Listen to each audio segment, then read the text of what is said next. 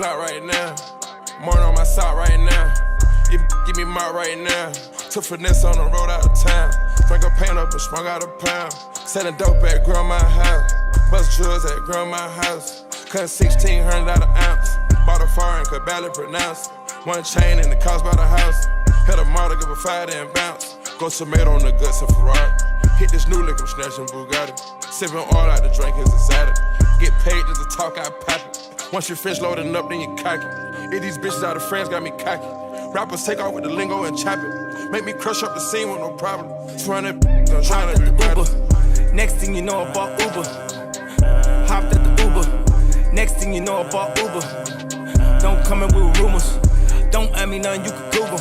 Coming in like that, where you get it from? Coming in like that, where you get it from? Had just hopped up out the Uber. Next week, I'm at probably buy Uber. Don't wanna come at me, so I'm with a rumor. Matter of fact, I ain't mean nothing you can Google. Running up a million, being frugal. I was at your mama house eating noodles. And we all wanna be happy. Do I look happy? Do I look happy to you? Do I look happy to you? Do I look happy to you?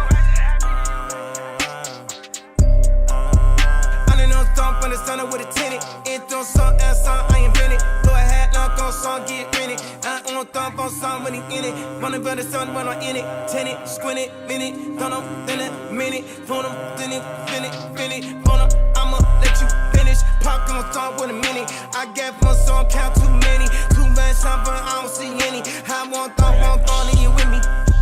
Thump, come and get me. Thought like sounding if you did it. Phone thump, let it in it.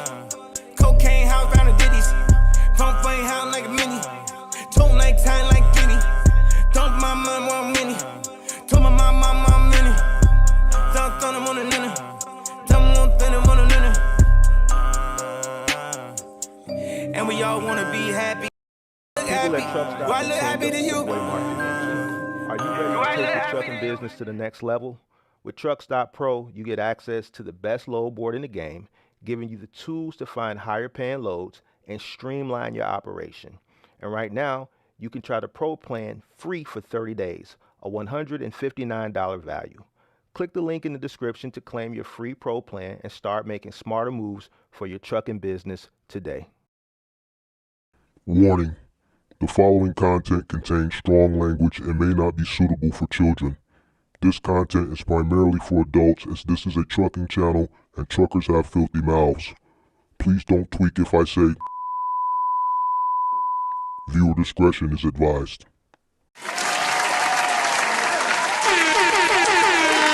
Sweet. Good evening. How's everybody doing? Come on in. Make sure you guys hit that like button. Let me know where you guys are checking in from. It has been a minute.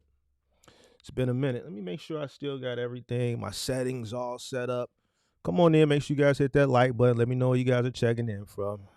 We got a poll going on too. We do got a poll going on. I see we got some soft people in here. We got some soft people. Like I knew we would. You know, it's soft people out there. They don't like to hear the truth, you know. They want to be sold a dream. They like the lies. You know, they like to buy into, false reality. And it just is what it is. You're going to always have people like that. You know, even if the people is taking the time to just troll, you know, same situation, man. This is serious business. It is what it is. Let's get this roll call out the way because it's been about a week and a half. Make sure you guys hit that like button. Subscribe to the channel, turn on post notifications. Shout out to Great Polo. Shout out to all the MGM. Shout out to Roger Lacey. What's going on? Alex, what's going on? Shout out to Kelvin. William Sweet representing Florida. Shout out to SD Walt. Elite Decisions. I think that's Kenneth. He's changed his name again, I see. Shout out to Kenny G. Elite Decisions, which I believe is Kenneth, says, you seem to have good music taste, but this song ain't it, bro. Well, that's because you not up. See, it's not it for you because you not up. You pick a genre. You pick any genre. I'm such a music connoisseur. I'll allow you to pick the genre, and you can put your playlist together, 10 songs. I'll put my playlist together in 10 songs like that. I don't have to think about it. And we'll allow the audience to vote on the best 10 songs in that playlist for whatever genre you choose, and I guarantee I come out the victor. I guarantee you I come out the victor at lead decisions. All right? Whenever you're ready. Shout out to Rio, what's going on? Von Gray, what's going on? Shout out to Jonathan. Jar, what's going on? Representing Fresno. Dave, what's going on? How's everybody doing? It's been a minute. It has been a minute. We haven't done a stream in about a week and a half. So first things first, how was everybody's Thanksgiving? How was everybody's Thanksgiving? Box truck space been dead. You know, I've been peeking in and out, you know, throughout my little vacation away. You know, I've been peeking. It's been kind of dead, you know what I'm saying? So, you know, man, people be like, man, Mark, when you going to do a live stream? When you going to do a live stream? When you going to do a live stream? So how was everybody's Thanksgiving? I'll give you guys a chance to respond. Hope everybody's Thanksgiving was good. Mine was great. Spent time with my mom. Beautiful dinner. You know, sat over there and talked to her. Had a great time. My girl came over. We ate. We talked. We just had a great time. Thanksgiving. The day after Thanksgiving, whew, like, man, I don't know. Something about Thanksgiving. I don't know what it is. I don't think it's the food. It can't be the food. Maybe it is the food, but I was talking to a few people and we all had the same sentiment. We all was just tired. We just was tired for some reason. I was tired. Like, after I left my mama's crib, all Friday, I was just tired. Tired all day Friday, tired Saturday. I did go out Black Friday to shoot content that morning like I said I would. That was slow. We're going to talk about that on another time. But, you know, when I got home, I went to bed at like 4 in the afternoon. I slept till like 6 in the morning. I was just tired.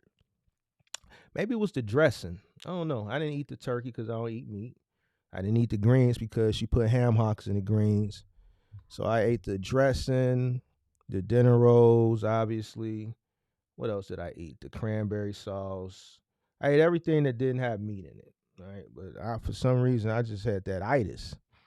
So other than that, Black Friday week, I'm going to tell you what this market looked like.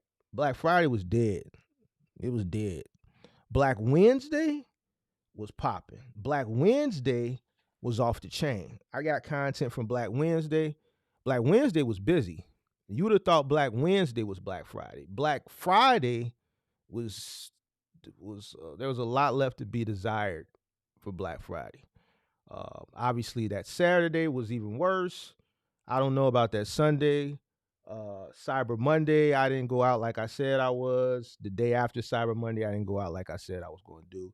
But judging from what I heard, and just from me just peeking in on some things, it really wasn't, you know, what people probably thought it was going to be.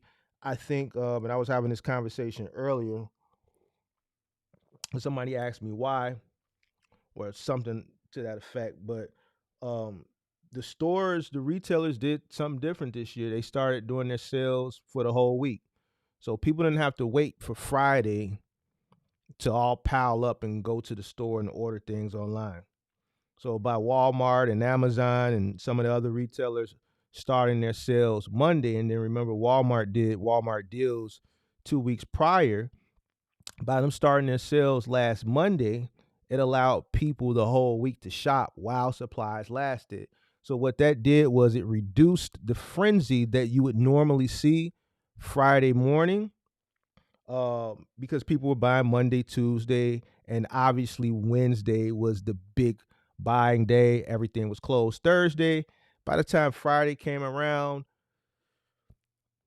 pretty much everybody had bought everything for the most part. A lot of the hot ticket items were already sold out. They had sold out Tuesday and Wednesday.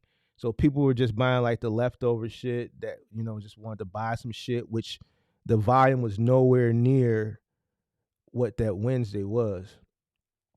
Why did these stores offer sales for the whole week? All right. There's a few different variables that I've come up with. One, this is something we was talking about earlier too, a lack of employment. It's hard to find people. All right. If, you know, you got to understand, this is why I talk about business. You know, you got to make sure that your business acumen is up. these stores, these retailers, these multi-billion-dollar retailers, they have smart people in certain areas to forecast. Listen, we know we're not going to have a bunch of people, seasonal employees like back in the day, right? Why set ourselves up for failure to have all these people come in on Friday knowing we're not going to have enough staff to accommodate them? All right. So let's drive more traffic online. Let's spread that traffic out over the course of a week online. Obviously, we're doing in-store fulfillment. We got carriers from gig apps picking things up from the store to deliver them. Also, from an aspect of, look, everybody's competing that one day. Everybody's competing that one day. So for the same Vizio TV, I got 4 or 5 different options. All right, let's spread it out.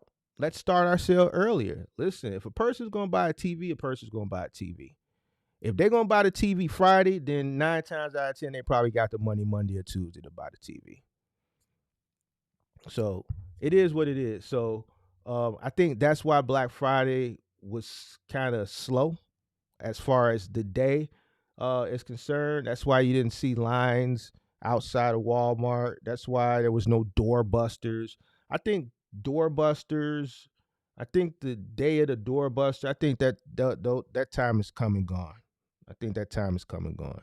I don't think you're going to see people lined up for 5 days to get a flat screen TV. The reason why people were lining up for 5 days back in the day to get a flat screen TV, because the technology was still very new. We were still in the midst of converting from analog tube televisions to flat screen TVs, and that technology was new. And because it was so new and not everybody had it, it was very, very expensive. So people were jumping on those deals back then because the savings were astronomical, versus now you look at a TV that whatever it was regular price, $498, Black Friday week, it was $400, $399. Most I saw was $100 savings. So the deals weren't that astronomical like you would see back in the day. So that's another reason I think they spread it out, so it just gives the customer, it gives the consumer a longer time to decide, or they could beat their competition to the punch. Cyber Monday, when I looked at Cyber Monday was just a continuation of Black Friday week. We can't even call it Black Friday anymore because the sales went on for the whole week. So Cyber Monday, they just rebranded the marketing from Black Friday to Cyber Monday, and they're extending the Cyber Monday. So the Cyber Monday sales is still going on. They just rebranded it. So now instead of it saying Cyber Monday, it's just like Walmart is just calling it deals. But the price, the prices for the items that were on sale, because I just keep my eye on certain items so that way I can follow the sales. The prices remain the sale price has remained the same. They have just changed the marketing of the sale. So Black Friday week to Cyber Monday, which started a day early. They didn't wait for Monday to do Cyber Monday. They started that Sunday. And then now that Cyber Monday is over, they're just doing deals and they're just keeping the price the same. So it is what it is. So your Black Friday, just that frenzy, I don't think is going to be here no more. I just think the retailers are not waiting for Black Friday anymore. It is what it is. So other than that, covered Thanksgiving. Let me see how you guys' Thanksgiving was. Don,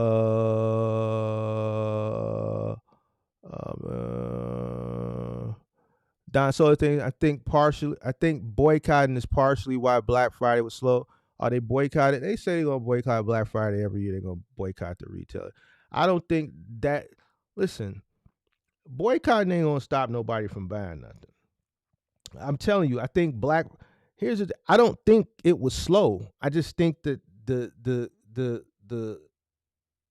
buying was spread out. Black Wednesday was busy. Black Wednesday was really, really busy, extremely busy. Black Wednesday was comparable to what I would have expected for a Black Friday. Because the consumers were allowed to shop throughout the whole week, they didn't wait till Black Friday to shop. They bought their items Wednesday and they got them Wednesday for the most part, depending on when they bought them, or they bought them Tuesday and they got them Wednesday. Black Wednesday was extremely busy, extremely busy. I don't think a boycott is going to really stop. I don't think people really care about the retailers and being multi-billion-dollar companies. If that's what you're saying, because I didn't hear anything about a boycott. I'm just assuming that's what you're talking about.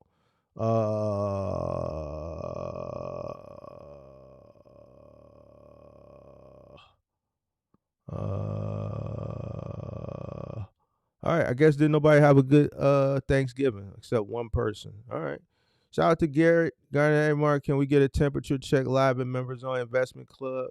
Yeah, I saw that in the Discord, but I might work on that. All right, so boom. What else have I been up to? Just taking a break, chilling. Once you get out of the habit of streaming, it's kind of hard to come back. I think the last stream I did when I was talking to the kid, Daniel, and then we had another. It wasn't on a live stream, but it was in a Discord. Actually, Black Wednesday night for about 4 or 5 hours. We had a nice, mentorship group in the Discord, which was surprisingly, I was surprised there was that many people in there on Black Wednesday night. But trying to get through this kid, you know what I'm saying, and not to say that discouraged me. It didn't discourage me. It's just, I don't know that when I say discouraged, I'm talking about from creating content. I just wanted to take a break. I was busy, wanted to take a break, enjoy the holiday. But I think his mindset, there's a lot of people his age that have that same mindset that think, these gig apps are sustainable. You can build a business off of them. That trucking is easy, and they just don't have a clear understanding of what the real world,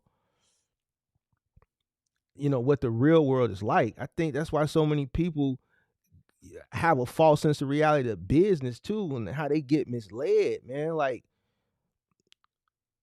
this shit is real out here. So that's why I want to talk about today why some people should just get a job. And check this out. Listen, it's going to be some hurt feelings. I'm going to start calling out people too. Big Mark ain't scared to call you out because it's a bunch of goofies, a bunch of nerds that, like to, do this. And in real life, you wouldn't say shit. We're going to start pulling you up and calling you out. You know what I'm saying? Because your feelings get hurt because a person told you the truth and you got mad. Because you didn't want to go do your due diligence. And you think shit is a game and a joke until you get out here and you run for real. Like Shorty ass. And I know he watching. You dig what I'm saying? But just like him thinking, he can survive off of $200 and something a day with that many people, and thinking you gonna go out here and rent an apartment and pay utilities and this, that, and the third with that minimal amount of money, that's the only source of income that's coming in. That's just naive. But it's a lot of people that think like that. And I don't know why they think like that. I don't know why people, I don't know why people think like that. But let's get into it, man. Lack of business acumen. One of the main reasons that I think if you're coming into any business, forget box trucking, cargo van, I don't care what business you go into. If you got a lack of business acumen, it's not looking good for you, pimp. It's not looking good for you, pimp. And then people argue, well, Mark, you got to start from somewhere. Yeah, you do. You do got to start from somewhere. You got to start from somewhere with research. You should come in with some entry-level knowledge. Yes, you're going to become wiser as time goes on when you get experience, right? You get wiser with experience. But there's people coming in that fail to do entry-level research. There was a guy that came into the Discord yesterday. He may be watching. You know me. Listen, I'm going to keep it a buck with you. Whether you like it, you don't like it, Big Mark doesn't really care, all right? Because the truth is the truth. Mark, I want to get direct contracts, but I need to know how to price them out. I don't know what to charge the customers. Well, I made a mistake. I found somebody else's channel first, and I got sold a dream, and I was renting a truck. Same story, different person. This shit is like a constant, never-ending cycle of the same story, different person. This was just yesterday. I turned the rental truck in, and I'm going to start all over. But at this time, I want to do direct contracts. I only lasted 2 weeks. 2 weeks. That's the magic number. Everybody that comes out with the rental truck, they last 2 weeks. Why is that? Anyway, say he bought a course from this guy. He came out here. It wasn't what he thought it was going to be. He lasted 2 weeks. He took the rental back, found my channel, likes the real, uncut truth.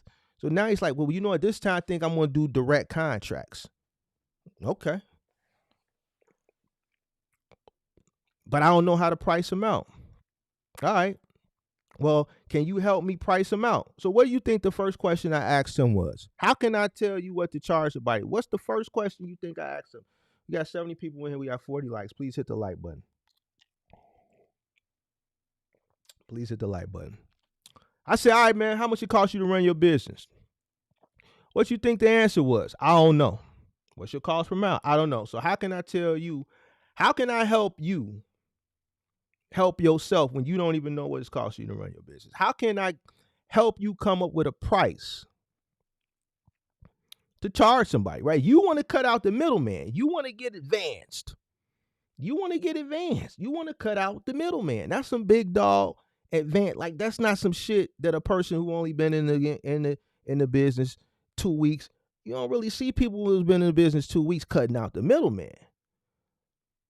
Normally, when people that's cutting out get to the point where they cutting out the middleman, they know something about the business. You did what I'm saying? This man don't even know what it costs him to run his business. So how can I help you come up with a price?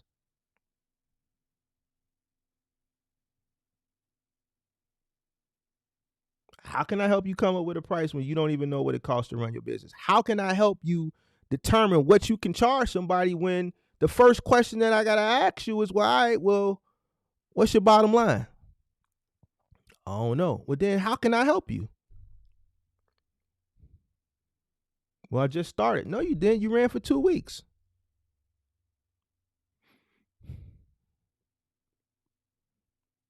You don't have to be a seasoned vet in box trucking to know what it costs you to run your business. It's bullshit. It's an excuse. This is why the failure rate is so high. You come to me to ask me how to price out direct contracts. And the first question I have to ask you in order to help you accomplish that is I need to know what it costs you to run your business. How can we determine what we can charge somebody when you don't even know what it costs you?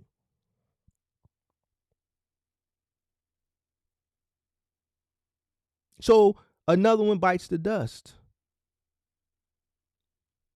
It's like when I tell people this shit, listen, I can create content on this same topic for the rest of my life. You know why? Because there's going to always be a new person coming in. They're going to follow some dumb shit. Then they're going to find my channel. And then it's going to be the same process over and over and over and over and over again. What I don't understand is why don't nobody want to do what's in their best interest? This shit is simple. The formula is simple. I've given you guys the formula. I don't understand why people don't want to do it. Business acumen. You got to have some level of business acumen. You can't have a lack of business acumen. This business requires more than just the ability to drive a truck. And see, that's what the problem is. A lot of people think they're going to come into this business and they think it's just as simple as getting a truck, backing into a dock, no touch freight. Remember they was hollering that shit during the pandemic, no touch freight? And I keep telling these no-touch freight people, y'all, they complain about they not making no money, this, that, and the third. Well, one reason you can't make no money is because you don't even know what it's cost you run your business. You probably bleeding. Your business is probably bleeding money, hemorrhaging money, but you don't know it because you don't know what it costs you to run your business. One. And two, you're complacent with where you at. You don't want to transition into other things. You don't want to transition into specialized services and other things that you can make more money with your equipment. Why? Because you were sold on this whole no touch, which is fine. You can do what you want to do. But one of the main reasons that you're not making money is because you don't know what it's costing you to run your business. It's more than just driving a truck. It's more than backing into a dock, driving cross country, backing into another dock, and them taking that shit off the truck. Calls, pricing, accounting, operations, all of that shit. It is what it is. Math. Are we scared of math? Is that what it is? Here's the thing, when I'm going to start researching going into that Christmas season. I'm going to start researching why. Because I came up with financial literacy. All right. So I think a lot of people are financially illiterate. And I think that's probably the main reason that's scaring so many people away. And notice, pay attention. I want you guys to really pay attention. Soon as we get to talking about cost, the room went from 90 to 50. Just like that.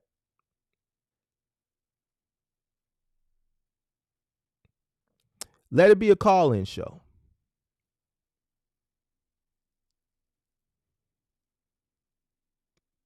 Let it be a call-in show. I guarantee you, we talk about over 100 people. Why? Because most people don't want to do what's in their best interest. They don't want to hear what's in their best interest.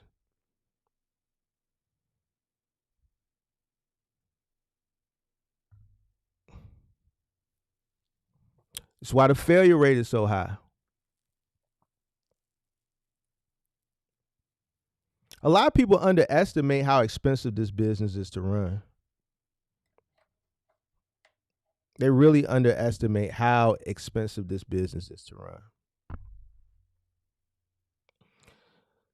Truck payments, fuel, insurance, maintenance, taxes, so on, so forth. This is why so many people think they can get into this industry for $5,000. There was a guy that came into my comment section the other day. He I don't know, this guy, and I'm gonna pull him up in a minute. I'm gonna start calling these goofies out. And he said I'm a hater because I told people that you can't come into this business with $5,000. And I proved it. Even if you come up with the capital, like a lot, well, I don't want to say, well, yeah, let's say a lot of people, because there's been a lot of people that have attempted it and they failed. Let's say you have just enough to rent your truck, whatever little insurance down payment you get, and all your little pieces of equipment, your straps and all that shit. All right, now you tapped out. So now you ain't got no working capital. So do you have enough money to run? Why do you think people that come in with that little money get tapped out in 2 weeks? It's people that come in with $10 and get tapped out in 2 weeks that's going the rental route. Why? Because they don't have enough working capital. You can't come into this business with $3,000, $4,000, and $5,000 like your favorite content creator is telling you.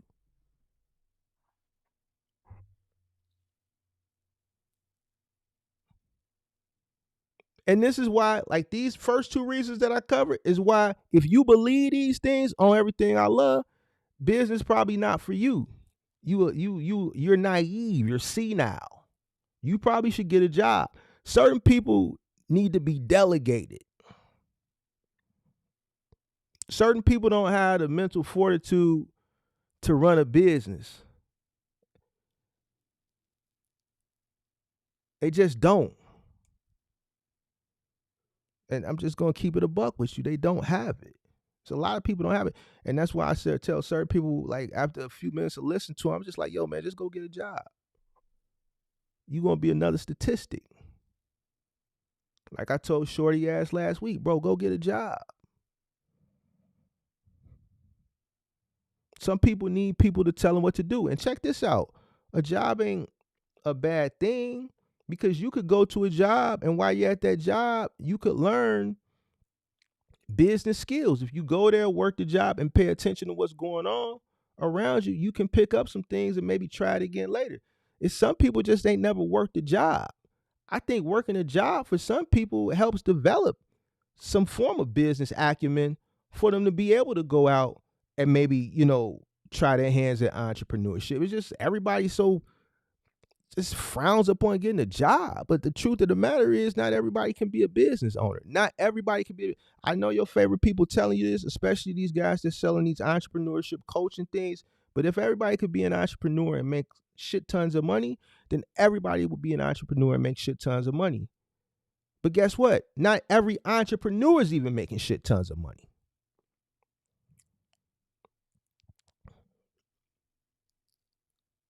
If you don't have the business acumen and you don't seek the business acumen, how you think you're going to compete against someone that's sharp with that shit, that's in the same industry that you in, that's going out for that same shit that you going out for? If you don't understand simple shit like, yo, you should know what it costs you to run your business, how do you expect to win in business? It's crazy that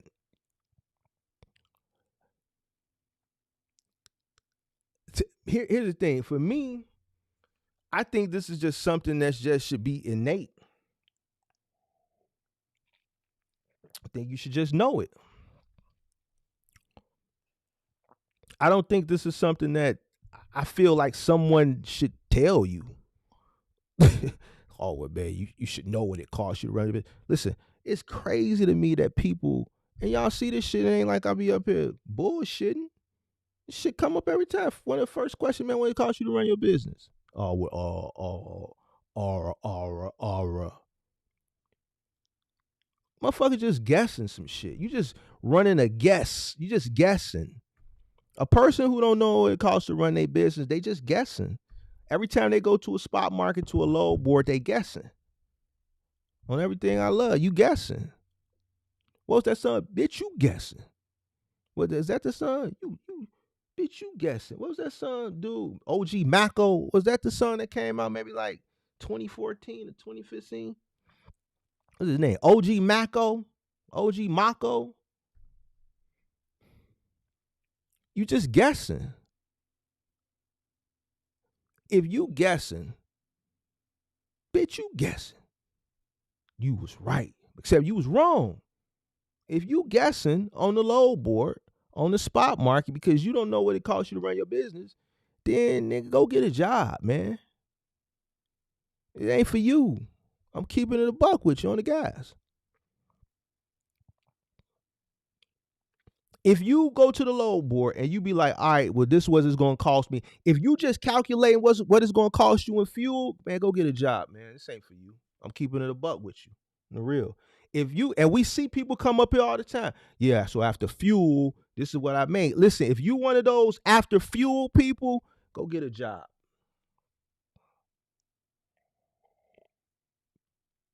If you are after fuel, then this is what was left. Go get a job. If you ever said that shit in the past 2 weeks, go get a job. Same for you. This is probably one of the reasons you struggling right now. Sure is. You are after fuel type of person. And it's more to running the truck than just fuel. You renting the truck. You financing the truck. You know you with Top Mark. You already know you with Perco. You know you with Perco. You know you got to pay that note. So how you forget about that when you calculating your cost and you just talking about fuel? What about all them tolls you ran through? What about them hotel rooms? What about that food? What about your factoring fees? You got a dispatcher. What about those fees? You leased on. What about that? All the fees that you paying, but you just calculating fuel. Go get a job. You need to be delegated, man. You ain't no boss. If you're not sitting down at the end of the day and calculating the cost of everything that happened earlier in the day, go get a job. Just because your hours of service is out don't mean work is over with. That just means you can't drive no more. It's still work to do. When your hours of service is over and you just crawl up in your bed and get to turning on Netflix or caking on the phone with your boo bae, and you ain't sit that did and went in your ledger and got them receipts together and see all the money you spent, keep your books up, and go get you a job. This ain't for you.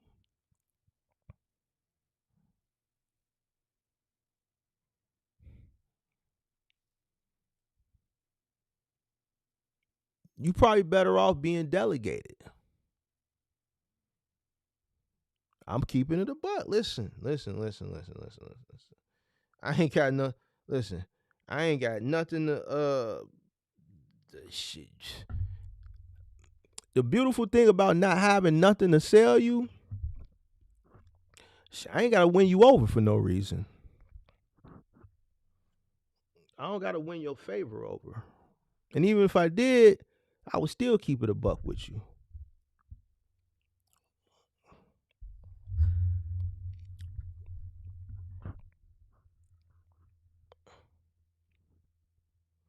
Now, so said the new generation is cooked. Well, believe it or not, you got new people that I come across. I got older people that don't even understand they should calculate their costs. So we talked about business acumen. We talked about understanding operational costs. Let's talk about responsibility. Some people don't even understand that it's their duty to go above and beyond for their own business. I always say you're going to work harder for your business than you would working a company, working a job. You're going to work harder. Some people think it's the other way around. But then when they get into these roles and they get into the,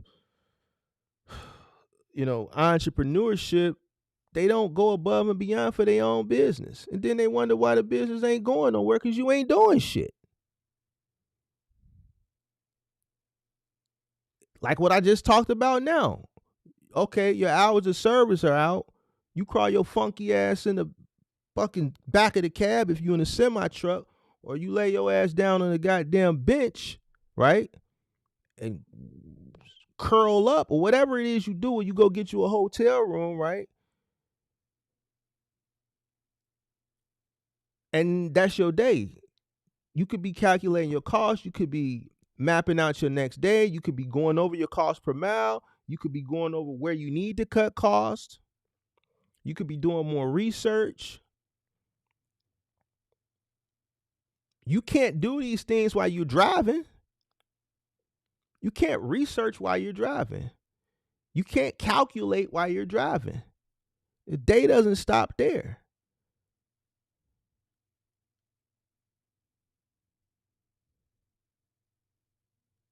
Nothing is going to be handed to you. Ain't nobody going to come find you and just give you these awesome contracts that everybody so desires to have, these direct shippers and these, this magical contact list that's going to just give you all the best freight in the world. Like, that shit just ain't going to fall in your lap. You got to create a name out here. Some people, especially the OTR guys, what we seeing now, especially with the younger generation, that's the stress of going over the road. Well, what do you think over the road is? Over the road. If you don't want to go over the road, go get you a job so you can be home every day. 9 times out of 10, your chick is cheating on you. Probably. That's a fact. Facto. She probably cheating on you, especially if you one of these. Listen, if you 32 or under, 9 times out, because these young chicks nowadays, they ain't faithful. I'm going to keep it a buck with you. They ain't faithful. If you 32 or under, 9 times out of 10, if you going over the road, she probably is cheating on your ass on everything I love. That's a fact. That's a fact. That's a fact. Yeah. So what you gonna do about it, dog? Like these guys that be coming up, man. All right, man. Why you gonna come on? Buddy ass, is he in here day? Every week he take his ass back to where he come, Rhode Island or Maine. Why? Why you want to go back home every week? You in the Midwest, boy, you set up already for the next week. You finna drive all the way back to Rhode Island or Maine or wherever the hell he coming from. Why, bro? Well, man, I want to see my girl. Bro, do you want to get this, what y'all call it, munyon? That's the new name. Y'all want to get this munyon? Or what y'all want to do? Y'all want that thigh on you. That thigh on you ain't finna run this sack up. You want the munyon or you want that thigh on you for 2 days? Which one you want? Shorty ass, they want to go lay up under that punani. They ain't really trying to get out here and get it. Go get you a job. That way you can go home every day. And that thigh can be on you every single day. See, my generation, the guys that I came up, we about that bread.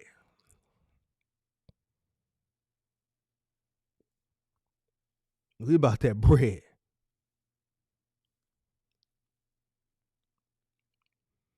If you came into this industry to run OTR, then you should be out over the road. You shouldn't, like, especially if you coming from one of these markets where it's just like not really nothing popping and you spending money, like it's costing him to go back that way. Like, why do that? Go get a job. That way you can be home all the time. You can get your smooching, you can get your smooches. She can pack you your lunch, you know. She could pack you a lunch every day, you know. Go get you a lunch box. She could pack you a lunch. Go get you a little local job. Not in trucking. Like, go work at a factory or something. That way you can just, you know, be a lover boy. Listen to Drake, the Lover Boy, Certified Lover Boy album. Hey, she could pack you a lunch. Hey, hey, you can listen to that Certified Lover Boy album to and from work. Go get you a job.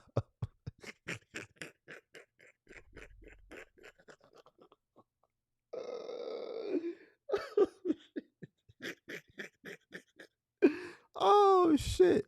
Yeah. On the real.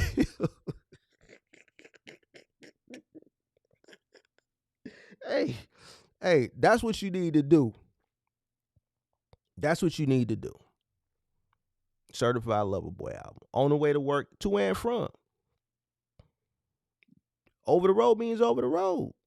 What I don't understand is why y'all young, I'm speaking to the young boys, why y'all come over here in the trucking?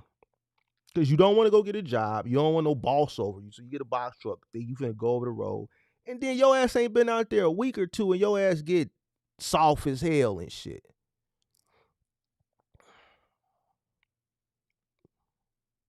Yeah, just get you a job, big dog. It get lonely out there on that road. It get lonely out there on that road. Ooh, imagine being out there 60 days. You 22. Hey, Dave, what you is, 22? So you got that good T count, that good testosterone count. Your T levels is up, I bet. I bet you can't do 60 days on the road. I bet you. How much you want to bet? I bet you can't do 60 days straight on the road. You know why? Because you already told on yourself. You got to get back home. So why come in the truck and come over the road? Why not go get you a local job?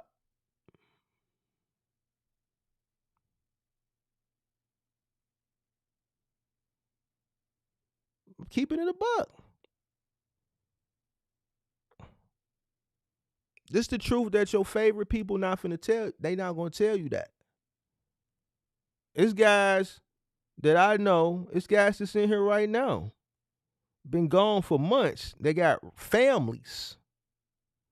But because they're older and because they understand that this business is what, pays the bills, then they have no choice but to stay out. See, here's the issue with the people who run the road, who make the sacrifice versus the people who don't. And a lot of people who don't are the younger guys, because a lot of these younger guys, like the guy Daniel, and maybe like some of these other younger guys that come in here, they really haven't dealt with real responsibility yet. They don't know what it's like to pay a mortgage. They don't know what it's like to pay real bills, real rent, real mortgage, real electric, real gas, real taxes, so on and so forth. They haven't really experienced that yet because, like Buddy asked last week, at the crib and shit like that. So they have a little bit of comfortability.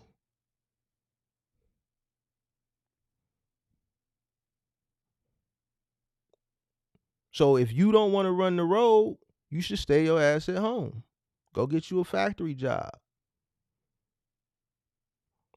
Dave, if you go for 4 months, I don't think you can do 4 months. You 22. You already said on the live stream that you got to go home and see your girl every week. Why you want to bet me that? You're not going to make it, bro. You're not going to make it. You can't stay away from your girl. You said it already. You a lover boy. You listen to CLB albums. Leave me alone. Get out my live.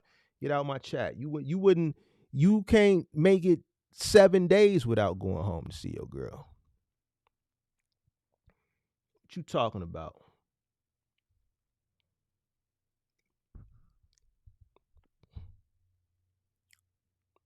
I think a lot of people look at this business as a hustle. They don't have a long-term vision. They don't have an exit strategy. And I admit I didn't have an exit strategy at the beginning. When I realized that what has happened now, once I saw it starting to bubble and evolve, about 2017, 2018 is when I created an exit strategy. Obviously, that exit strategy was derailed, which gave me an earlier exit, which was great. Some people say I got lucky. You can call it what you want, but it is what it is. But I did have a 2025 exit strategy in place. A lot of people don't have a long-term vision. Got to set you a long-term vision while the industry changes. A lot of people think everything is going to be the same forever. A lot of people still are believing in 2020. It's a lot of people that are upset right now. They thought last week they was finna make $1 million. They thought this week they was gonna make $1 million with Black Friday peak season, because they watching old content and they listen to people, whatever. Bro, that shit is that was a one and done.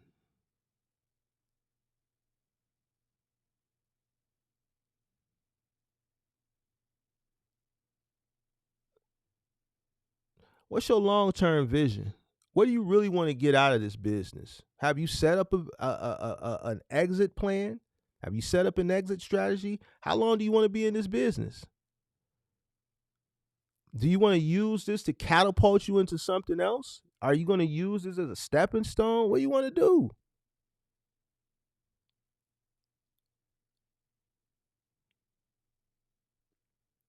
What do you want to do? Nothing stays the same forever, man. I don't know what the next 10 years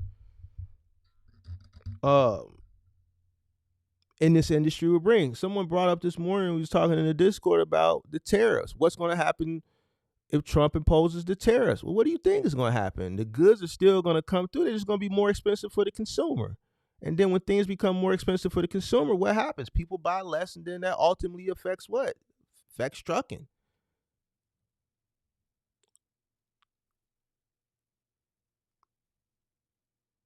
We don't even know how the next 4 years are. People are banking that the next 4 years are going to be like 2016 to 2020, but it's a possibility they could be cyclical. It's a possibility it could be polar opposite. Only time will tell. Probability is leaning more towards maybe not identical, but probability is leaning more towards 2016 to 2020. But then again, maybe not, because there's other variables at stake that weren't at stake during that term. But I can tell you one thing, excuse me, if those tariffs get in place, those goods are still going to come through, and those prices are going to get passed down to the consumer.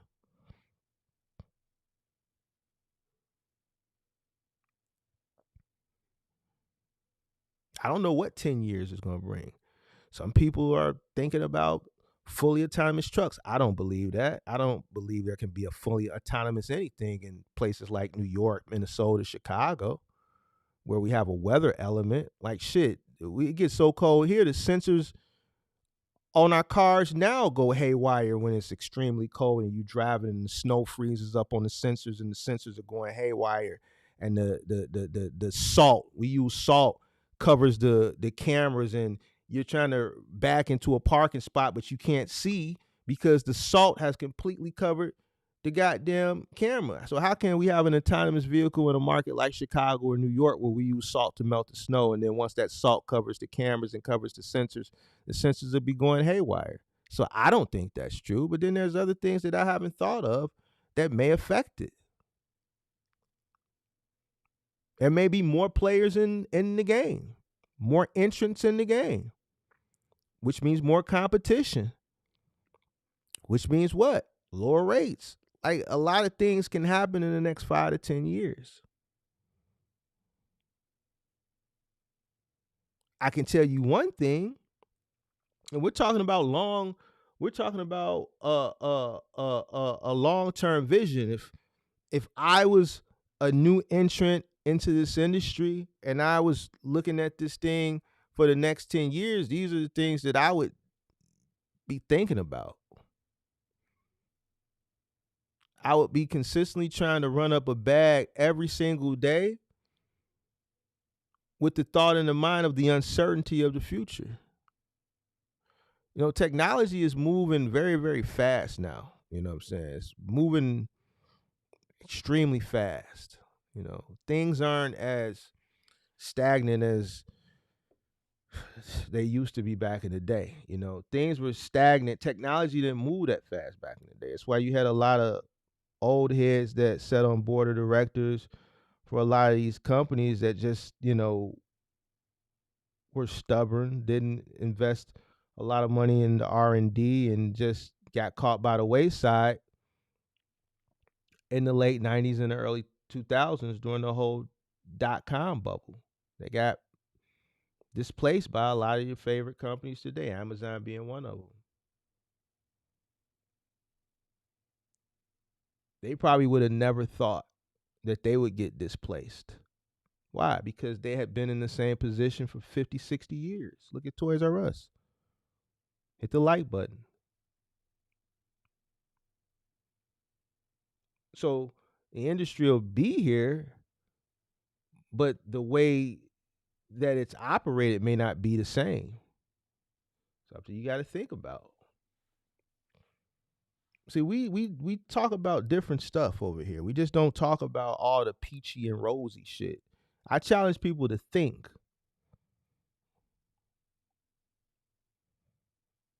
I mean, there's nothing wrong with thinking. You could look at it pessimistic. It's not a pessimistic thing. Everybody should be doing their R&D. No one wants to get caught left holding the bag.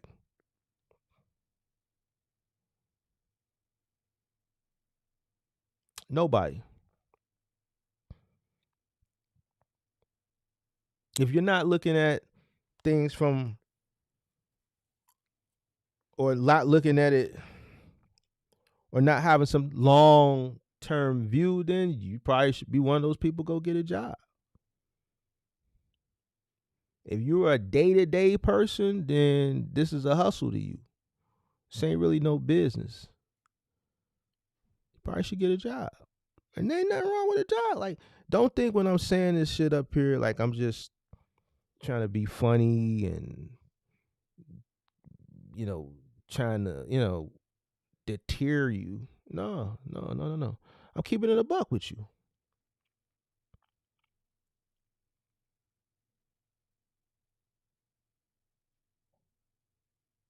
They say it's enough to go around. That's bullshit. Because if it was, why are so many people fail? Why are so many people struggle?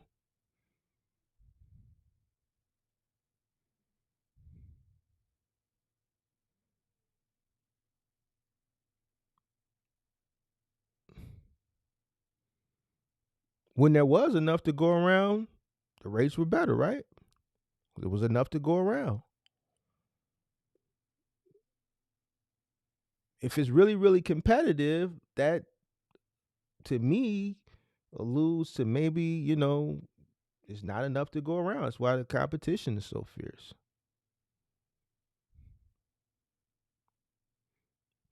So that would take me back to my first 3 bullet points. Business acumen, understanding cost, responsibility, going above and beyond,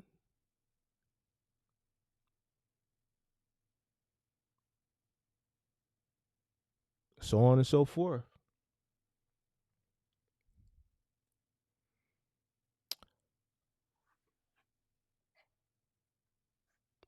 Quick profits.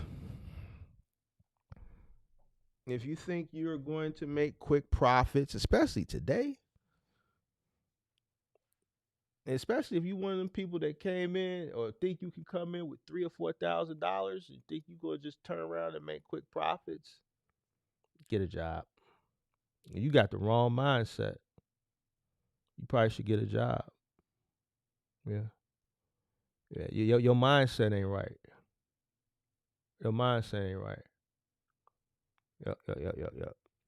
It's the long game. It's a marathon. It's people that still watching. I don't even know why this 2020, 2021 content is still circulating. Like, it's people that still watch that shit and they get this false sense of reality. And I see all you Amazon people in the chat. Like, I don't like is that the troll? Like, I care or something? Like, is that for me or is that for somebody else? Because I don't care. Is that for me or is that or is that, what is that for?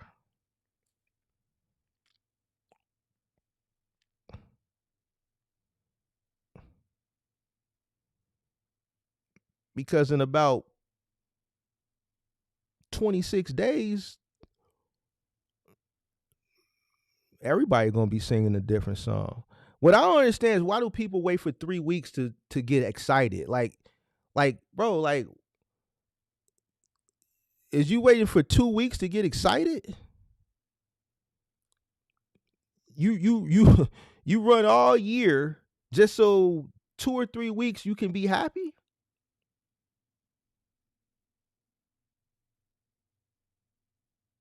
Or should you be trying to get it all year long? It's people that literally get excited. They plan all year for 3 weeks.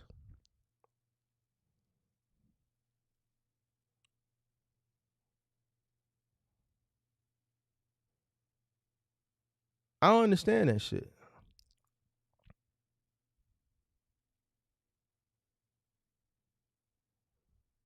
Don't you want to get money all year long?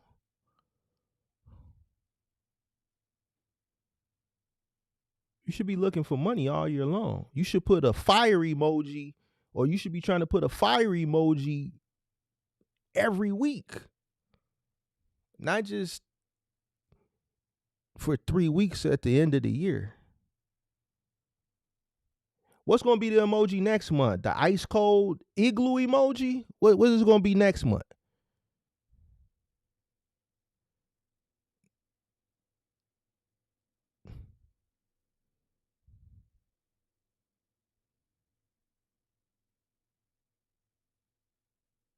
I don't get that shit.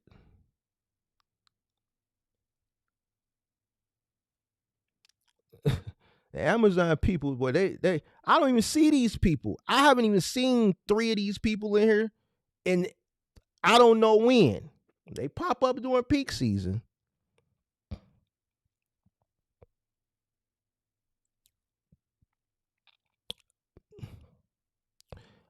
I want to see if you want to be in here next month. Make sure you pop up in January too. All right? Don't just pop up the next 3 weeks. Make sure you pop up in January too. All right? Keep that same energy. Cause is that for me or something? Well, I haven't even did no peak season content this year. I haven't did no peak season content. I've been focusing on cost. I've been trying to get people to understand that they need to know what it costs to run their business for the past 6-7 months. I had a guy literally come to me yesterday and ask me, help him price direct, help him come up with prices that he can charge direct shippers. And I said, all right, well, what's your cost? And he said he don't know. This is what I'm focusing on. I ain't thinking about no peak season.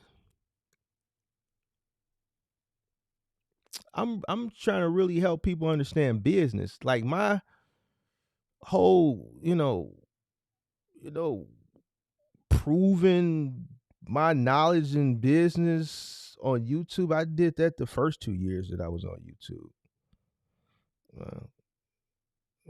I don't care about that shit no more. Right now, I'm trying to really help people understand, what it really entails to run a business.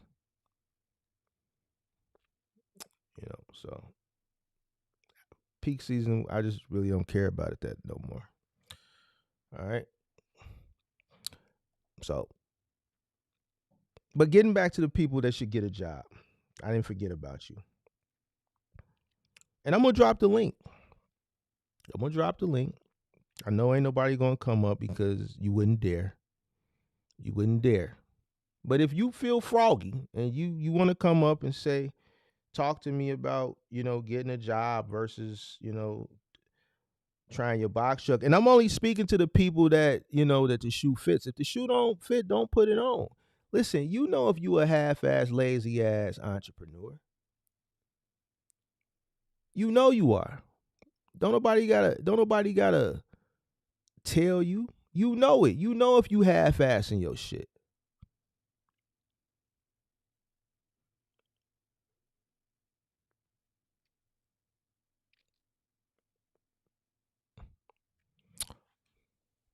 Let's drop it. It was a guy. Let's drop the link. Let's take this poll down. Let's drop this link. Make sure y'all hit that like button too. Box truck space been dead, man. But Big Mark back, man. Big Mark back. Don't worry about it. I came back to say today. And don't forget, we gotta talk about, before I show y'all this, robbing from the sustainability of the business. A lot of y'all still robbing from the sustainability of the business. Get a job. You know why you should get a job? Robbing from the sustainability of the business? Because you didn't plan this thing out right. You didn't plan it out right. You thought you was going to run up a huge bag because they told you was going to make $1 gazillion. And now that you out here, you realizing that with what you got coming in, what you grossing is not enough to cover and sustain the business and sustain whatever form of lifestyle you had prior to you coming into this business. So now you got to rob from the business to pay your bills. Get a job. You probably didn't come in with enough capital. You mismanaged what you thought you was going to be earning in this business. Get a job or stay at your job. If you can't make the sacrifice to grow the business, stay at your job. The point of me telling people this shit is to reduce the failure rate. It's not pessimistic. It's to reduce the failure rate. Everything that I'm telling people they should pretty much do the opposite. I'm telling you this to reduce the failure rate. Everything that I'm saying, you should do the opposite. If I'm saying that right. You don't have a business acumen, that means you should increase your business acumen. You robbing from the sustainability of the business, you need to stop robbing from the sustainability of the business. You should be cash flowing the business, so that means the sacrifice got to come from somewhere, so that means the sacrifice probably got to come from home. So that means you may need to reduce your cost of living.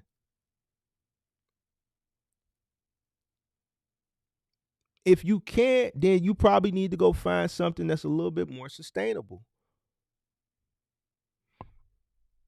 People don't even understand the difference between sustainability and uncertainty. Like I was trying to explain to this kid a week ago. And I know he's watching. I think I hurt his feelings. They say I hurt his feelings in the Discord. Daniel, if I hurt your feelings, I didn't mean to hurt your feelings, young man. I'm just keeping it a buck with you. You know? Me personally, would much rather have sustainability than uncertainty. Once I assess my risk tolerance, the lower my risk tolerance is, the more sustainability and the less uncertainty I can have in my life. I don't understand what people don't understand about this shit.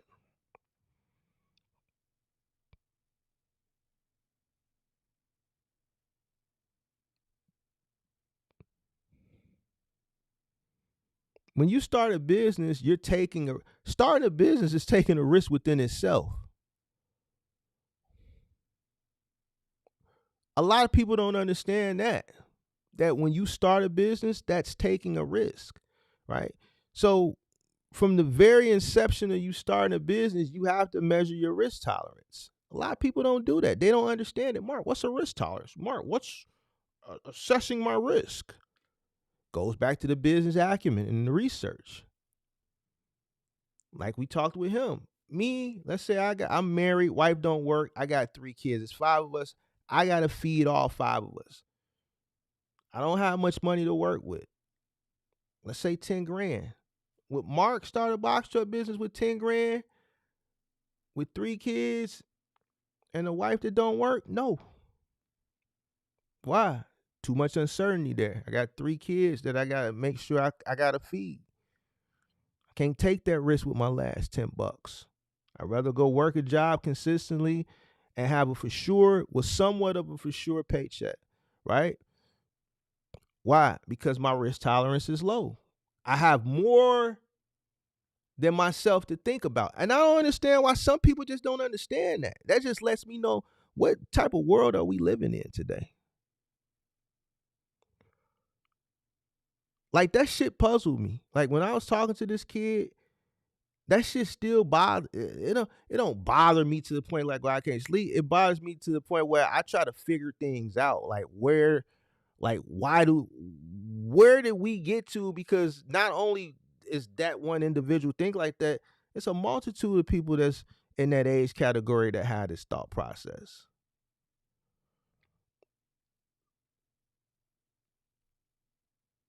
Why?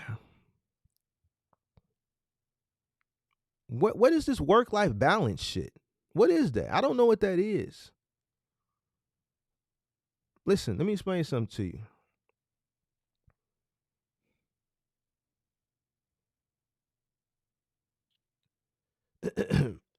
If I got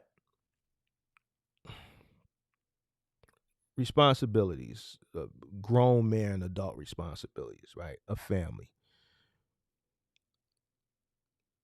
It's my duty to ensure that they're well taken care of. I'm no longer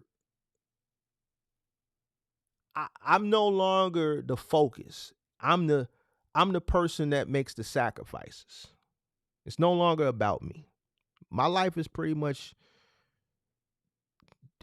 done.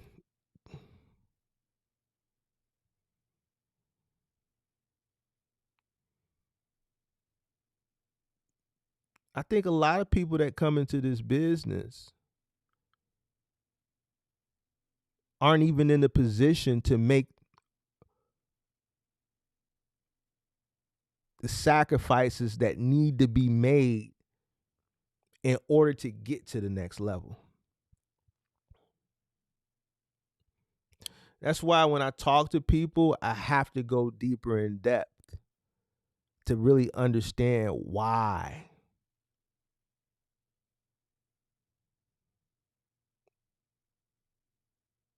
There's sacrifices that have to be made. There was another guy I talked to, a young guy who started, wife, one kid recently. It was about a month ago. He didn't last a month.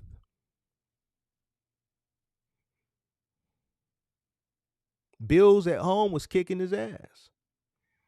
He admitted to robbing from the sustain. He said, "Man, Mark, I just found your channel. I'm one of them guys that's robbing from the sustainability of my business.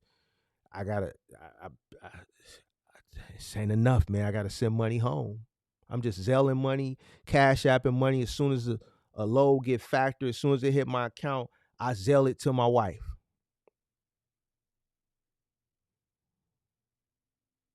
A lot of people ain't measuring they assessing their risk. Any business you start, it's a risk. You're taking a risk. Anybody that tells you otherwise, they full of shit. You tell them I told you that. Any business you start, you could start a goddamn lemonade stand. I swear for God, everything I love is still a risk. Everybody's risk tolerance is going to be different. Some people are going to have a low risk tolerance. Some people are going to have a higher risk tolerance. Right? You got to measure your risk tolerance. Once you measure your risk tolerance, you have to think about sustainability and uncertainty.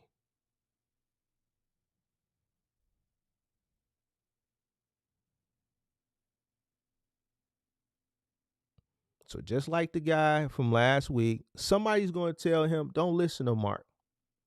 Take your little money, take your family across the country and do it. And then when he fall flat on his face, ain't nobody going to save him. See, that's the issue. Just like this viral video that's going around about old girl that's homeless. Pippi sent me that video 2 weeks ago. Everybody reacting to it now. Pippi sent me that video 2 weeks ago. I might do a reaction to it. You know why I don't feel bad for her? For the same reason I tell y'all. It's people right here in the chat right now. Oh, yeah, just write off your rent or whatever. Fuck all of that shit. When people do this dumb shit, right, with a low risk tolerance, I want y'all to go bail them out. This is why I tell people, yo, you don't have enough money. Your risk tolerance is too low. That lady, I don't feel bad for her. You know why? Because she listened to some people on YouTube that sold her a dream that didn't keep it a buck with her, or probably didn't know to keep it a buck with her. And then people encouraged her. She didn't have what she needed to have to really get out here and do this shit. And then when she failed, she went homeless. Guess what? Nobody came and swooped her up and put her in a hotel or saved her ass. So listen to the people that keep selling you the dreams. And just remember, if you got a low risk tolerance, the people that's saying, oh, you'll never know until you try it. Just get out there and do it. And you know you ain't got much and your risk tolerance is low, make sure you go back to these people. When you fall on your ass and you ain't got nowhere to go, like this lady that's going viral that's fucking homeless, and see if they put you in a hotel for a week.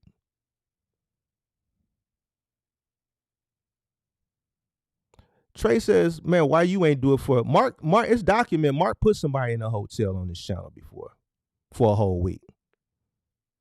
Hey, Trey. Hey, Trey, why don't you hit the link? Trey, why don't you hit the link? Because Mark already done put somebody in a hotel for a week that was homeless on this channel. And it's in the content and it's documented.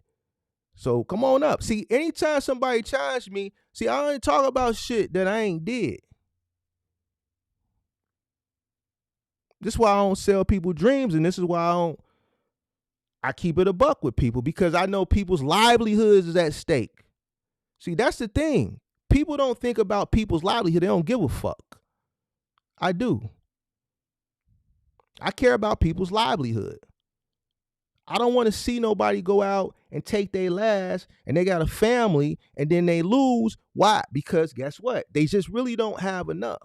It's not the fact that they might not get a breakthrough. It just breakthrough might not be the first 2 or 3 weeks. And if you got short paper, that short paper ain't gonna last you that long.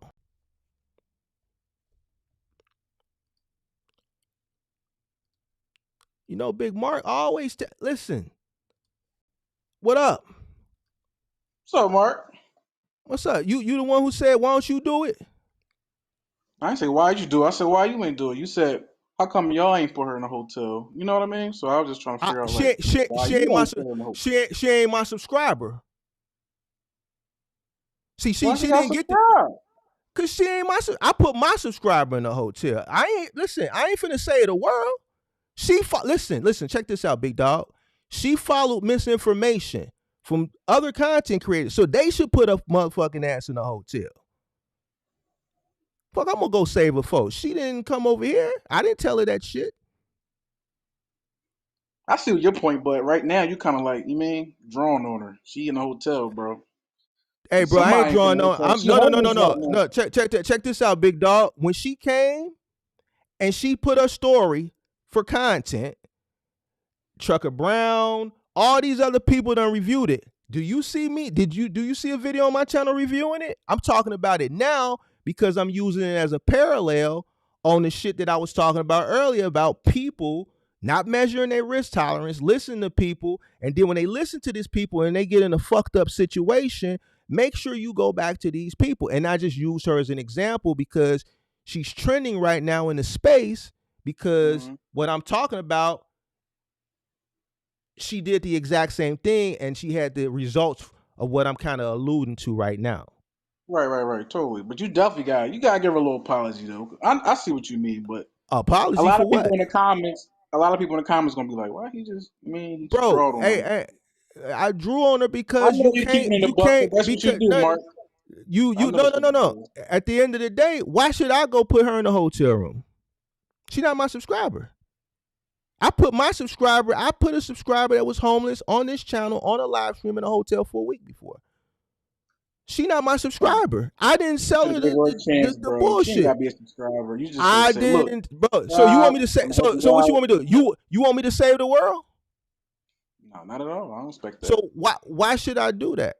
Listen, I'm just mad that she got to be a subscriber. Because I'm gonna be honest with you, I just subscribed to you after a month after watching. So check this out. You proving my point. Why you coming at me instead of going after the people that sold her the bullshit that got her in the situation she in? Why you telling me that? I didn't put her in that situation. That's her fault for not doing her homework. I've been watching you for the past 5 months. Okay. So if it's her fault, so why should I put her in the hotel room then? Show her you ain't gotta show her the game. You just keep it a bean with her. That's all. No. If it's her fault, why I gotta be the one to do it? You're not doing it just because it's her fault. You're just doing it just to be a nice person. That's all. That's all. I can't be a nice person. I can't be a nice person every day to everybody. Why should I be a nice person? But you ain't had to put her in a hotel for a whole week. You could have been like, all right, I'm gonna give you. You know, you didn't have. I know what you mean, Mark. Why do I gotta do it at all? Why? I just feel like you shouldn't have threw the people underneath the bus though. Like, damn. How did I throw her under the bus? How did I throw her under the bus? She created a video to monetize telling her story. How can you throw somebody on the bus that created a whole video for people to react to? Here's the thing. If you don't want your business to be told, don't tell your business for people to react to it. I didn't create a video to react to it to monetize it. A bunch of other truckers in the space did. I didn't. Right. So why I can't talk about it and use it as an example in parallel to what I'm talking about? If you talking about it, you at least gotta give her. If you're gonna talk about it, you gotta at least do something for her. You know why I gotta do something for her? It ain't gotta be. It could be a $50 fucking gift card, Mark. Something. So check this out. Why don't you go to the truck, all the truckers, because there's a bunch of trucker content creators that have literally reviewed that video that's monetizing. Why don't they take some of them? Why don't you go tell them to take some of the monetization of them reviewing her video and take some of that and put her in the hotel room? Why I got to do it? It ain't got to be you, Mark, but you get my point. No, I don't. You don't get my point? Nope. Why I got to do? Right why do I have to be the one? What did I do? You see how you talking, man? Why I gotta be the one? You can't be like that, Mark. Come on, man. I know you got people watching you right now. Look, 102 people. What does that got to do with anything? What? You're homeless right now. Now, I'm gonna be honest with you. The only reason why I comment like that, I was homeless last year. And I got 3 kids, 1, 2, and 3. So let me ask you this. Why don't you put her in a hotel room? You want me to put her in a hotel room? Yeah. Mark, I just became unhomeless. I just became unhomeless in January. I'm gonna be honest with you. So you one of them people who try to tell other people how to spend their money? Not at all. Because you just said, I'm not here to tell you how to spend your money. All the things I'm saying is you just said it in the chat.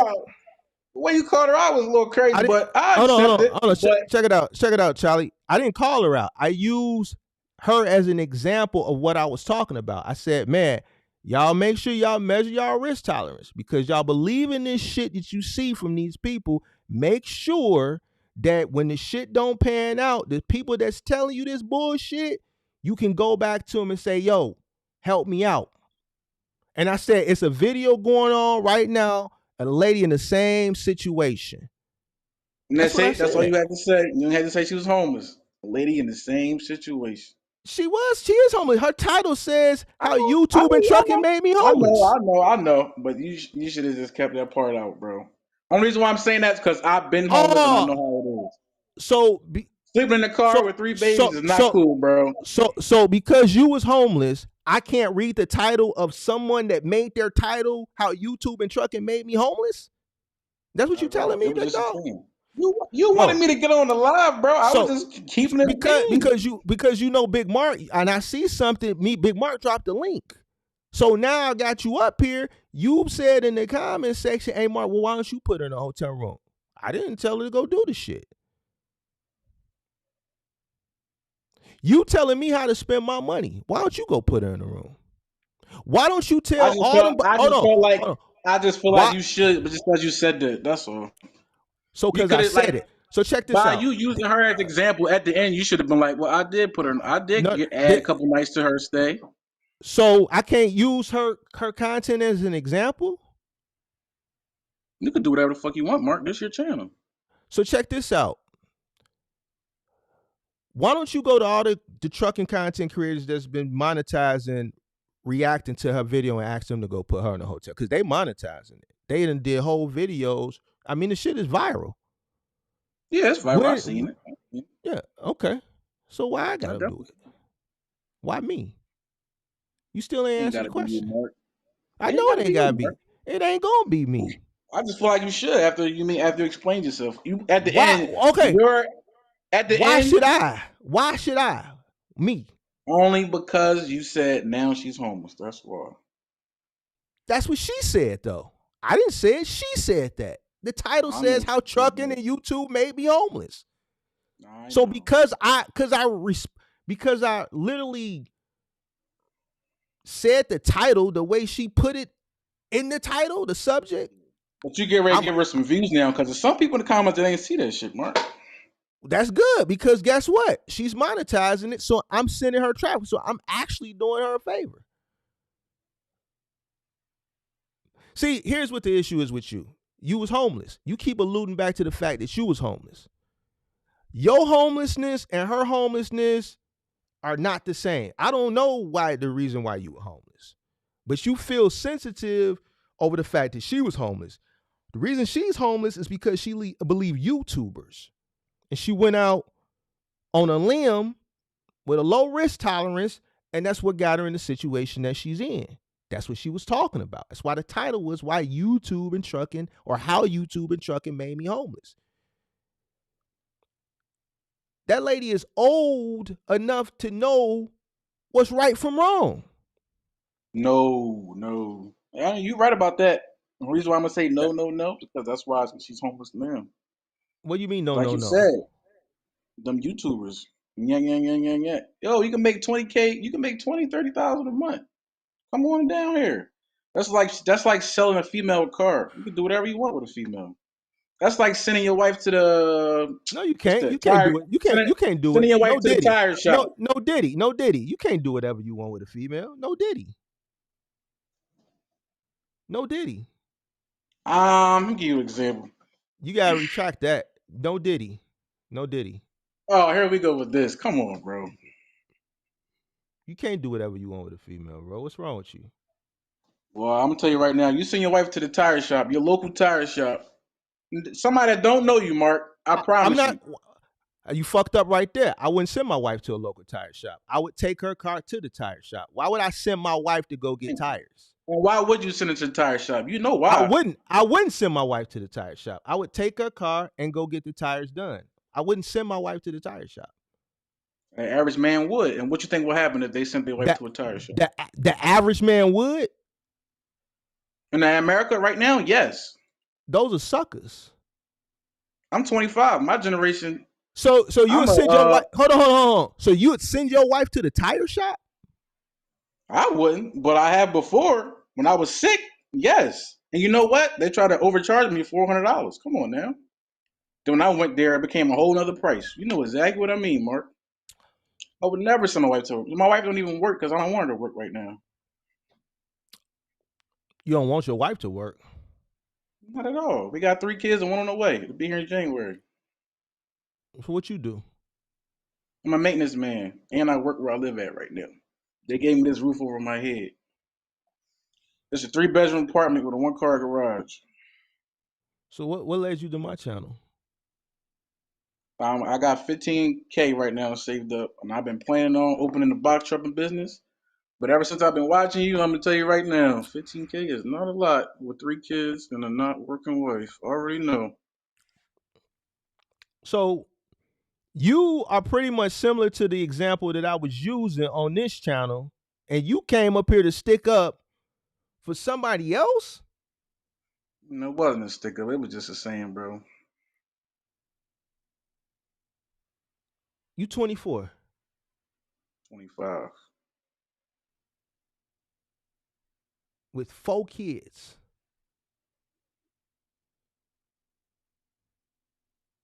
Making $55K a year. That's it.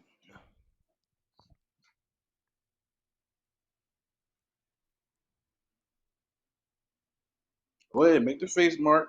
Why do you think I'm trying to open a business? But after you told me 15K wasn't enough, so what you think? So what you happened to me? think? What you mean? Why you trying to open a business? What you think the business is gonna do? What? Listen. What do you think? The business, I wouldn't say it was making rich, and I put it in the comments already if you was reading, but I'm pretty sure you wasn't. I'm not here to become a millionaire box trucking. I can tell you that right now. No, here's what you just said. Here's what I don't want to understand. Why do y'all think that starting a business is just the answer? Here's what I'm trying to say. Just because you're in a situation where you feel like, man, that's why I'm trying to start a business because I got 4 kids and I need to make more. Starting a business doesn't always result with more money. Oh, I'm highly aware of that. I've been watching. And I'm not trying, and I'm not trying to deter you. No, listen, I'm not trying to deter you, but here, that's the misconception that people on the internet are perpetuating. I got a friend that's been box trucking. It's not Sorry the to case. cut you off, Mark, but he told me to get into this business. He said, yeah, I'm making 20, 30K a year. But after watching you, I know he's just telling me that just because he's my friend. Is that good? That's bad, and I already know he's lying. He's just bragging. So if he told you he's making 20 to 30K a year, he said it like that shit was a lot or some shit like that? He said it with straight face, but I know it's a lot. If you making 20, 30K a year, and you know I ain't, I'm like your right-hand man, why you ain't put me on? You feel me? Wait, put you on? You want to make 20, 30K a year? I'm confused. So no, not a year. I meant a month. That's what he meant. I'm like, where do y'all live at? Fucking 20 to 30K a month. How? Just how? He's making 20 to 30K a month. That's what he's saying. He's not giving me an exact number. So yeah, sometimes I make 20, sometimes I make 30. I mean, 20 And is I 20. know. And the reason why I say 20, this because he's 20 still is live with his parents. that ain't nothing wrong with that. I lived with my mom for a long time. It's a lot of bragging rights though with that 20 to 30K a month. And then the thing is, he don't own a box truck. He's renting them. That's my thing. How long has he been in the business? Since 2021. What year did I graduate high school? So No, so 2020. so so 3 years and he's still renting? Still renting. I don't know. I can't count his pockets. I would really have to. He would have to call up here on a call and show, and then we could do a deep dive, and I could really get it out. You know, I'm good at that, but I Yeah, I'm can't gonna have to really, grab him.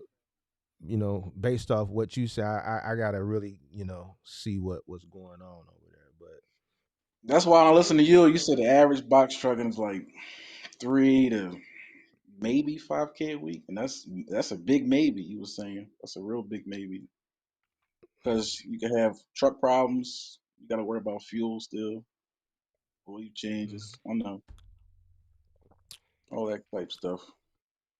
yeah, so you got it off your chest, man. You thought you was gonna come up here and try to tell me how to spend my money I wasn't here to do that. I'm just like, damn. I know she advertised, but I'm like, damn, why he had to say it? I'm like, come on, Mark. because she put it out there. Yeah, she did. And Hey, the bro, reason listen, why she put listen, it out listen. there, I'm not mad at all. And she put Hey, it out there for all of us, not all of us believers about. I know what you meant. hey, man, y'all little young cats, man, y'all kind of soft, boy, on the real. Y'all kind of soft. He said we soft. Oh my God. I'm gonna tell you right now, I ain't soft, Mark. I'm gonna tell you that. Where you from, big dog? Where you from? I'm from Philadelphia, bro. Oh, you from Philly? Hell yeah. Okay. Born and All right. raised. All right. So you want to start a box truck business? You don't want to be the maintenance man no more. They giving you a free roof over your head for your 4 kids and your wife that don't work. No, they gave 50. me the department, but I still pay my rent. Okay. I Okay. still pay rent. So let me ask you this: what's the ceiling look like? The ceiling look like? Yeah. What you mean by the ceiling? You want to see the ceiling? I don't care about the ceiling in your house. What the ceiling look like for where you working at? Oh, it's beautiful. You really think I'm talking about the ceiling, like the ceiling? No, I know what you're talking about. It's beautiful. Uh, I love it. so My so what's boss the loves me. My regional manager no loves me. what My the director of no maintenance. check it out. What the ceiling look like, big dog? You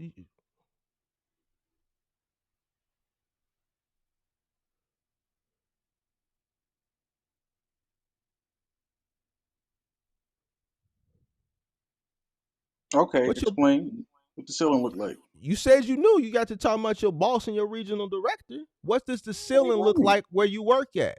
What's the ceiling? How high can you go, sir? Oh, I'm at the top already. I maxed out. I know what you mean. No, you didn't. No, you didn't. You know what I meant. I didn't know you meant by position. When I meant level, I thought you meant by like money or people like you. That's what I thought you meant. Classifications, what you meant, right? So you at the top. I'm at the So you top. can so you can't go no higher than a maintenance man? If I went to that, I would be a community manager. I don't want to be no community manager. You gotta wear a Why you suit and don't tie. why so what's wrong wearing a suit and tie? How okay, so where you at? I would have to get approved. I would have to Hold on. take Let's a kick it. Let's test. kick it. Let's kick it. Let's kick it. You at Come on, let's 55 right take it. now. You at Yeah, 55 right now. All right, so the next step up is the community manager, right? Where that that's take you to? 60K. That's 60. 60K. All right, so what does that job entail? That's who hires. That's who does all the leasing for the apartments. All right. And you don't want to do that. Why? I would have to study for about 6 months because you got to pass for a tax. It's called a tax credit property management. You gotta know how to do paperwork for tax credit properties. Okay. All right. And you don't want to study? I could possibly study. I just never really considered it because they really my job actually look for people that's already qualified. Really, you know what I mean by that. Hmm. So let me They're ask you really this. picky. It's called Humphrey Management. If you ever want to look into it. Yeah. So you got 3 kids and you got one on the way. So you've been busy. You a busy Hell beaver yeah. over there. All right. And you want to start this box truck business. So once you start this Yeah, but box truck business, you're gonna leave Humphrey. Is it yes, sir. expensive to feed them 3 kids? Not right now. I get food stamps.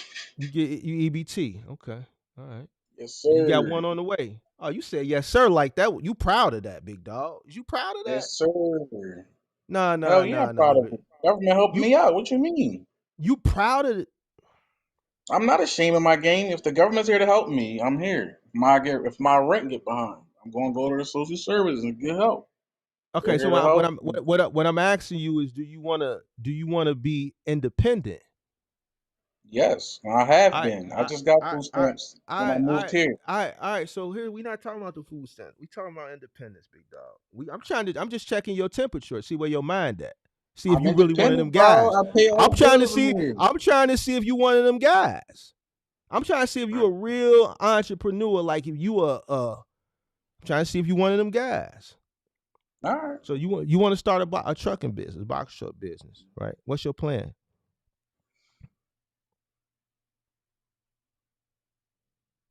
Already got the LLC. Let's put it that way.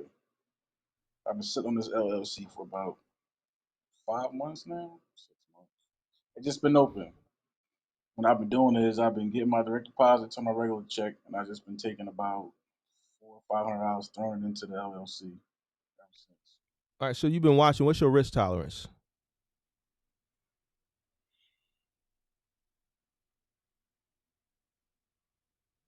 That's where I need to do more homework at because I'm kind of really scared there. What you need to do? What you need to? That's Okay, why I what's haven't your? pushed there because I'm actually really scared because I got a family to feed.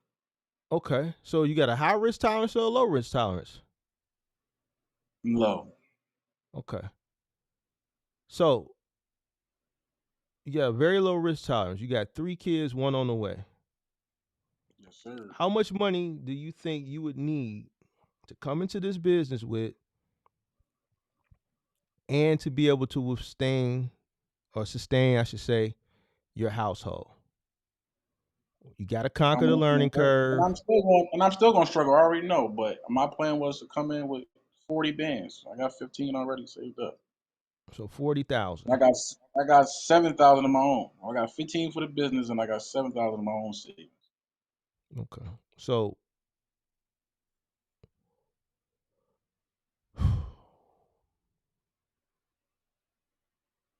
wife don't work. She 4 kids. You not paying rent, right? Yeah, I pay rent. That's 12. That's on a discount. Yes, sir. So And the 40 discount is back. only For, like $230 off. Really, it's not really that much of a discount. so 230. 40 bands. How much you gonna spend to come into the business? That's what I don't know, Mark. That's why I'm still watching you. I know when I go buy a truck, depending on what my credit is, that's going to be about the first 15 or 20 bands on the down payment. We're not even talking about insurance yet.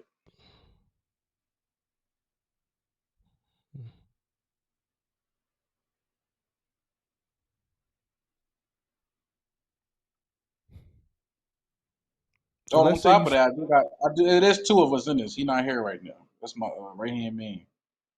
His your name right hand Gary. man. Oh, so Yeah, his you name gonna have a Gary. partner?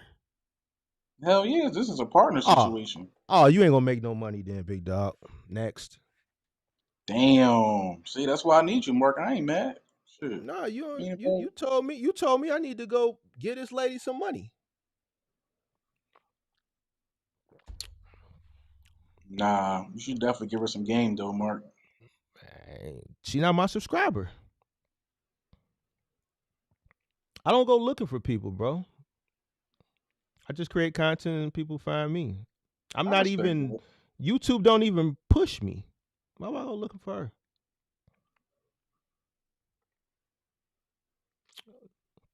I get your point, Mark. So let me ask you this: what's wrong with a partner on this situation? What's wrong with that? What's wrong with what? What's wrong with having a partner in this business? Where do you think is a profit margin for a partner with one box truck? See, that's where the plan came in at. See, the plan You got was listen. You we got still 4 know we got to kids, feed our hand. We both got families. bro. We already talked about this. So let's The talk. Let's plan talk. was Both of y'all got families and y'all want to feed shit. You got enough for 2 families by yourself. So I don't even know what he got. All right. So you want to feed 2 families. One is a rare. How many people he got in his family? 4. 3 kids and a wife? 4 No, it's kids? just yeah. Is he a single father or something?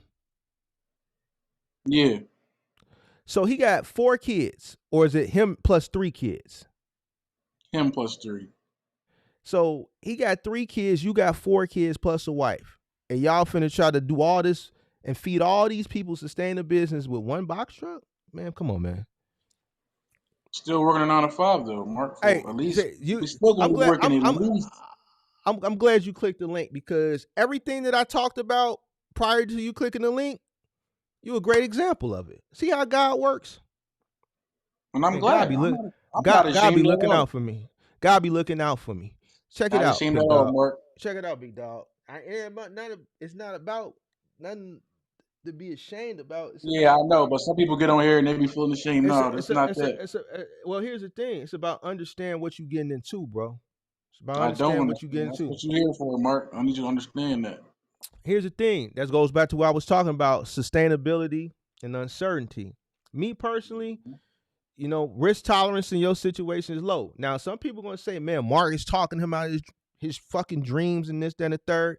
And you know what? That's cool. You can feel that way. But that person that's thinking that, I swear to God, they ain't gonna have a pot for you to piss in, nor one to throw that shit out of. If you take that risk in your situation and that shit don't work, yeah, you can lean on the government, but do you want to lean on the government for the rest of your life? It's not my goal, but definitely All gotta do right. what I gotta do. Because I can All tell you right. one thing right, that homeless shit, man, that ain't it. That shit is not it. Somebody said in the Not it. chat they wanted me to ask you that. I'm not going to ask you why you were homeless. I don't. And the reason why I was homeless, I'm gonna be honest with you. This is why you should always have your own shit, y'all. I'm gonna be honest with you. So imagine you staying with a friend, right? You got kicked out of a chick crib. Nah, friend house. Okay. Put it that way. So imagine staying with a friend for about a year or two. You pay them $600 a month. And you're at work one day, and you say, "Yo, bro, we about to get evicted. I need you to leave work." You like, what? Mind you, I'm not the leaseholder. He the leaseholder. I'm just a roommate. So we go to court and everything. I'm like, yeah, you 8 months behind. So what you think? I looked at him like, 8 months? I started doing the math. 600 times 8. That nigga paid no rent for 8 months. So the rent was $1,200 and you was paying 6 of it. No, the rent then was cheaper, bro. And I wasn't even a landlord because we were staying in the Why? trailer park at the moment. It Why? was like Why? Why? $650 a month.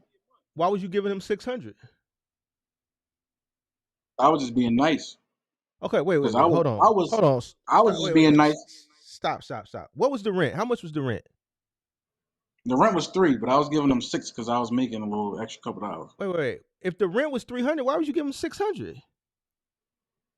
Because of my situation, Mark. And I ain't gonna get into too much further detail. Well, what was he paying? Without him, I really would have been homeless. But the fact that he Wait. I'm trying to understand this. This shit ain't making no sense. Your rent was $300. What was y'all living in? No. That's what we agreed on, Mark. That's what I'm telling you. We agreed on 300. How much was the rent, big dog? It was ground rent. It's a trailer park, $650. I'm telling you. So the rent was $650, and you was giving him Yeah. $600. So what was he? Yes, What was sir. he supposed to pay? You're supposed to say $650 plus electric bill. So my 300 for my room, extra 300 electric bill. Wait, you was giving him $600 a month? Yes. But you said the rent was $650, bro. I'm trying to figure out. Just picture it this way. He's the head of the household. That's what he pay a month. I'm just a roommate. I'm just there to help. So the rent for the trailer was $650, but you was paying $650 to rent a room in the trailer? Yes. Now you get it. I get it, but I don't get it. He really don't get it, man. I mean, Let's put it the that way. rent, Let's rob him. Let's put it that way. the trailer was $650, and you're paying $600 to rent a room. In the trailer that was $650, so he basically took your money. So what you do? What you do to him? I do that to him, Mark. Nothing I could do, because if I did do something to it, I wouldn't have my kids right now. Let's put it that way. So he wasn't paying. So who was paying the utilities? That's the only thing he was paying, because the lights was never off. What the fuck? So he basically stains you. There you go. Why'd you agree to that, bro? My wife and kids was home at the moment too. Wait. So your whole family lived in this room? Yes, sir. I only had one kid at the time, though. That was when I had my daughter. So what year was this? 2020. Last year, 2023. Yeah. Wait, so you had 3 kids in the past year? Was it? No, was it that year? No, I'm tripping. Hold on. 21, 2020, Bro, yeah. I'm confused, bro. So you've been having kids He's every not year doing then? Yes, sir. Now, I gotta ask you a question. You know we don't hold nothing back. How, if you was in a room, how was you still getting it in to have more kids if the kid was in the room that y'all was in, since it was just one room? Oh, here you go. He going too far into detail, bro. I- Put the kid in the crib and wait till they go to sleep, bro. How hard is that? Come on, Mark. Oh man, we gotta hold you. You have money on your life, huh? We gotta hold you accountable, big dog. Yo, you're tripping. I know people that did it in the car with their kid in the car seat, bro. Hey, bro, we got. He don't know, bro. Yeah, he know that. I didn't tell him that. Well, my boys was born in the same year. That's why I look weird. I had a son born January 13th, and I had my other son was born December 21st in 2022.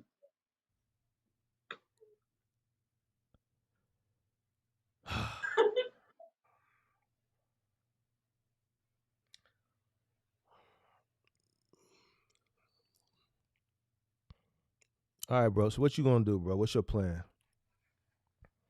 I don't know, bro. I gotta save up, bro, till I get to 40 bands. But my question is that even still gonna be able to be enough, my boy? Man, bro, I like, you got a lot of kids, bro. Yeah.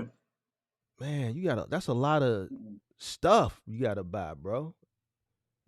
And then But what you by gonna me do? doing my homework for the past couple months, I still been in it. I still got the bread for it, but Oh no, man. Go Go ask Big Vic, man. He might give you the answers that you want to hear. Who that? You're a content creator. Well, box truck Anner, one of them guys. They probably. Bro, listen. Check it out. Hey, check it out. Hey, I can't. I'm gonna keep it a buck with you, bro.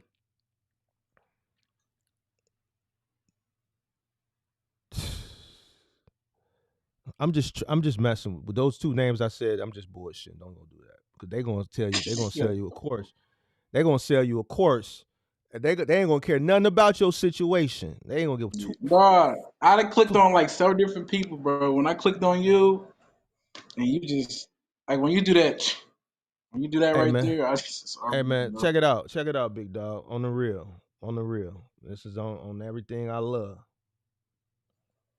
Me personally, if I was in your situation, I try to find me a good ass job with benefits, bro. He's just keeping it a bean, right? Bro, it's too risky, bro. With them, you got little bitty kids, bro. Kids, right? Yeah. This industry is too risky, bro. Now somebody out here gonna tell you, one of these content creators gonna tell you, man, just do it, man. You'll never know until you try. And I get that, and that's true to an extent, but you gotta, you gotta weigh your risk. Me personally, if you was my brother, if you was my sister, I would say find you a good ass job. I would help you find some type of good ass job stability, because it's too risky, bro. It's a lot of Right. sacrifices you gotta make. It's a lot of risks. It's a lot of uncertainty. Any true person that's in this business will more than likely tell you what I'm telling you. A motherfucker who really don't care about your well-being or your livelihood, they not gonna measure that risk, and they're gonna tell you, man, just follow your dreams and shit like that. But at the end of the day, it's a risk. Mm-hmm. You know what I'm saying? And your livelihood is at stake, and you got 3 people, 4 people that are dependent on, like, you can't really have any gaps of not earning, bro. You can't take any Right. losses. You can't make any mistakes, bro. Like, your shit you gotta keep that shit coming. Do you think you can be on the road with that many kids under 5? Yeah, I definitely could. But the real question, like you said, it's a real fucking risky.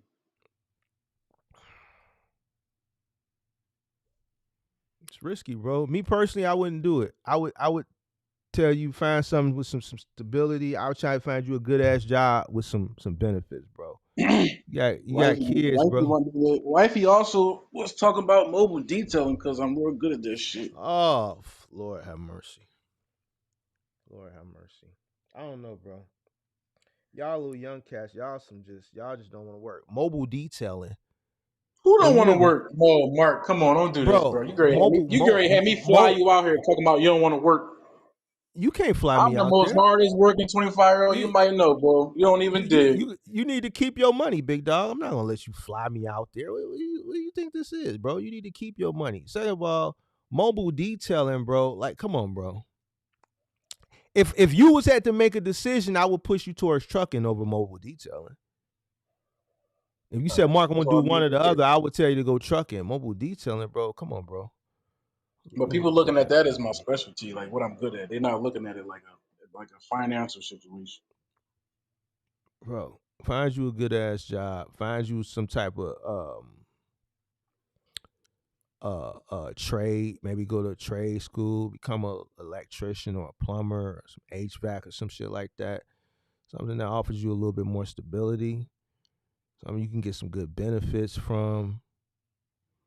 Run up you a bag, and then maybe later on down the line, bro.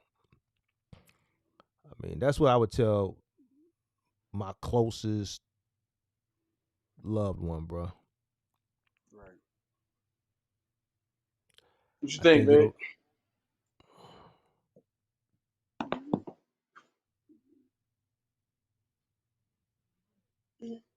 Mark said this box truck and shit ain't it. I ain't say that. See, no, I didn't say that. Hey, how you doing? Hey, how are you? All right. You want us to see who your girl, huh? You want us to see that? You just had to show her, Definitely. huh? Okay. All right. I didn't say it wasn't it. I didn't say it wasn't it. That's not what I said. Don't put words into my mouth. He didn't say it I wasn't it, said, but he's saying it's risky because we got kids.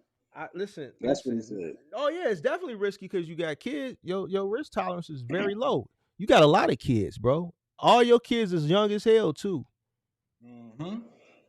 and you keep And if having them. something happened on the road, yeah, I'm gonna have to fly all the way back. See what You mean. keep having them. Nah, we ain't even got that far. We just talking about the risk. We ain't talking about. We ain't even talking about if you go through with it and then just bro, you young still, bro. You got a big family. That's why You I ain't got no still listen, big dog. You still got a lot of life experience, a lot of wisdom. So business experience is one thing, but still life experience is another thing. And I'm not telling you, do whatever you want to do, bro. Do whatever you want to do. The only thing that I'm telling you to do is measure your risk. Because at the end of the day, if you saw the video the stream when I was talking to the guy last week, Daniel, who was in a similar situation, he got 3 kids and a wife. You got 4. I watched a video where you had somebody that had 8 kids. Now that was the craziest one I heard. So here's the thing.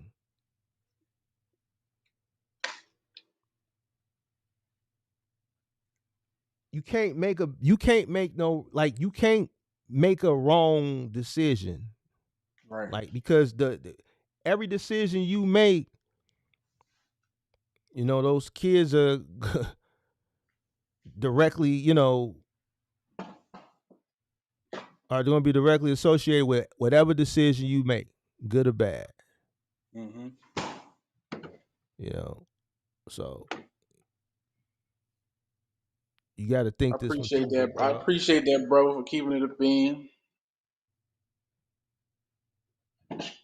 Definitely do. I appreciate that, Mark, a lot. And I think it was meant for you. I think God made you click on that. Why you ain't put her in a hotel? So just so we can have this conversation. Yeah, don't never tell no person how to spend their money, and don't ever do that. Don't do that. I ain't tell you how to spend your money, bro. Yeah, you got in I your can't. I feelings. can't tell you. I can't tell you, You and I you can't make you. you So I don't even know why you you you even you said you that. you, you got in your feelings a little bit, man. When you didn't do it, man, because Mark ain't gonna You do know it. why I got in my feelings, Mark. I already told you. All right, well, man, but can't get in your feelings, big Talking dog. about traumatized from being homeless, Because bro. I was traumatized. I hear you, but shit, what you gonna do? You can't get in your feelings. You got 4 kids. Homeless has traumatized me, brother. I hear you, but that should have turned you up, though. That shit turned me up all the way. Should have turned you up You then. All gotta right, tell me. well That's why I then, said I'd fly you out here talking about something hard you work. don't Man, I fly, work my fly. ass off of this property. All right, Matter of all fact, right, Mark, do me a favor. Look up my property when you get a chance, just so you can see bro. how good it looks. I Nah, don't nah, want to nah, look nah, up, nah, bro. nah, No, nah, nah, I nah. That's the don't. least favor you No, gotta do me, bro. Come on, bro. I cause don't want to look you up your called me property. out, bro. Look it up. Come on, look it I up. I'm gonna called you send it out to because you. I'm you. gonna send it I to you. called you out because you was in the chat talking crazy. That's what we do over here. Nah, it's all good. I'll talk to you, bro. Let me go. All right, man. You be safe out here in these streets of Philly. So we gonna connect again. I got you. All right. All right. Yep. Who this? Who that? Who is Hello, Nunu? this Yeah, I gotta is see you, Nunu. big dog. Yeah, I see you. Well, it's dark, and I'm in Indiana, Bronx. Um, I'm just driving. What's up, big dog? Yeah, I just wanted to holler at you, though, Mark. I pretty much done. I'm 21. I done pretty much accepted your perspective on the land gratification, and I was in the Discord, and I asked you about it was the I think it was the enclosed trailer. You had pretty much just said it's a route you can make money with it, but it's I don't know. You was pretty much saying it's a little. I don't know. I got to go back and verbatim get what you said, but long story short, I'm just striving to find my route out here. I was talking to a operations specialist in a warehouse that I work at in Indiana. Um, he pretty much was telling me his journey on how he had like 3 kids around 24, and he stayed down with the company for 10 plus years. And I was just getting, I got a business mindset. I have a I don't know, a logical thinking mindset, and I can just hear someone tell their story and extract wisdom from it, and like try to make my journey. So, long story short, I'm just striving to find my route, knowing that I want to have my own business, you know, but also knowing that it's gonna take time, and like in my generation, and also even just how I feel, like I know that I want to get it like ASAP, like in the next 2 years or whatever, but like the land gratification, it don't really, it might not really come like that. So I guess I'm on here just trying to chop it up with you, maybe just keep talking with people who at a higher level that I'm trying to reach, um, and just see what I can get from just chatting with you. 21. I got a financial side. I got a $301 Audi Q5 payment. That's at an 8.94 interest rate. Um, I got scraped on it originally. I didn't know what I was doing. I went in and I was eager. not delaying gratification at all. Gave a dude 2,500. He, you know how he do. You know how they do when they see somebody who's square, or they see somebody who's green. He pretty much 15.84% on a interest rate. Scraped me there. I gave him 20. I think I gave him 2,800 for the down payment. Wasn't reading nothing. Um, what else? I ended up getting that refinance and got it at 8.94 after some time. But currently 301 monthly Audi Q5 payment. Unfortunately, I put too much oil in it, and what ended up happening was it's just dead right now. I couldn't even afford it. Not delaying gratification. I want the fast life 21. Actually, I had that car at 20, and it broke down. It's been in front of my duplex ever since. 750 monthly rent payment. $16 little insurance for the rent, whatever. So 766. Pretty much, I'm spending about roughly 2,400, 2,500 to live by myself in Indiana, right? What part of Indiana you in? I'm in Indianapolis. Yeah. So I know the Midwest is good on logistics. That's why I'm even really following your content, because I started off thinking about going the CDL route because my mom on the truck. Um, what happened? What happened with that? So really, I need the right schedule. I could go under a company, but they don't really have like religious accommodations. It's like you're not gonna really get that from these companies. You What you might a Muslim? stumble upon it. Yeah, that's right. So I'm trying to get that right, but Why don't you just? Well, I it's a mean, little barrier what you right there. mean? I mean, if you going over the road, just pull over and pray 5 times a day. But we talking about needing to be somewhere on a Friday. Every Friday, gotta be there. I Um, mean, and you can. I mean, if you do, you have to be at a masjid for is it Duma or for yeah, yeah, yeah, you yeah. You don't. It's not necessarily. You don't need to be at a masjid. You just need to be at a dwelling. right. Set some time aside. Set Right, some time right, right, aside to right. be able to be so you can pray on Fridays. Yeah, but when the companies require you, especially trying to get in with really low cost where they pay for training and everything, they need you to be there for even, I think 3 months at a like 3 months extended. You got to be there, or even 2 months. So it's just a workaround. That's an option, but I just got to find that company that that's for that. You know what I mean? But So so what you yeah, want? CDL. So what you want from me, big dog? That's a good question. Honestly, I want to just kick it with you after I just got off this 12-hour shift. Um, See if I could I don't know, get another route. I mean, I'm juicing your information every day. So at the end of the day, even if I don't leave with nothing here, it's new. Um, Plan on coming into MGM at some point. I'm gonna just keep juicing your information. So I'm Maybe saying, what you want? What you want to know? that's a good You question got because you got a car. You got a car that you paying a note on that's broke down. That's yeah, oh man. You got man. What kind of car you driving right now, bro? That can't be no Audi. no, What this is ain't my that? Audi. This a Camry. This a triple O Camry, 2000 Camry. God damn, boy, you gotta get a muffler on that thing. That's your Yeah, girl car? nah, I don't got no female. My Migo said it's a exhaust leak.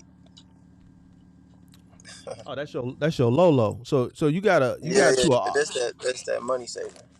so you got you a Audi A5 Q5, Q5, or Q5, Audi Q5. What Q5, year is it? Q5. That's a 2000 and 13. what? 13. And it's you paying $700 a month on it.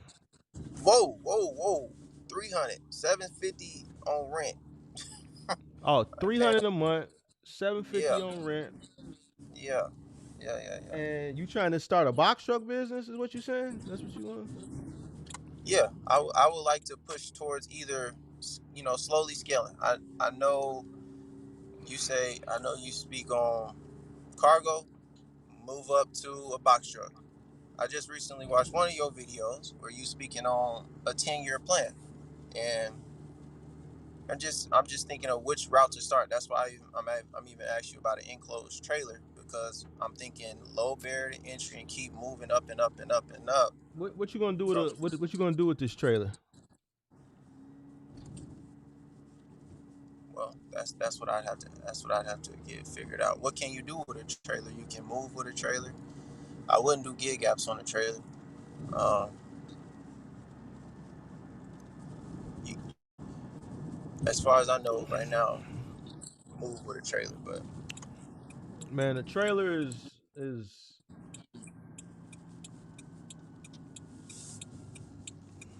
what you gonna pull it with? see, that's when you gotta look for buying a $6,000, $7,000 truck.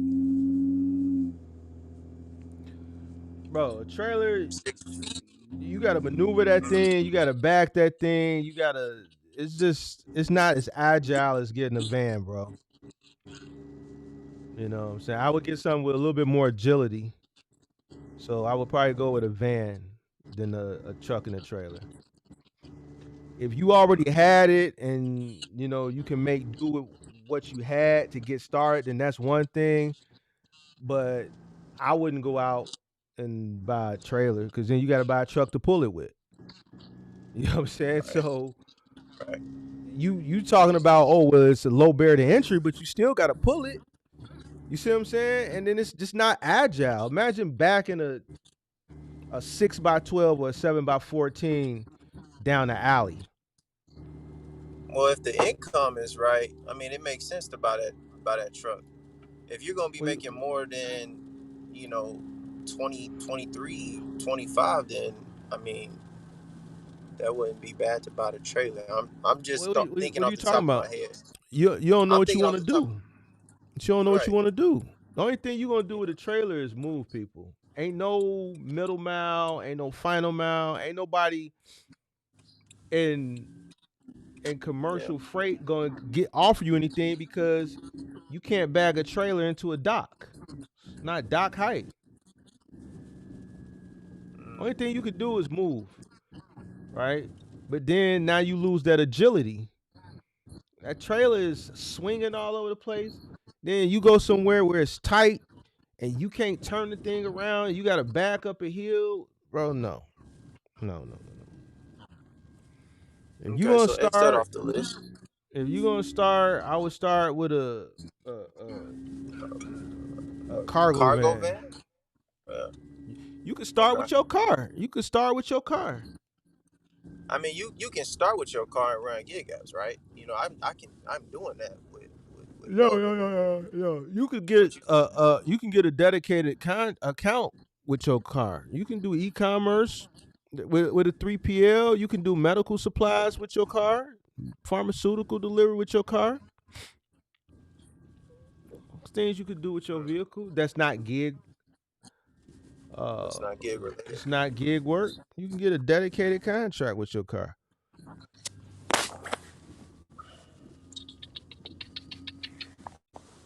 Okay. 'Cause you don't know what you want to do. I know that I want to delay gratification right now, and as far as I know, save money, but Why invest why into something. why you got kids? No kids, no kids. So you pay $750 for rent. Mm-hmm. Why'd you move out the crib? You got when your OG is part of the culture, she's screaming when you 14, 13. I can't wait till y'all get out at uh at 18. You know that a part of it, and then another main part when I first got out is I was part of a group of two other guys. We were my background was really in foreign exchange trading, so we had this big idea to get out the house and we all gonna be traders in the crib and running up a bag. So I moved out at 17. One of the dudes, a part of the group, his parents got us the spot, and So I end up, yep. So you said your mom part of the culture. How old is she? About 42, 43? That's right. Yep. You exactly right. Yep. I hit it on the head, didn't I? Man, I'm Yeah. cold. I'm cold, Yeah. big boy. I'm like So that too, though. I do that she's all the still time. so she's still out here. She's Big hustling. mama, big mama. She kicking it. She kicking it in the Yeah. club. Big mama, big. Don't Listen stop. to Lotto Facebook and shit. posts, she don't stop. Okay, okay, all right, all right, all right. So So she got her. She wanted to get her groove back. So you had to go. eh, I You had want to her go. groove back. Yeah, okay, I had all to right. go. And I'm middle She was child, so I she was had to kicking go. it when the All Star Weekend when it was down there. Was a year or two ago? She was kicking the All Star Weekend. She probably did, Mark. I really don't keep tabs on mine, Okay. but she probably did. All right. All right. All right. All right. But Well, I that's my I don't got I was going no, I don't I was drink. I was going to tell Yeah, go you ahead. we might want to if you could go back home that way you could stack that bread up. But no, it don't seem like that. That don't seem like that's gonna be your situation, man. She took my room and turned it into a guest room. Your mom lit, so that ain't gonna work. It's over. So it's either, and I got a high school. I graduated high school, but no bachelor's. Everything out here at this point for me is gonna be entry level, and it's like whatever opportunities come my way, I gotta take full advantage of it. Where you work at? It's a stage 3 pharmaceutical warehouse. Yeah, how much they pay you? Since I'm on a utility team, I'm getting I just did my numbers. I'm getting 22.63. Overtime is 34. You doing good for 21? You think that's when it comes to saving up for a box truck and you got 2,500 monthly expense, you ain't gonna get there without some side No, hustles. no. What I'm saying is, you making 20 something dollars an hour. You 21. Yeah. What's the ceiling look like? What's the ceiling look like in the sense of like how can I go up through the company? Yeah. There's no barriers. No, there's no barriers. All You just right. gotta wait till somebody drop off. Team lead drop, you can apply for their position. So why you want to start a box truck business? Well, I want to start a business in general. Was what my main, idea when it came to me. Even in in this generation, a lot of people say it, but it's to be financially free. You could do that with a job. You can do that with a job. You can do that with a job. And this is when I was talking about this operation specialist. What's your definition of financially free? Financially free to me is when you wake up and you don't have to do nothing. Not saying I ain't gonna do nothing. Okay. You How don't long that's gonna have to do. take? How long that's How gonna long that's take? gonna take for me? Yeah. Yeah. If we going off my numbers in this duplex, 766. You. I'm 21. We got to be going to how long the average human being live. I don't know if these the right things to think about, but uh, if I stayed in this crib, we probably need you. We probably need you a cool What's your crib got to do with it? because that's living expenses. You want to be financially free. What does your crib got to do with you running up a bag? You could live there for the next 10 years, but you could be making $1 million a year. So what does that living expense got to do with you being financially free? Financially free is what you gonna do to run that bag up to put you in that position to where you're gonna be financially free. You said you Yeah, want to start a business so that you can be right. financially free. So what are you Yeah. gonna do? What's your plan? How long is this shit gonna take? So you just asked me, is it smart? Is it specific? Is I it didn't ask you measurable? that. The questions I asked you was direct. What's your Yeah. plan? What are you gonna do and how long it's gonna take? That's the questions. Shoot, my plan right now is to save and find out how I can No. You said I go said ahead. why do you want to start a box truck business? You switched the question, by the way. You just asked me about retirement. I was trying to answer that. Okay, well, answer that. Answer that. How long Yeah, is it gonna take you? I was about to say that was gonna be like 10 million, but I don't know if that's right. No. I said how many years. I didn't say how much money. Oh, okay. You said how many years? Ooh, how many years it's gonna take to be financially free? Yeah, you say that's why you want to start a box truck business. I mean, how many years? And I said based on my living expenses, that's going. How many years that's gonna take? It's gonna take a little bit. It's gonna What's a take a little little bit? bit more. What's a little bit? I mean, if that's 34 right there every year, roughly 34. 34 what? 34,000. This is expenses. What does your expenses got to do with you running up a bag? You said you want to be financially free. That's right. So what are you going to do to be financially free? We're not talking about your living expenses. What are you going to do to be financially free? What's $750 a month for rent if you making It's $800,000 a nothing. year? It's nothing. All But right, you gotta actually, you gotta have something. all right, so here's what I'm saying. I said, why you Yeah, want to start a business? You said because I want to be financially free. I talk about this shit all the time. To me, I that's know. not a good answer. That answer sucks. Okay. All right. So All since right. since that's your answer, Yeah. you want to be financially free, what's your plan? You can't give me that answer and don't have a plan, because now it just sounds like you just saying some shit. Because that's what everybody say. Oh, I want to change the trajectory. I want generational wealth. I want to be financially free. All right, well, what does that look like? You say, oh, I want to wake up in the morning and do whatever I want to do. I know what that looks like. Do you know what it looks like? What's your plan?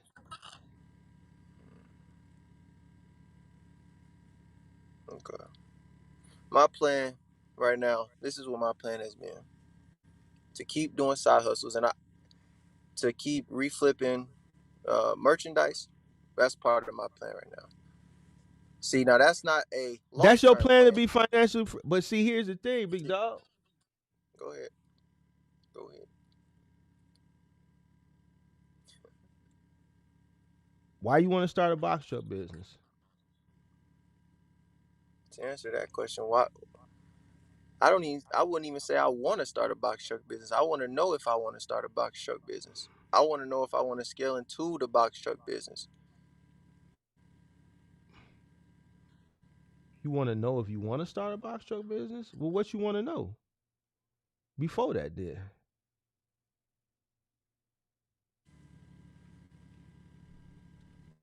Hold on, you lagging.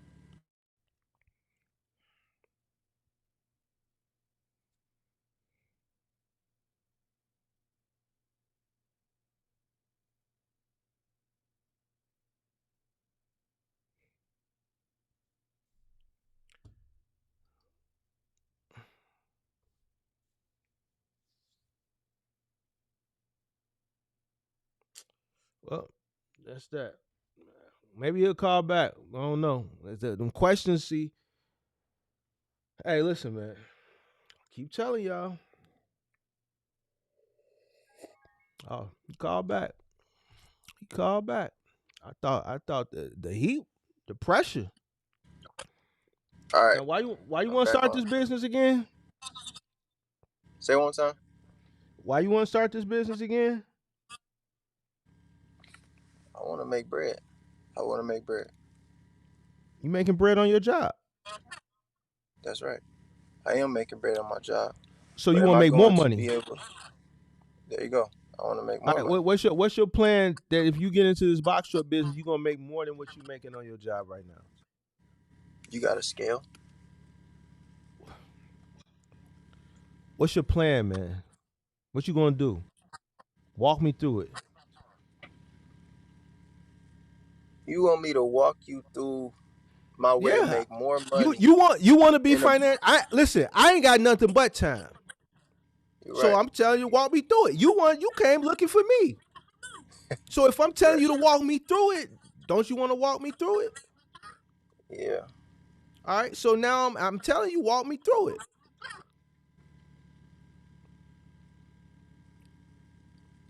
I can't just talk out the side of my neck, but I'm gonna just walk you through it.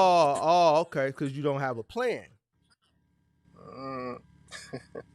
Or I haven't did enough research to be able to articulate myself to you clearly, confidently, and can, pitch that to you. Because if I just get to talking out the side of my neck, I'm gonna look like a fool.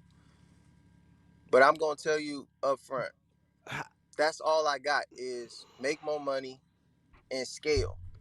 But I understand what you preaching right now is if you don't got a plan, if it's not specific, it's how long, if it's not, based in timetables, if it's not smart, I'm not gonna get it. So I Listen, understand what you what preaching I'm right saying now. is you saying you're saying a carbon cut copy of what everybody else says. You know why I started a business? I didn't start a business because of the carbon cut reasons why everybody starts businesses now. I started a business because my back was against the wall. It wasn't even a business. I didn't know it was going to blossom into that. I never had aspirations on being a business owner. I thought I was going to just get a career. I would have been happy working for the city of Chicago. I just wanted a good job. Once I got to that point and I realized I could turn what I was involved in into a business, then that's what I did. Nowadays, everybody wants to be a business owner because they want to create generational wealth, right? And they want financial freedom. What are you going to do to create financial freedom with a box truck?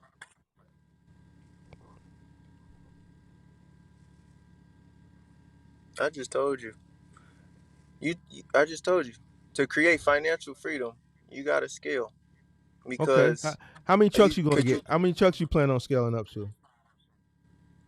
see? I'd be talking out the side of my neck if I just said a random number. I could say 5, and that's enough for me to wake up just what I need based on where I live. I could say 5 trucks. Mm-hmm. I don't drive none of them. They all out there. They bringing the money. I could say 5, Mm-hmm. 5 trucks but ain't that going to get you financial freedom. boom. From somebody who know 5 trucks ain't gonna do it. So how long Mm-mm. that's gonna take me now? Okay, that's gonna take you even longer. 10 trucks gonna do it. Wake up. Mm-mm. I got what roughly 34,000 got to go every year. 10 trucks gonna do it. 34,000. I pay 34,000. Yeah, that's right. So that's the Yeah. only thing you going to do is trucking? Hell no. I'm versatile. I like doing different things. So what I else you like going to do? passive income. I like passive income. I like paper investments. So I what else like you going to do? interactions. I like interactions with people, and like selling merch. I like that stuff. The things that can be put on the back burner, just Mm-hmm. left alone, for sure. I want to knock them out, but I really want to. I want to know what how like how long I gotta go to really get this stuff started. That's really what I What want type to of know. And I truck? don't need nothing certain. What type of Huh? trucking business you want to start, big dog?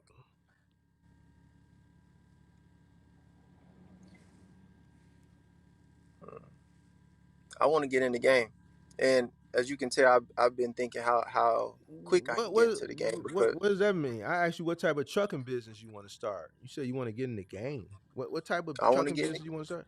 Well, what type? You can What start type of from trucking you. business? No, what type of I trucking want business? What lane you want to run?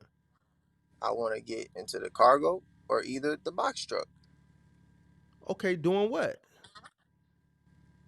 Moving, having a okay. Here's what came into my mind because I work at this Stage 3 pharmaceutical warehouse. Get a contract from a company like that and move they their merchandise for them So for this a good company amount of that pay. you work for, you gonna approach them and ask them could you move their merchandise? No, it don't got to be just that company. But Mm-hmm. what I'm saying is contracts. Contracts is going to be the way to pull some revenue in. What you gonna do to get the contracts? Well, shoot, you can't come in there like a square. You got to come in there like a business owner. So you're gonna have to communicate. You gonna have to pitch your business. You're gonna have to call. You're gonna have to sign up. They're gonna check you out. You're gonna have to let them know that you're present.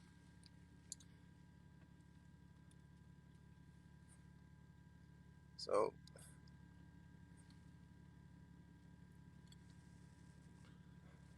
cargo You van, say Mark. you, Cargo van. I, you didn't understand what I was when I was asking you what you want to do. You didn't really understand that. You got a lot of research to do, young man. I do. That's why I'm juicing what you put out. Don't use that word juice. I don't like that word, bro. No homo. Yeah, no homo, bro. That shit No sound homo. crazy, bro. Like, don't You, associate you let it you, slide. You let it slide a few me. times though. Yeah, So I no, thought it was. that's why now I don't know what y'all got going on down there in Indianapolis, but don't I mean, we got. associate me with that word when you talking to me and use that word, bro. What y'all got going on down there, leave that down there. It's Say Snaptown. It's you going Snaptown. We don't do nothing crazy. It's yeah, Snaptown. just say, say you trying to get all the information. Say that, bro. I say that. That's cool. What you need to do, bro, you need to do a lot of research, bro. It's a lot of research that just from talking to you that you just need to do, bro. This industry is a Okay. lot more, I think, complicated than what you thinking. Okay. Shit just ain't as cut and dry as I think you think it is. Okay. I think you in a good position. You young, you ain't got no kids, you ain't really got nothing holding you back, so you can make sacrifices. I think your Take risk risks. tolerance in comparison to the last guy is a lot higher because you only fending for you. So when shit get tough, you only got you to fend for. So Yep. I see what you're that's a saying. good thing. But what's going to get you to the promised land is information. You know, uh,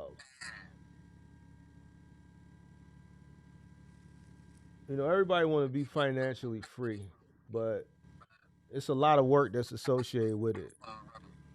And 50% of what's associated with becoming financially free isn't the labor that you're doing to get to that point. It's up here.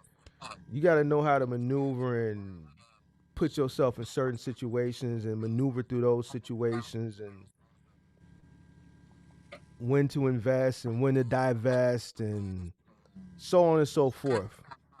And all that's going to come with education, bro. You got to constantly be uh, educating yourself on whatever you investing in. And All right. I appreciate that. based on the conversation that I had with you, I just still think you got a lot of learning to do. And you still got a lot of growing to do. You still young. So you kind of naive. I I'm hear knowing a that, and lot. I'm a little immature too. I check myself. I definitely check myself. I don't get told you Yeah. got a good head on your shoulders Yeah. for no reason. Yeah, you I, kind of I naive check and myself. like most children your age are. So you gotta grow up out of that as well. So I think you got time is on your side, but I think you just need to educate yourself a lot, All bro. right. That's what I'm gonna do. You you making good That's what. money right now, so just keep working, keep stacking. Don't be ignorant like a lot of people that come into this industry come in ignorantly. That's why the failure rate is so high. Now, I'm not telling you not to do it. I'm just telling you when you come strong. Based on the conversation that I've had with you right now, you ain't ready. Yeah.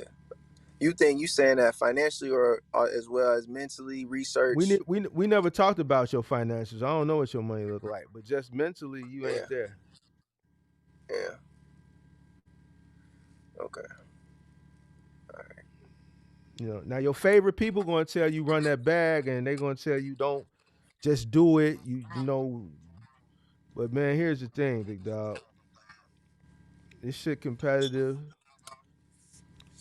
It's cutthroat, and people's windows are very, very small because the cost that's associated with running this business is very, very high. So, you know, I'd rather come into something like this prepared than not prepared.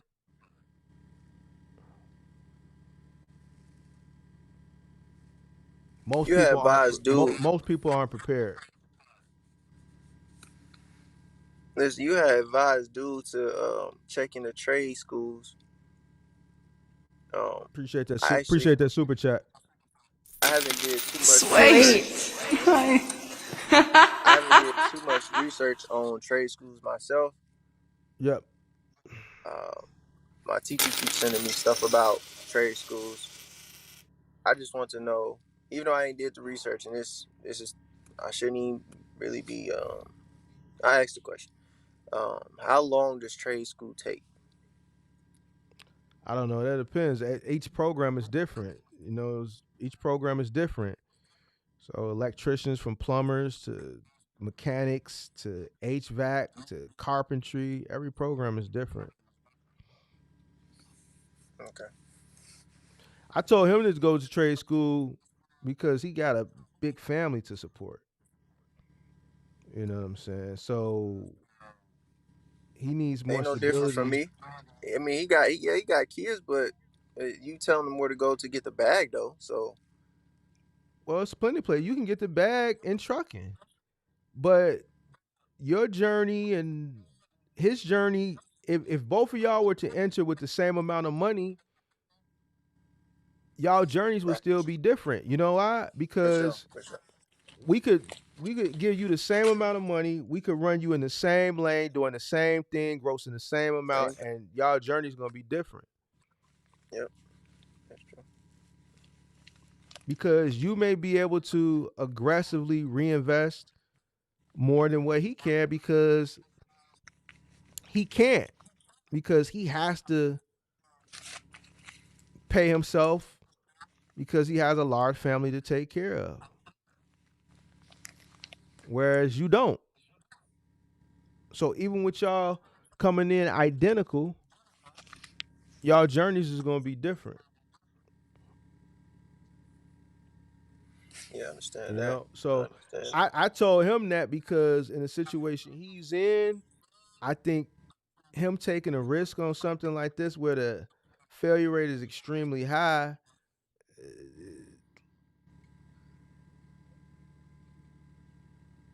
It I ain't think he worth it. needs some. I think no. I'm gonna say that. Okay. I think he would need something a little bit more stable, offers a little bit more stability. Because at the end of the day, it's not just him who he's looking after. It's Right, right. four little children that are under 5 years old. So here, even in this industry, there's ups and downs. There's economical downturns. There's competitive rates on the spot market. You know, fluctuations, market fluctuations. It's nothing. There's nothing certain when you run a business. It don't even got to necessarily be trucking. I see what you're saying, And and that's where a lot of my naiveness comes from. every business has ups and downs. You know, so there's like in his situation, if he went and did a trade, let's say if he went to school for HVAC, he can go work for Four Seasons. Right, it's one of the larger um, HVAC heating and cooling franchises across the country. Right, Yeah, he get in there, as long as he go and work, do what he's supposed to do, he gonna have a job. He gonna get a consistent, steady paycheck. As long as he go to work and do what he's supposed to do. So now you got a stable income coming in because that's what his life needs, stability. This is risk tolerant. He can't take risks like that. I see what you're saying. You can't in that situation, he can't be like we see so many others come in and fail and then flat on his face, and he got 4 mouths to feed. Well, 5, because he got 4 little kids under 5 plus a wife.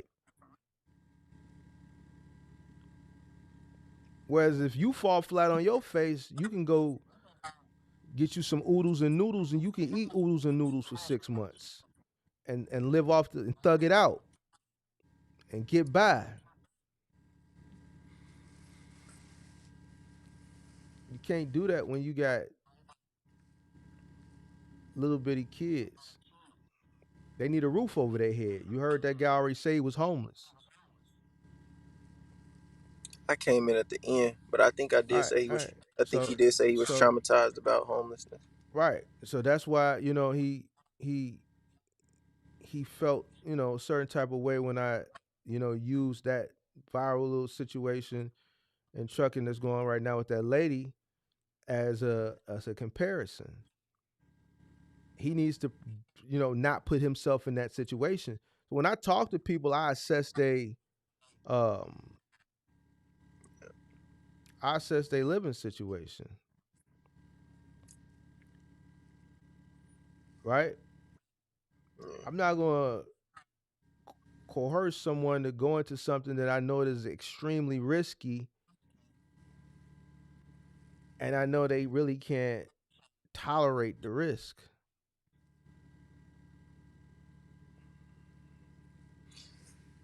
That's your 10-year plan, right? Well, that's not necessarily your 10-year plan, but like you had said in the video, the 10-year business plan. Somebody who got kids, one of the first things you said is don't get into. If you plan on getting into a relationship, I don't think you said don't do it, but you was like something, disclaimer. Relationship probably not the best move to make. I didn't say that. Not verbatim, but you know what I'm hitting at. I didn't. What you hinting at? I didn't hint at that. I never said that. I Ten said year, yeah, God. I said God, business, family. I 10-year said business. 9 times out of 10, depending on who you dealing with, they may not listen. A real entrepreneur gonna put the business first, after God, before anything. They gotta get to this bag. Right after, If you sure, got someone sure. that's gonna rock with you, they gonna rock with you. If not, so be it. I lost 2 relationships in 10 years, 2 4-year relationships in 10 years, and they both said the same thing. I never did an entrepreneur again. I keep hearing that for some reason. These 2 women don't know each other from a can of paint, and they said the same thing verbatim. I never did an entrepreneur again. I'm gonna put that back. I gotta get it. At the end of the day, this is what. Man, See, there's no when you're a real entrepreneur, like this is what you gotta like. This is what put the food on the table. How can I put anything else before this? And this is what the livelihood comes from this.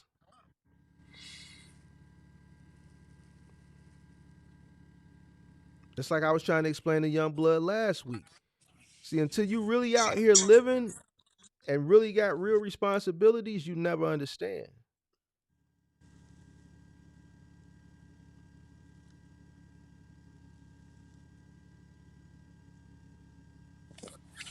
yeah, I And the more understand money that. you make, what happens? In that situation, the more money you make with that situation. The more money you make, your lifestyle increases. Oh, okay, that's what you're saying.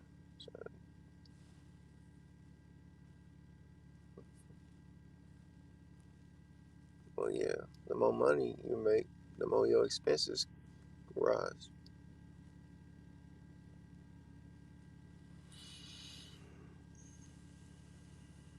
And your bills are consistent every month. You got to keep money coming in. You got to make sure you got enough money to sustain. You got to make sure you got enough money to sustain a business, pay yourself, sustain your household, and invest in other things and save and so on and so forth.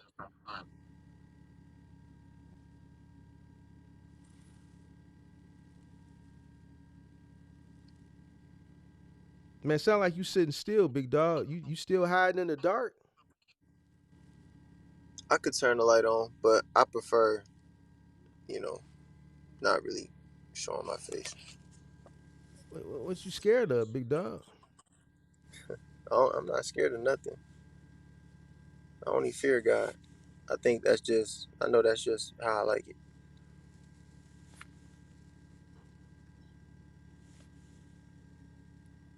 But yeah, I am sitting still though. For sure sitting still.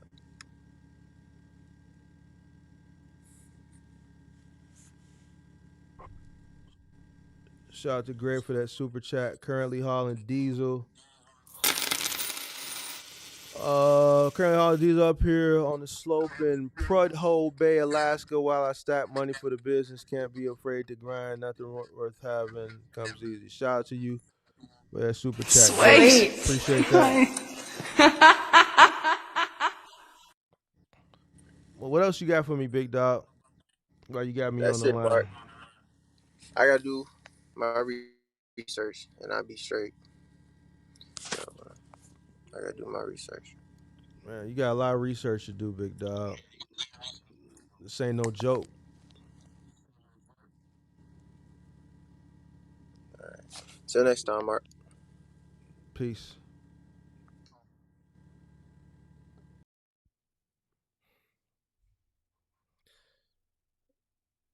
Where my button at? Job versus the box truck business. That's why a lot of people should get a job. A lot of people think they're ready and they're not ready, man. That's why the failure rate is as high as it is. You know, it's just the truth. I had a guy, before I get out of here, I want to show something. This is tickling. I just want to show you the type of retards when you put out content and you tell people the truth. It's the harsh truth, you know. It may sound harsh to some people.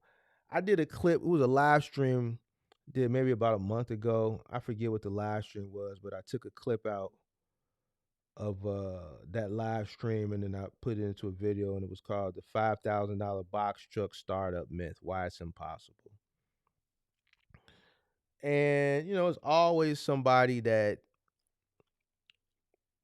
doesn't follow the channel, sees that video, looks at it from a negative perspective instead of seeing the truth in it. They just look at it from a negative perspective because that dream that these people are selling them, they believe in that dream. He's trying to come up with that nickel so that he can fail because he thinks a nickel is going to get him to the promised land. So, you know, comes into my comment section. Where's this clown at? We gotta put this clown on my Summer Jam screen. Hold on, big dog. We gonna make you famous today, big dog. I just want to show you this type of suckers. This guy right here. So you created a whole channel to discourage people from chasing their dreams. Sounds like a hater. Then want somebody to subscribe. Shaking my head. This clown right here. What's this sucker's name? Same stuff, different day. 5712. So all I said was why the $5,000 box truck startup is a myth. Let's say you get a box truck business started for $5,000. Renting, you can only go the rental route. Means you got no working capital, so it's still a myth. You don't have a business if you don't have cash flow. But this clown decided to come into my comment section and say I'm discouraging people when I'm only telling people the truth. So let's go take a look at this sucker.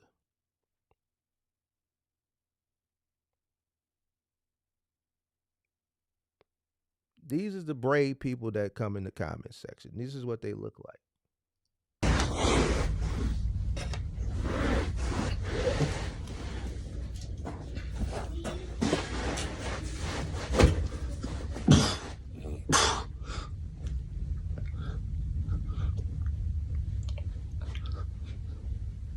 10.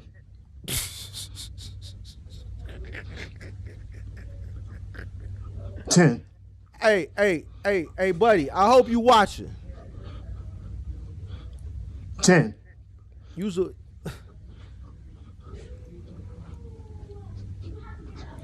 10. Look at this goober.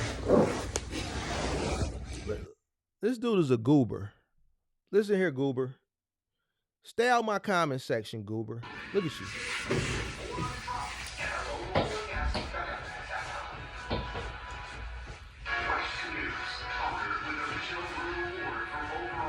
Ten.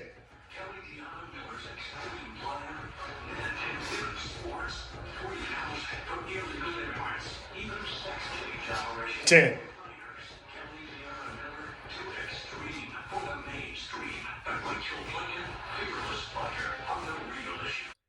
See, this is the type of people that fall straight goober. Straight goober. Brave as hell came into my comment section talking that big talk. This goober right here. He's a goober. Hey, goober, I hope you watching. You're a goober. Stay out my comment section. Look how he sat right there. Look how he's sitting all sassy and shit. Sassy ass. These are the guys that talk shit. Says that I'm trying to discourage people. Look at his sassy ass. This is the guy. He want to, because I said you can't come into the trucking business with $5,000. His sassy ass. This is eventually he gonna come up with 5,000. He gonna come out there with a little truck. This gonna be your competition. Sassy buff. He got the broken wrist syndrome. But see, you must didn't know who I was. You thought you was gonna come into my comment section, talk shit, and I was gonna find your punk ass, your sassy ass. Look at you. Look how you doing your push-ups with your fruity booty ass. Look at you. With your goof ass.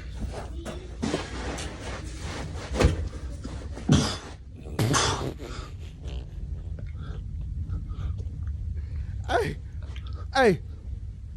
10. You're not even doing no real push-ups. He ain't even going up. What is he doing? 10.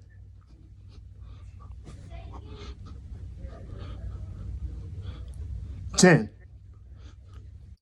Show goof ass off my screen, dude. Oh my God, bro.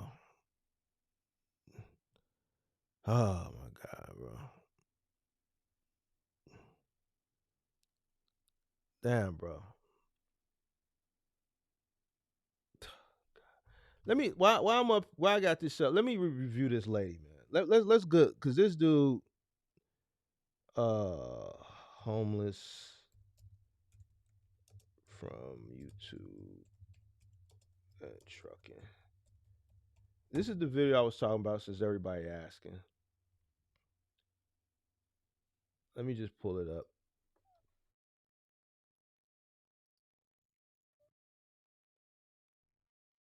Back to my channel. Hey YouTube family, thanks for joining me.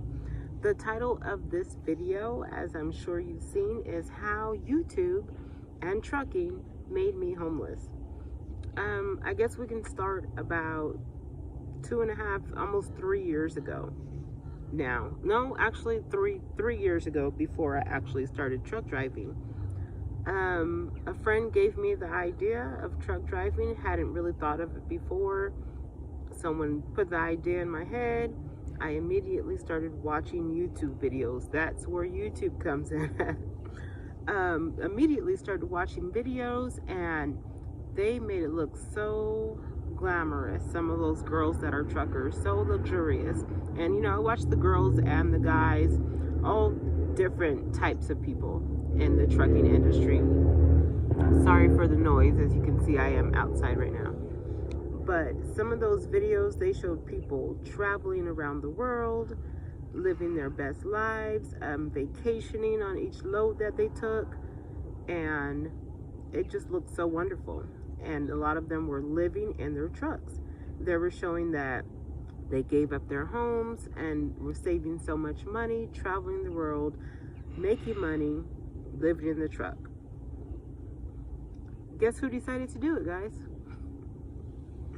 Guess who decided to do it after? So this is why he was talking about. She watched YouTube. She watched all these chicks with the fat asses. Let's keep it a buck. The fat ass trucker women, the Cocos, and all of them people that was making all that content during that time with they tight ass shorts and shit, shooting content, making it look glamorous. Oh, women can do trucking too. But she didn't realize there was a finesse.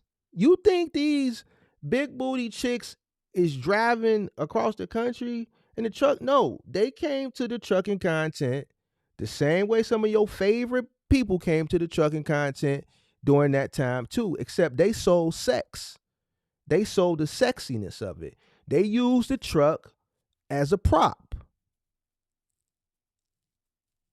And she fell for it. She fell for it. The same way people fall for all this other shit that they hear. And as soon as the tide turned, all those chicks moved on to something else. OnlyFans, whatever else. I don't hear Highway D. All those chicks, they all moved on.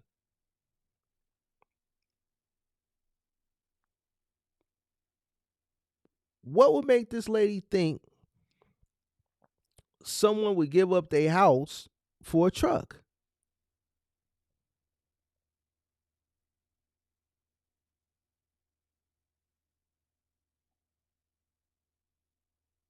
So this is why I said to him earlier, no.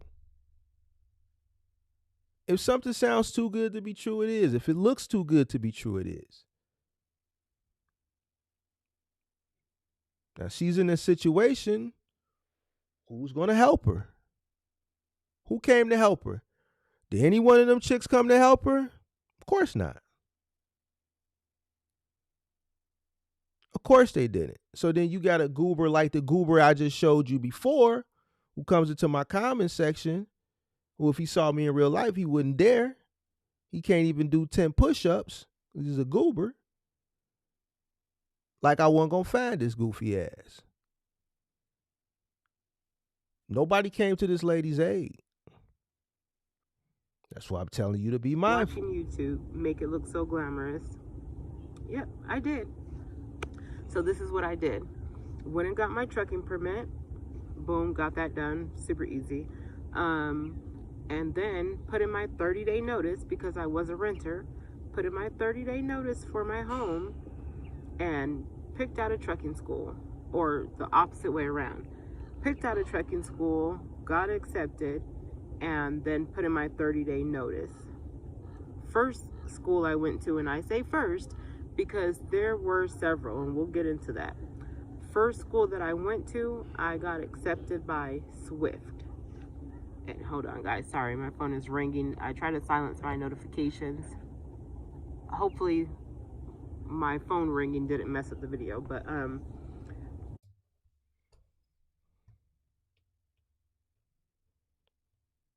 hey,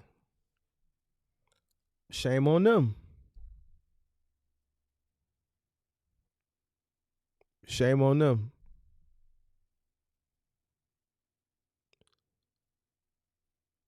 You can't expect to be a business owner and you fall victim to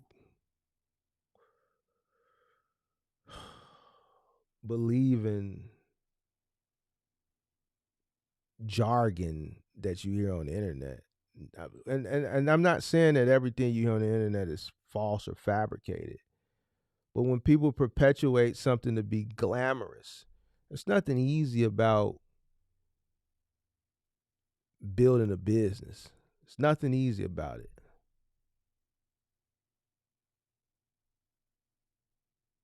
So whenever you hear somebody or whenever you see somebody that glamorizes building a business from scratch, like it's the easiest, most fabulous thing in the world, you should run from that person.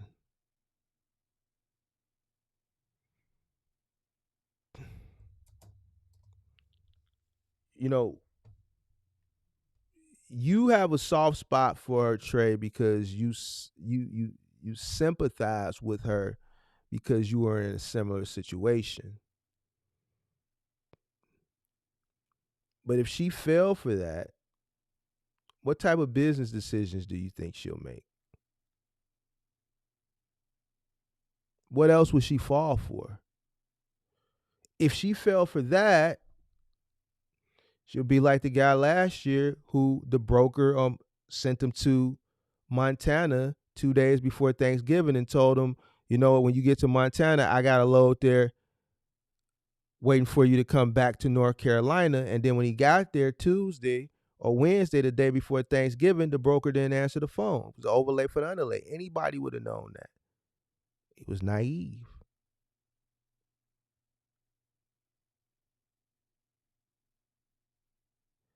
If she fell for that, this is why she struggles.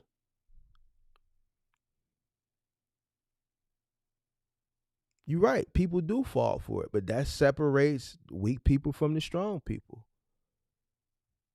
It's unfortunate. It sounds harsh, but it's reality.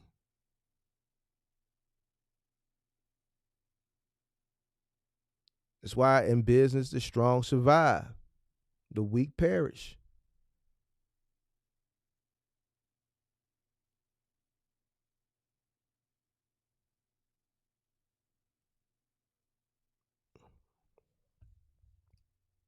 Went to school, got accepted by Swift, went to Swift.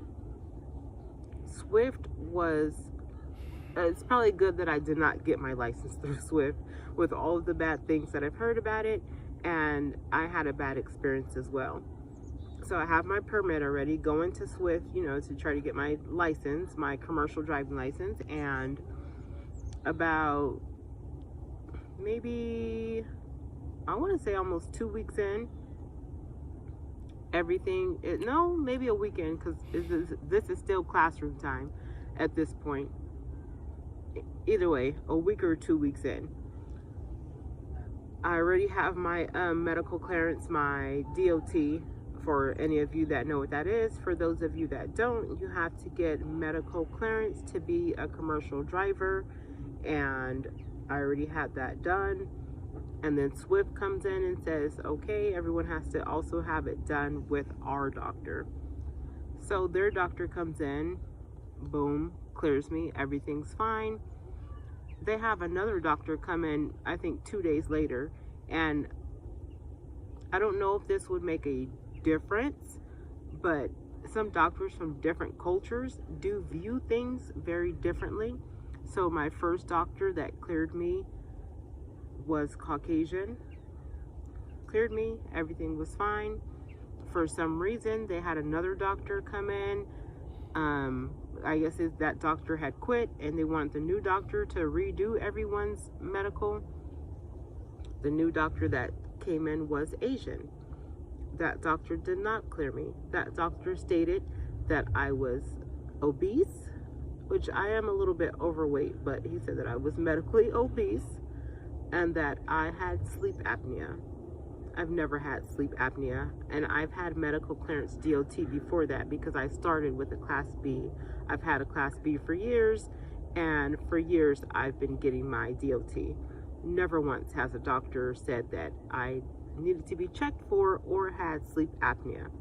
So now Swift says that I have to do the sleep test, have to get this machine and all of that before I could continue with them. So I decided I don't want that on my record because I've been cleared before, been cleared for years. The only problem that I do have is hypertension. And I said I'm not going to get that, so I left Swift.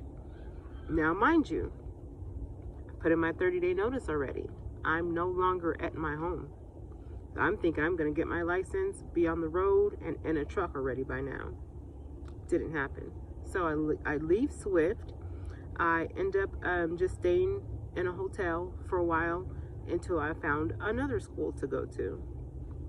Next school was CR England. Another school that, you know, you hear not so great things about. But okay, my friend that originally told me about trucking, he'd went to CR England. He did say his experience was not the best, but you know, I could go there and get my license for a low cost. You drive for them, you pay it back by driving for them. Basically, they will give you a loan. Okay, so I try that. I go to CR England, and mind you, I just left Swift, and let me rewind it a little bit.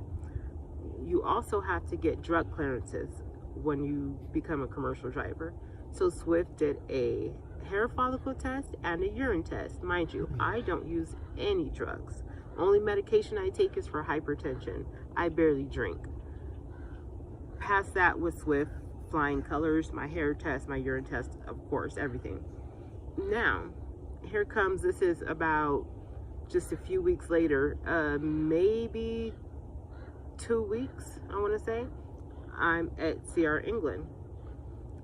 In class at CR England, we're starting to drive a little bit already. Things are going well. So I think CR England comes in, starts to call people out of the class. They call me out of the class and say that I need to call this number they give me a paper for. It's a few of us. Guess what they say? And it was just so funny to me. There's such a freaking joke. That I did not pass my drug test. That I failed my hair test, but passed my urine test. Or either it was the opposite way. No, it was passed the urine test, failed the hair test. Now, how's that possible when I just passed with Swift? And they said that it was marijuana. You guys, I am in my late 40s. I tried marijuana maybe twice in my life when I was about 16, and then again in my 20s. I don't smoke marijuana, just at all. I don't eat any edibles. I don't have anything to do with marijuana. So, come on, CR England. I asked them, can they redo it? They refused to redo it. I told them that there was no way that could be in my system. They didn't care. Asked me to leave the school. And someone said that I should or could have possibly, taken that to court and fought that. Because, like I said, I've just passed the test with Swift, hair and urine, and I don't do anything, any type of drugs. Like I said, barely drink. But now they're saying that there's marijuana in my system at CR England. So, did not get my license through them. So now, going back to, I'm homeless again at this point. I'm not in trucking school. I'm back staying in a hotel. Mind you. So Trey, here's the thing, Trey. She left the apartment prematurely, and there was still a lot of uncertainty. Just because she went to trucking school don't mean she was going to pass it or finish it or whatever the case may be. And that's what happened. She went through a multitude of trucking schools. She gave up her apartment based off some shit that she saw on YouTube. So now she's homeless. That's a choice that she made, Trey. This lady is in her late 40s.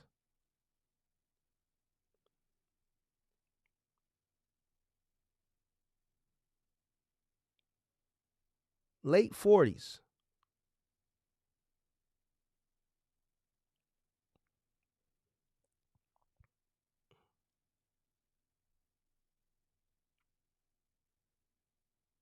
I don't even know what to say.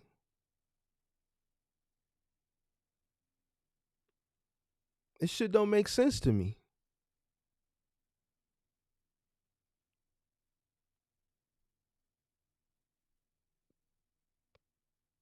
So what what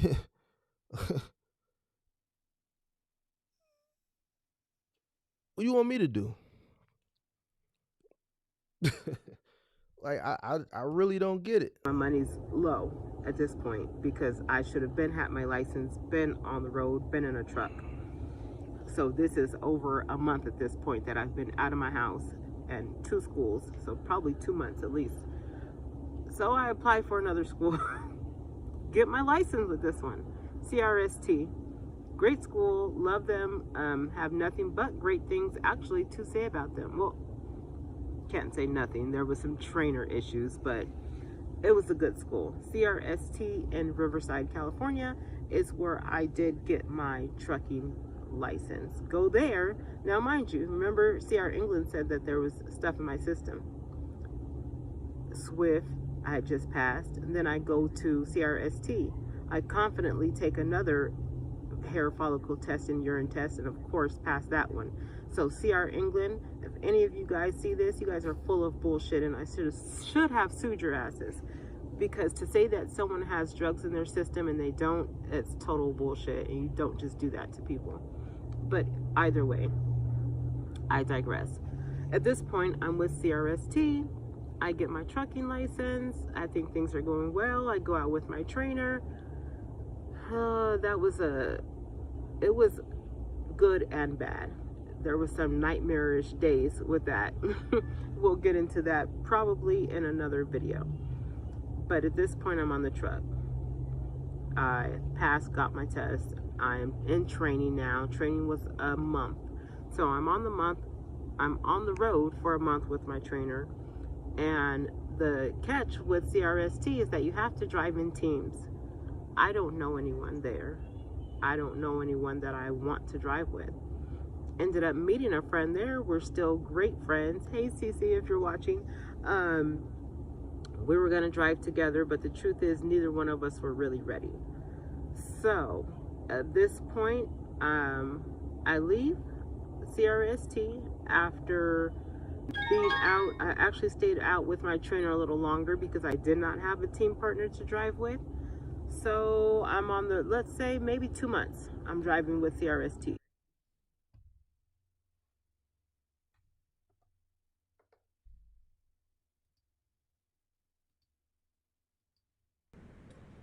Yo. Yo. What up, Mark? What up? Who that? What up? I'm driving right now. My bad. Hold on. Let me turn the light on. It was good with you. What's the deal? I had some questions about trying to get into this route that I've been talking to this guy about. Now, it's a tire route. You familiar with tire routes? You ever mess with those? It's just like any other route. You hear me? Yeah, I hear you. Yeah, it's a tire route, and basically, he say he's paying. They're paying $240 a day on the tire route.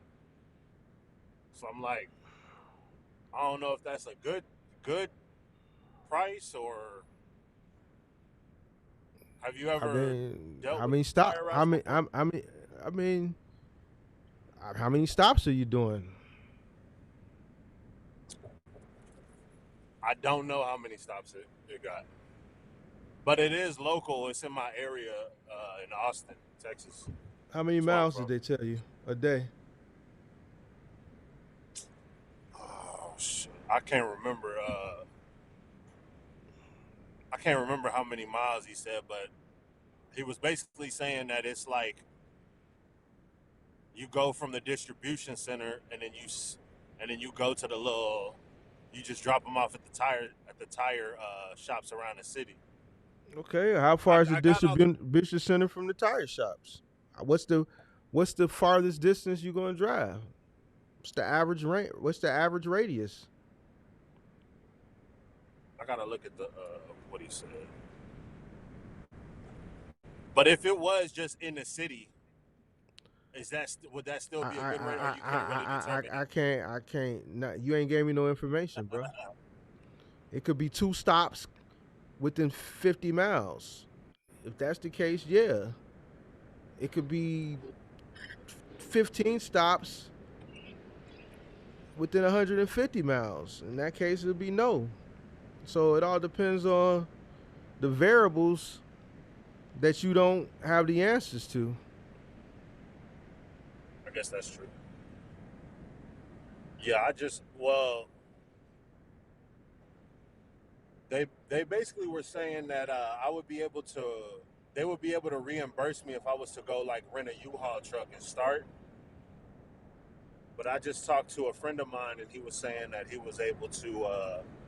He's got a box truck for sale that he's trying to get rid of, but it's a little bit older, and it's a 15-footer. So I called the guy with the contract, told him about it, and basically he was saying, that'd be a good place to start, depending on the severity and how how long the truck has been in use and, you know, the mileage and the tires and all that. Well, So how many tires a day? I ain't gonna lie to you, I don't got no information on how many and how many stops. I should have collected that information before I Yeah, called you. I can't really help you, bro. You ain't got no information. Yeah, well, I got started trucking in hot shot. So I got a hot shot truck with a driver. I'm leased onto a company, and then I also drive a company truck as well. So I basically get a driver check, and then I get a truck check from this company that I'm leased onto right now. So like I'm driving a company truck, and then I have a truck with a driver that's also leased onto the truck. I mean, leased onto the company. You get what I'm saying? Okay. Does that make sense? Yeah. So I had just put in a 2 weeks notice yesterday to get out of this truck, but keep my truck on the road with my driver. And I was looking for something local, and I had came across the tire, you know, the whole tire contract. But he was saying that they have other contracts as well. But I was also thinking outside of doing the tire contract, I could do moves as well. What do you think about that? Man, you can do whatever you put your mind to, big dog. I mean, who am I to tell you can't? You gotta, Right, you running a truck for you leased on to somebody, right. and you got a driver running that Yes. in a 26-foot truck. Nah, it's a hot shot. I Or do a hot shot. Yeah. And then you working for a guy. Same guy. Same company that's my truck is leased to. I'm driving a company truck. And you got your truck under leased their to authority. and you got your truck leased to them as well. Yes. Why you ain't got your own authority and just drive your own truck? I have my own authority, but when I first started back in like March, but I had took a load up to the New Jersey area from San Antonio, and the cargo got a little bit damaged. So it was like 4,500. So at the time, I couldn't really, you know, take a loss like that. It was like one of those hiccups that came up, you know, that you know, kind of remind me of. Go ahead. $4,500. 4,500. Why you just didn't pay It it? was like, nah, it came, what? Why you just didn't pay it? No. The load was paying 40, it was like 4,800. But, Well, how much was the damage, big dog? well, the damage, they ended up paying it. They just had to go through the process of, you know, talking to the customer, talking to the broker, talking to the customer, figuring out what they're going to do. They eventually ended up paying me out for it. They paid the 4,800 eventually. It just took like a month. You damaged the load, right? I mean, yeah, but Okay. but really it was because of the way it was wrapped. Okay. Well, here's the thing, big dog. Who did the blame fall on? Whose fault was it? Who did the fault? Who paid for it? Sound like it was you. Nobody paid. Well, I ended up paying for it.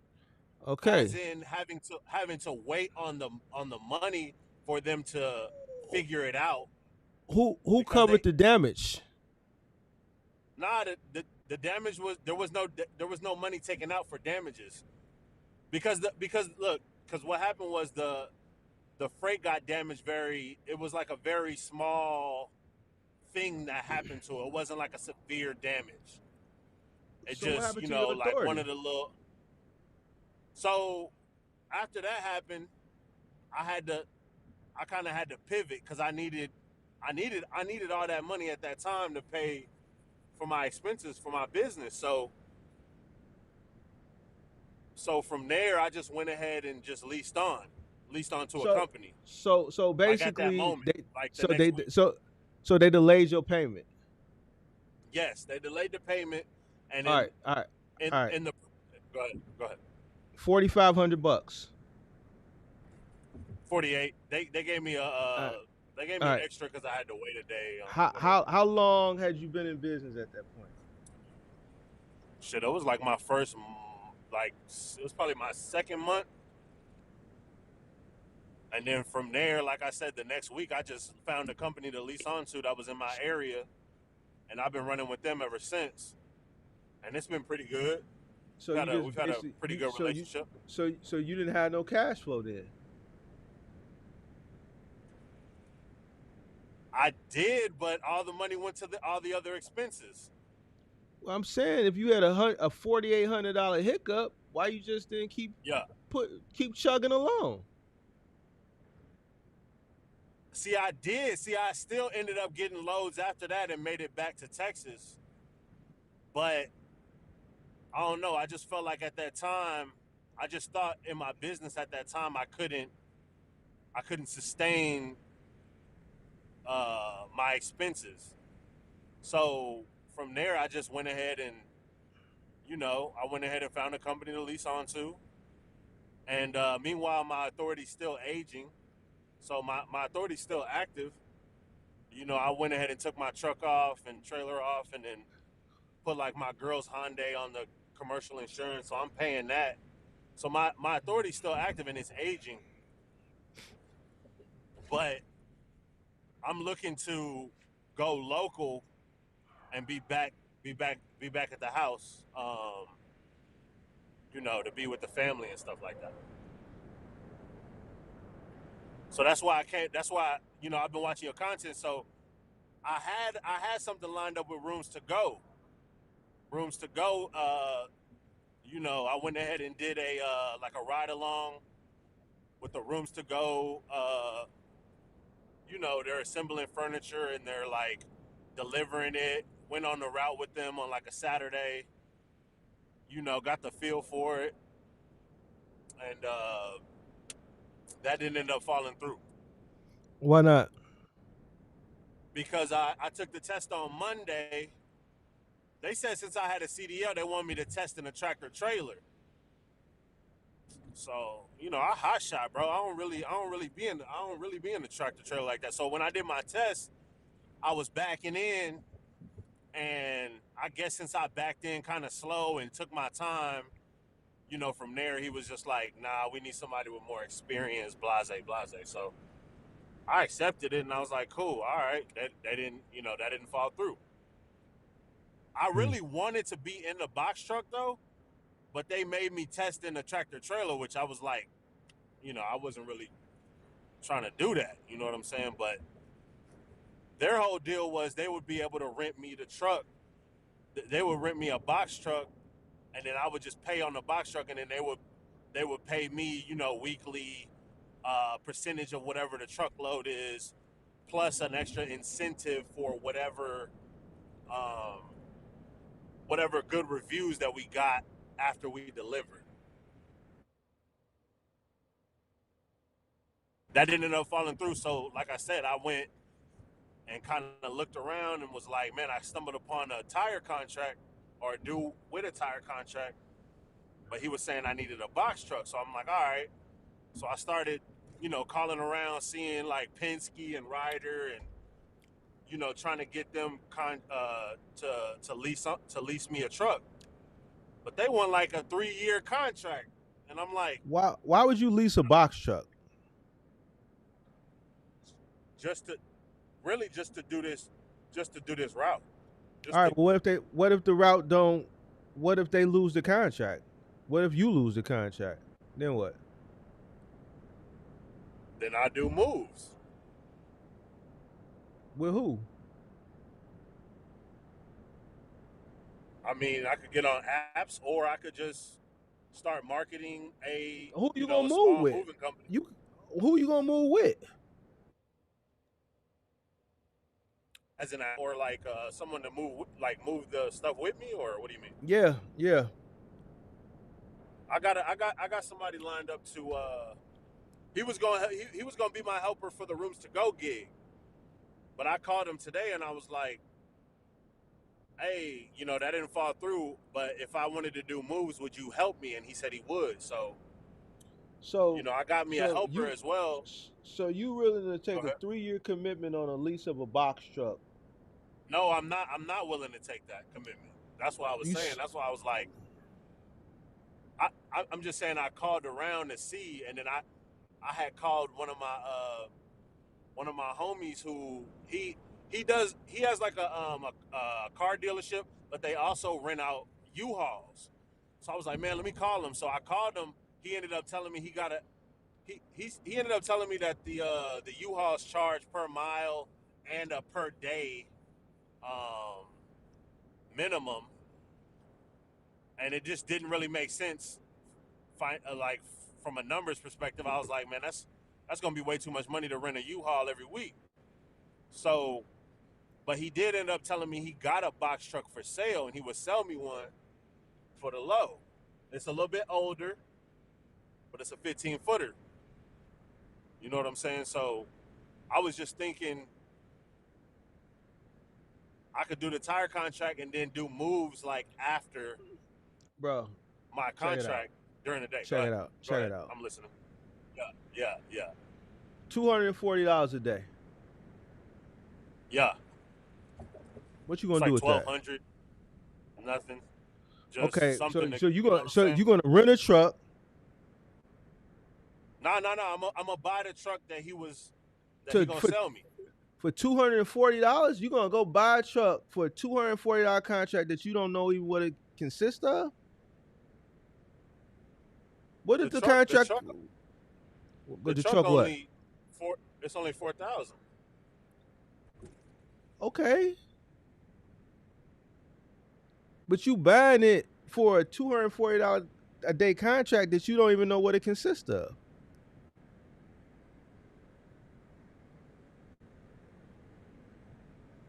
That's why I'm talking to you, Mark. That's why I'm trying to figure out if that's something that I should be, You looking need to into. be asking. You need to be asking questions. How long? How many stops is this route? What's the Okay. radius of this route? How many days a week is this route? How many stops? How many tires? It's 5 days a week, and it's with the so he said it's 5 days a week with the option to pick up on Saturdays,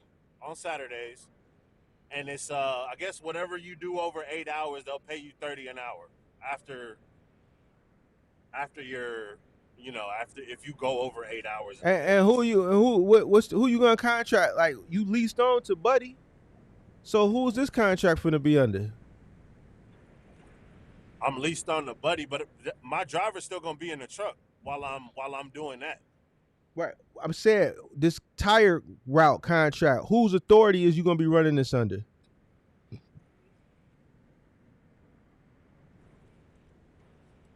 You don't said need an your authority to run local though, right?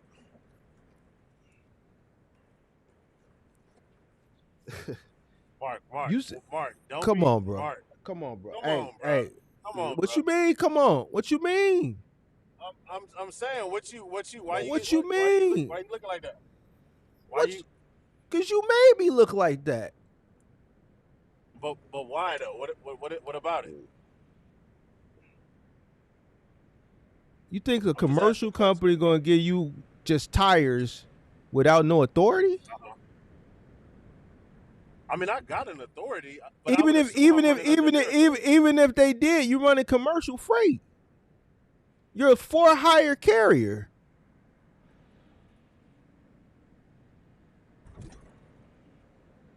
I guess I gotta iron out the details with the tire. What you mean you don't need an authority? Why you need authority to run local and run tires? I don't understand. Is that necessary? I know I need insurance, but I don't know about the authority part. Are you a for-hire carrier? I am, but Okay. And they're going to hire you to move tires commercially, right? locally, yeah. What does locally got to do about it? What does that got to do with it? Because I'm asking because What does that got to do with it? I'm wondering, like, if you need an authority to be local. I thought authority was more like you're delivering. I guess I didn't think tires you would need an authority to fucking run tires. What's the difference from tires and anything else that you need an authority for? Any other thing that's tangible, like what's the difference?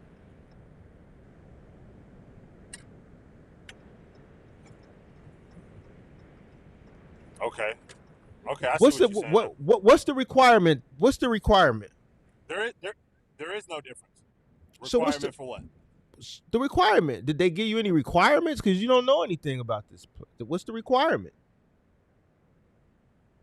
There really is none. You just got to own a box truck. That's all they basically said. What's the name of this company? Let me see. Hold on. Let me see. I'm about to pull up. So they just gonna give you brand new tires every day? Every day. They say a dedicated contract. And they don't want no authority, they don't want no DOT, no. What state are you in? I'm in Texas, but they didn't say anything about running. You need an authority, bro. You need an authority. Then it must be under their authority then. Bro, let me explain something to you. No, bro. No. Stop. What makes you don't think you don't need an authority, bro? Well, I have an authority, so but your authority is burnt up. What you mean? You said you leased on because you got into an accident or some shit. So you leased on. No. I had a slightly damaged load that they ended up paying out for, paying it out. So, technically they just held the money until they figured it out. My authority's still good. That's my point. My authority's straight.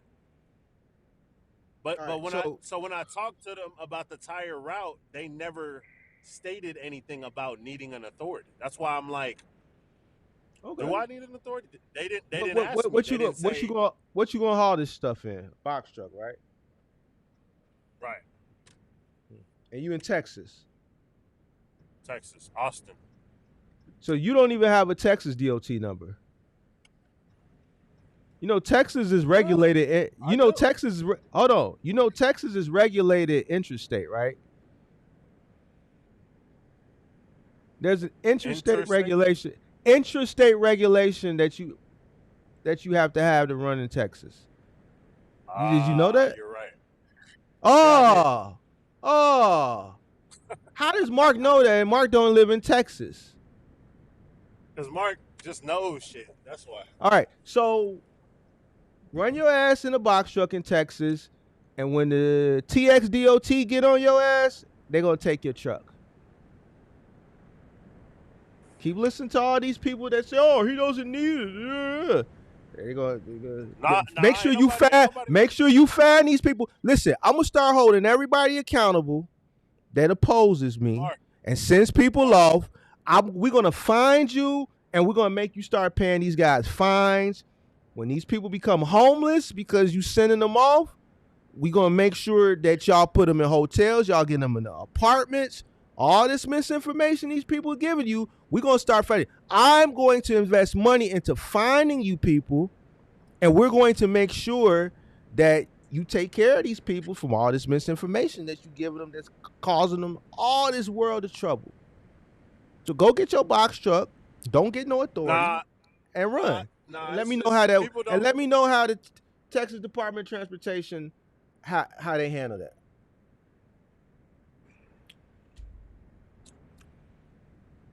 So I think this position is not a. So if it's not a contract position, and I just be Bro, working for them, you are then listen. Are you a for hire carrier? yes, Why wouldn't you think you need an authority? Why won't you think you because need a license? the only you need a license. That's what your authority is. The only reason I said that is because they never spoke when I spoke with them over the phone about it. They never addressed running under my authority, so it must be under their authority. That's what I'm trying to say. Why would they have you run under authority? But here's the thing: they didn't tell you a lot of shit. They didn't tell you how many stops. They didn't tell you how many pieces. They didn't tell you what the radius is. They didn't tell you a lot of shit. I got some of the. Hold on. I got the ad. Hold on.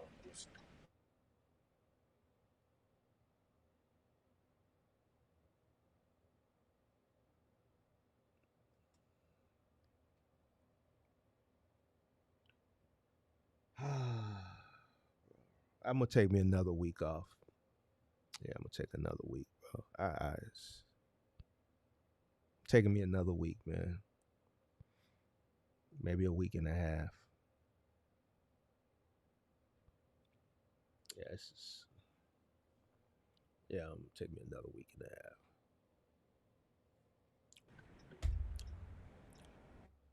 half.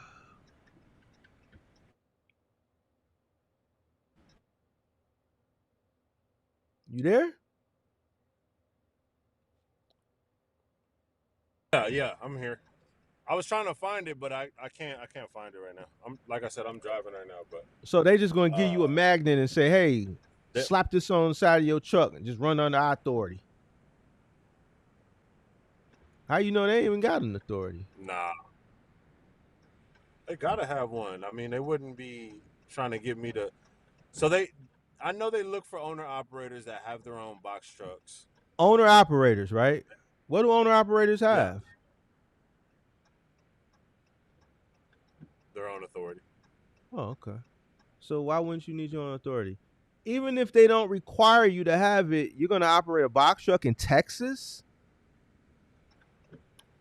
moving commercial goods for hire, and not have a TXDOT number?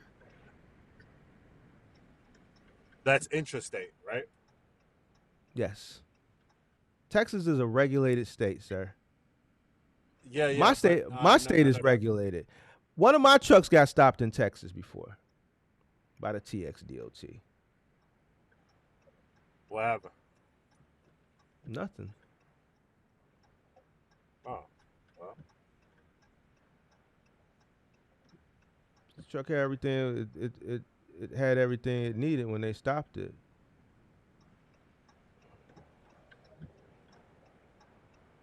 It was one of my moving trucks. Oh yeah, I did a But move. I guarantee, yeah. But I guarantee you, if they see an all white box truck down there with Texas tags, it's yellow, with yellow, white, with no markings on the side, right? I guarantee you they're gonna stop you.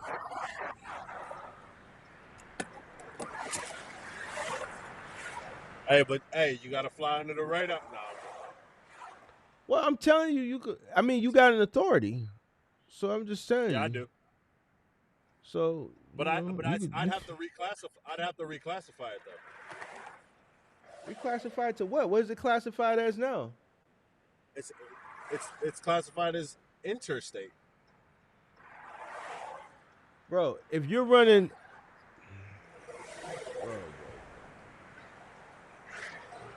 Oh no. You're right. Bro, you're right. Because you don't have to reclassify. What are you talking about? Yeah, I can run intrastate with the interstate because my authority is like to go out of the state, but I know I can still run in the state with that same authority, right? Yeah, but in Texas, you need that number too.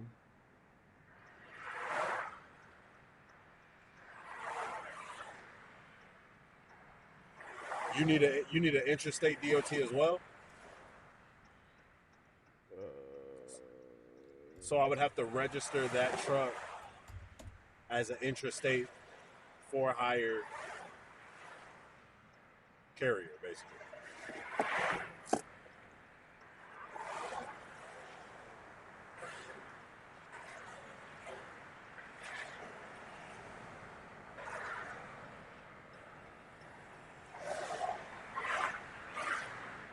I should have came with more information about Man, it. go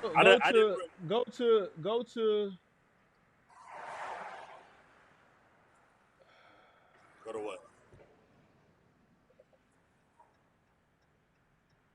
Bro, this is crazy, bro. Like, it's crazy how so many people just don't know their own shit. This is crazy, bro. Like,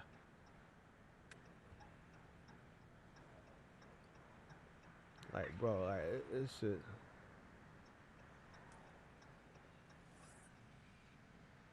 What'd it say? TXDMV Interstate Operating Authority. Start your application here. See that? Why you?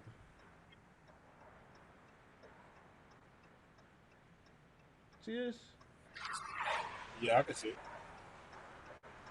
Formerly known, I call it the TXDOT. This is what I know it as, but they changed it. So now it's called the TXDMV number. I said TXDOT, but they changed it. It's a TXDMV now. Okay.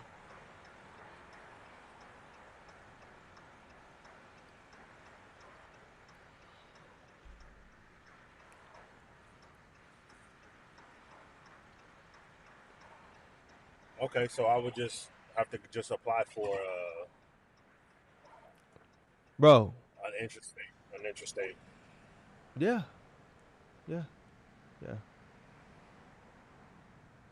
Unless they have their own authority that I run under, which is usually the case. Bro, go to the website, bro. Go to the website. I just showed you the website. Go click the link and apply, bro.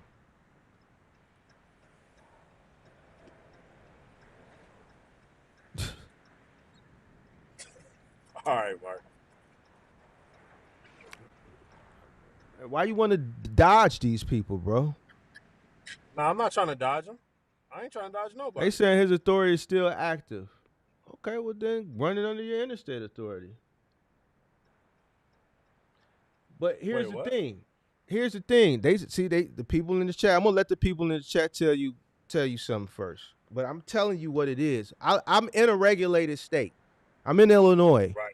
Just because you got a DOT number and a federal MC number, you still got to have an Illinois Commerce Commission number. It don't matter if you cross the state lines or not. If you are a registered vehicle, if you have a registered commercial vehicle in the state of Illinois, you must have an Illinois Commerce Commission number.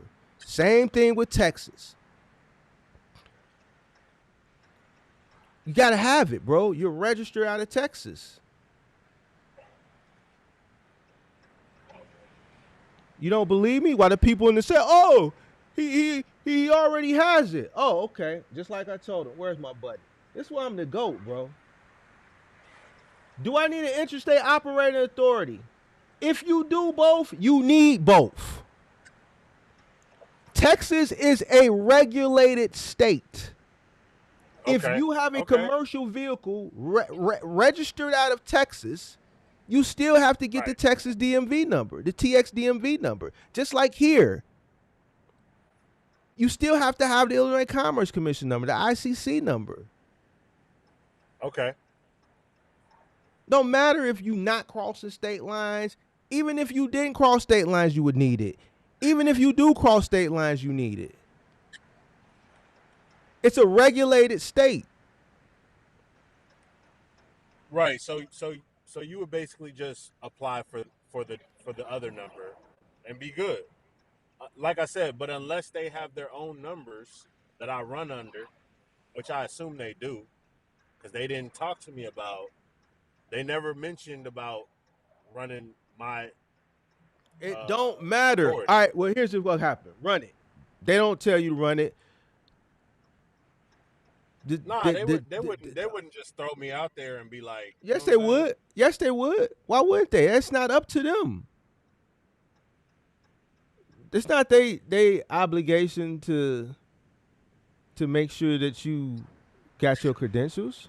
So what happens is when one of these regulatory agency police get behind you and they run your place and they realize that you don't have your interstate authority because Texas is a regulated state, they're going to do one of a few things. One, charge you a really huge fine like they do here, or two, take the truck and all the contents of what's on the truck. Okay.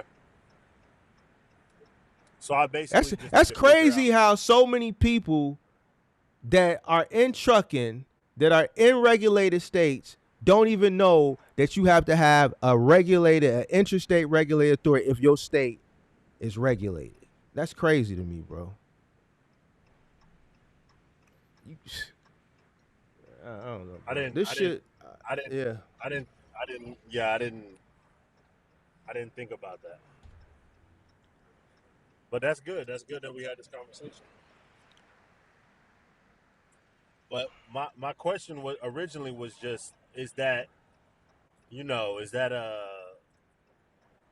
that be something, sustainable as far as running the route and then also, doing moves. But I watched another live stream. You said that you wouldn't do moves in the evening.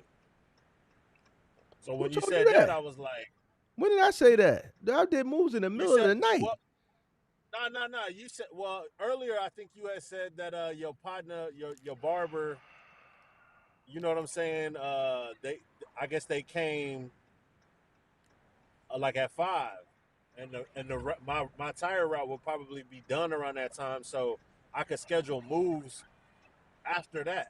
I said I wouldn't start a truck that late in the day. Start moves in the morning. If I got a truck that's starting to move at 5 in the evening, that's because it already did a move or two earlier in the day. I'm not going to schedule a truck or a crew to come in at 5 in the evening to go to a move. No. Because they would be tired, right? You're not listening to what I'm saying, bro. I said I wouldn't schedule a crew to come in at 5 to go do a move. If I got a crew listen, if the crew's already out and they got a 9 o'clock or 8 o'clock move scheduled, then their next window is 12 to 3. All right. Then their evening window might be 4 to 7. What I'm saying is a crew that's starting the evening move, that's a crew that's already been out moving throughout the day. I'm not going to have a crew come in fresh at 5 o'clock. All right, man, y'all come in at 4:30. Y'all got a 5 o'clock move. My truck start early. Right. But I'm saying in this situation, when I'm doing the tire route early in the morning to the afternoon, I wanted to schedule moves once the tire route was completed throughout the week, but I would have to start later in the day. So if that's what you want to do, it's a different situation. So what I'm asking is that a, as far as like the moving business is starting later in the afternoon, like, is that a complete, from what you were saying, I was thinking it's a complete no-no to do, to start. No, it's not. It's not a no-no. You can start moves that late, but I mean, if you want to start that late after you doing a tire route, so then you're gonna go pick up your helper, and here's the thing. Exactly. You gotta, if you want to do moves, you definitely need the Texas number there. That's one thing you don't want to get caught. Hold on, bro. That's one thing you don't want to get caught doing without a license is a household goods move. Household goods moving, getting caught doing that without a license, the repercussions are worse than getting caught doing Mark, but moving. Go ahead. you said to get started, you can kind of But fly under the radar. you already have an authority, bro. Anything that's associated with authority, you already have it. It's different if you coming in on the new and you don't have an authority and you trying to work your way up and you just a sole proprietor out here hustling. So You so already what got you're an saying authority. is You don't want to get caught doing household goods moves on a truck without a right. household goods authority, without a Texas DMV household goods interstate authority, without a federal household. Come on, bro. They're gonna run your place. Oh, I'm wait a I'm minute. You I'm got just trying to get some. general freight. You ain't doing household. You doing household good move. All right, let me holler at you for a second. Okay. So in this situation, you would recommend that I go through the process of getting licensed before I start. I think if you're gonna do Oh, household, I think if you're gonna do, first of all, here's the thing, bro. I'm not finna tell you nothing to half-ass. I'm gonna tell you what the you need to hear. Whether you go do it or you don't, that's up to you. You need a nah, that's TXDMV number. You need a I, under, TXDMV number. All I right. understand that. You Yeah. need a Okay. TXDMV number, Okay. and that's it.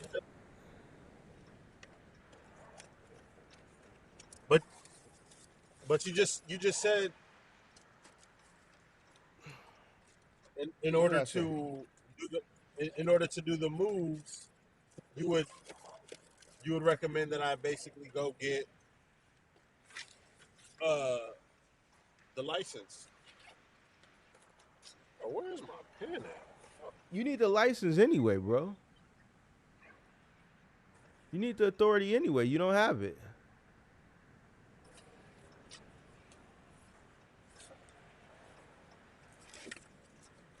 I don't understand what this whole issue is about. Something that you supposed to have from day one.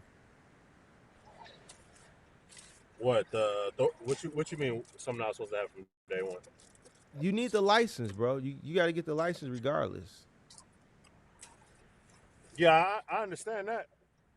I understand that you need an intrastate, but you saying just get the intrastate authority and then basically do the moves with that?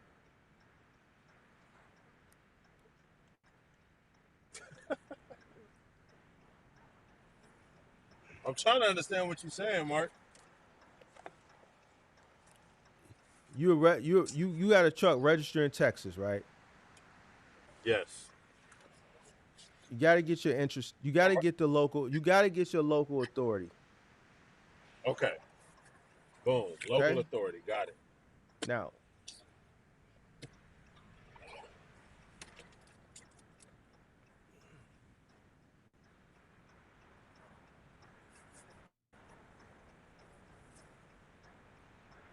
if you want to do moving after you finish your $240 tire route, go ahead.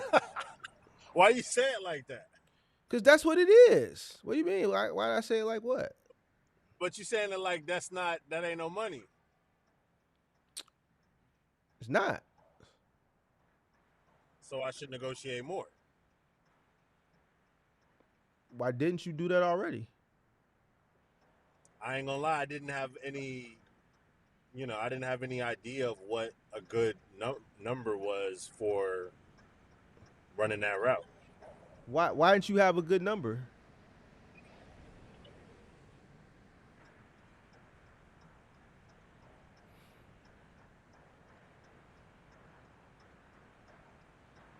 Stefan says you don't need a TXDOT number if you have an interstate authority. And that's what I thought, because I thought when you get so the I guess what I just showed on Texas DMV website. I guess Texas don't know what they talking about. So right here where it says if you do interstate and you do interstate, you need both. I guess Texas don't know what they talking about.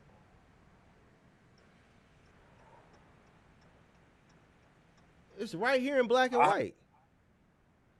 Listen to Stephen. Don't listen to me. I don't know what I'm talking about. I can't read. What I just read, I didn't comprehend. I'm not talking to Stephen. I'm talking to Mark. You should listen to Stephen. I'm talking to Mark from the crib. Where is my internet, bro? Do I need intrastate operating authority, interstate authority, or both? If you do both, you need both. I don't understand. I don't understand what's so. I don't understand, Stephen. And see, this is where I don't get it. Like, you know, people come and then try to like undermine me and shit on my channel. Like, it's right here in black and white, bro. It's right here. Right here. Right here. If you do both, you need both. What website you got right there, Mark? I don't get this, bro. It's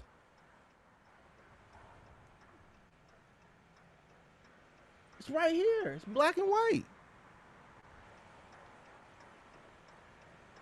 And what website is that, Mark? This is why this trucking shit is so much. No, you don't. Bro, the information is right there, bro. What's the website, Mark? Could you tell me? txdmv.gov. Okay.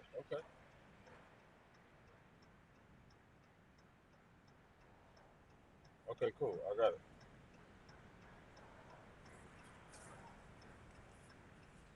All right, and as far as we talking about the moves,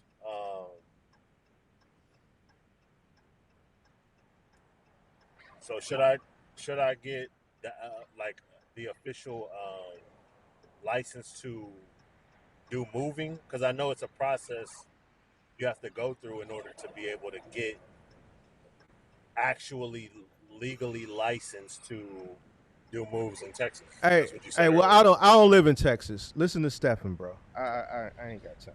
I don't know who that is. Yeah, he in the chat. He said you don't need one, so I don't know. The website says you do. I'm not in the chat. I can't really see what's going on. Okay, well, here's what I do. I don't go off man. Well, yeah. I research, all right? I don't live in Texas, all right? But based on what this website, Stephen said you don't need one, all right? Texas says you do. Now, this is the Texas website. So Stephen saying, Stephen, that's what we're talking about. See, this is what I'm saying. Stephen, hit the link. Hit the link, Stephen. I was finna go to bed, but hit the link. Like, you just, this is what we're talking about, Stephen. Interstate authority. If you do both, you need both. Thank you.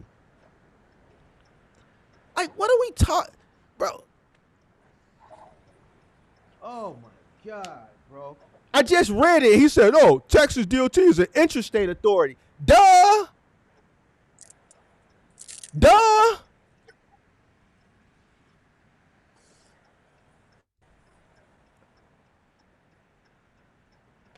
I can't believe this shit, bro. This is crazy. This dude want to sit up here and argue something, and then just says what I said, and then still wants to argue it, and it's right there in writing. So clearly he doesn't know what intra versus inter means, and the website says if you do both, you need both.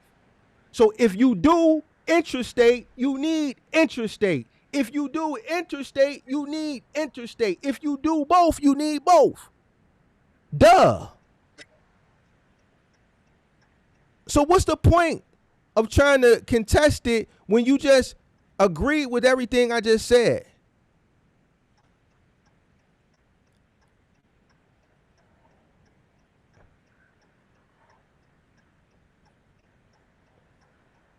You want to stay local, right? Yes. But you also have a truck crossing state lines, right? I do. So that means you do both, right? I do both. I mean, Stop. So you do both. Yes. So according to the Texas DMV, do I need an interstate operating authority? Stephen, I hope you're listening. Interstate authority or both? Right here. If you do both, you need both. Exclamation. Like, bro, This is why I'm saying comprehension. This is why so many people fail and they come in the chat. No, he doesn't. That's for intrastate. Duh, that's what we're talking about. He does both. He does inter and intrastate. If you do both, you need both. No, Stephen, don't run. Hit the link. You want to come and you challenge me, and now I'm proving you wrong. Don't run. So hold up, Mark, because my truck operates. Mister, I live in Texas, you know. Come on, man. I don't like that shit, bro. Because this is how misinformation gets spread. And it's right here. Like, what are we talking about, bro? Hey, Mark, bro, but what about this shit start? This what about what? What about the fact that my truck does operate within the Texas state line? Bro, what is within Texas state line? What is okay? Stop, because you're gonna make this complicated. Within Texas state lines is considered what? Interstate. All right, it's plain and simple. Don't over.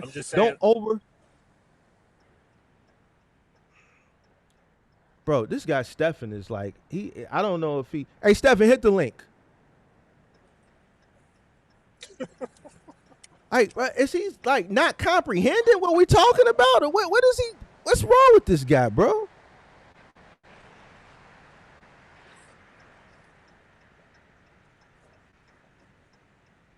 Like, it's right here, bro, and this guy is completely ignoring this shit. It's right here. He can't. Can this guy read, or what's going on? Because I was gonna say the fact that I run within Texas, but here's what people don't understand, bro, and it's crazy that even with it saying it right here in black and white, and they put an exclamation mark there. Oh my God, he says read above it. Do I need an intrastate operating authority, interstate operator, or both? It says if you do both, you need both. What the fuck is, like, if you do both, you need both. Like, how much more cut and dry this thing? I don't get it, bro. I don't understand, bro. Like what the fuck, bro? What does both mean, bro? Am I tweaking? Do I not know what both means? Maybe I don't know what both mean. What does both mean? But I'm saying, Mark, I run in Texas and I don't have both. That's what I'm just saying. Bro, what the fuck? I'm not agreeing with him. I'm just saying, like, I would have needed both. All right, man. Don't get it, bro. Authority. Just don't. Don't get it, man. Don't. Stephen, y'all are something like, this is what I'm talking about. Hey, Stephen, hit the link and tell me that what I'm reading, I'm not comprehending it. Stephen says he lived in Texas. Now he's saying he doesn't live in Texas, but he's telling me that I'm wrong, and what I'm reading, it says if you do both, you need both, with an exclamation mark.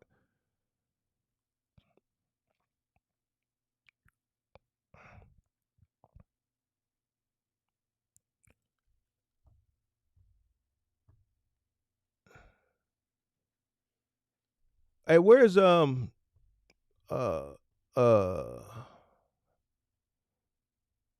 Steven ain't gonna hit that link. All right, well, bro, just cause you made 265, that doesn't, what does that have to do with the information, bro? Why does every time somebody get proved wrong, they want to throw money? That's how you know when you got somebody. Because the first thing they do is they run to money. Oh, I made 100,000. So what the fuck does that got to do with what I'm reading right here? Get the fuck out of here, bro. Check this out. Hey, moderators, I ain't got time for ignorant shit. Block a motherfucker with ignorant shit, because motherfucker, I know how to read. It says it right here. Do I need interstate operating authority, interstate authority, or both? If you do both, you need both. Like, bro, I'm not finna go back and forth with ignorance. Shit is ignorant. First thing motherfucker want to do is, oh, I made, man, fuck out of here. Let's play big bank, take little bank. Hit the link. The hell is what you made got to do with the information? That's how you know you got a motherfucker. First thing they do, oh, well, I made, what the fuck does that got to do with the information?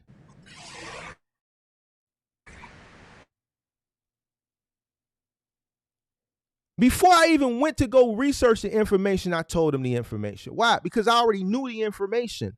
I've had a run-in with the Texas DMV over a day, about 10 years ago.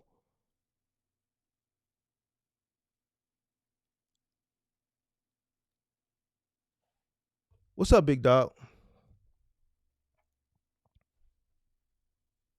Hello? Can't hear you no more, bro. Can't hear you.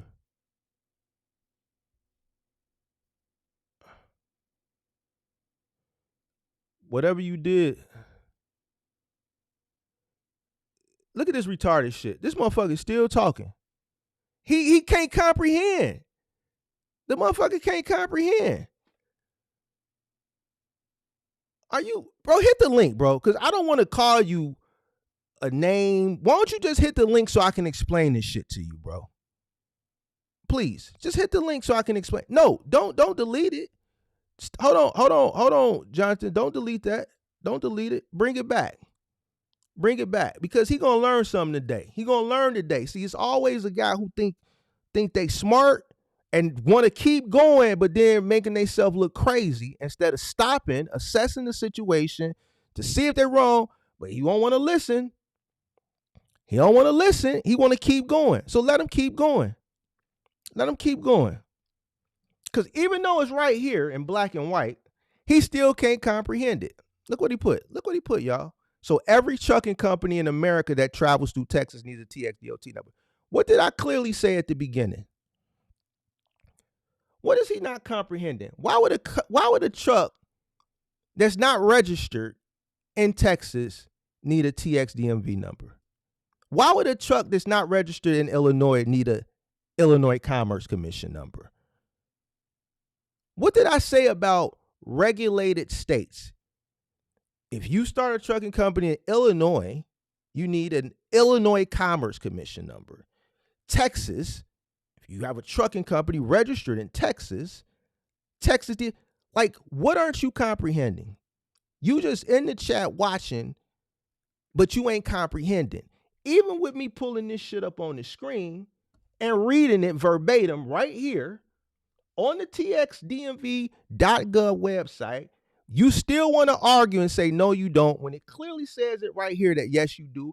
And they put an exclamation. Why do you think they put an exclamation there? Let's look at our punctuations. Let's go back to school. Do you know what the punctuation means?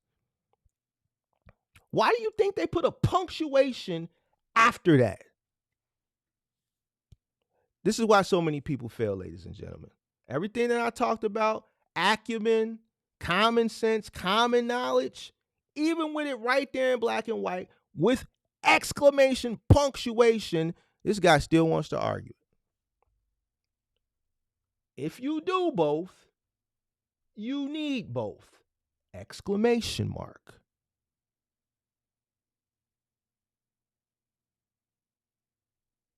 Having the operating authority to do one doesn't give you the permission to do the other.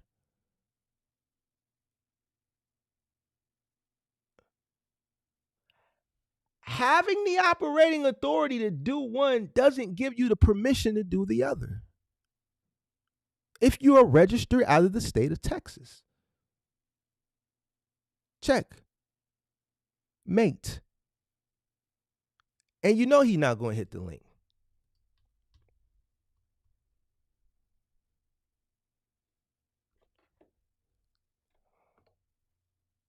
Hey, we can't hear you, bro. You on mute. You got to unmute yourself. Bro, I swear these people out here be thinking they super duper smart, want to come up here and, bro, you not going to beat me, bro. Stop trying it. And don't try to do it from the chat neither if you ain't got the bow. We need to see what you look like. We want to see you on the camera. We want to see your face.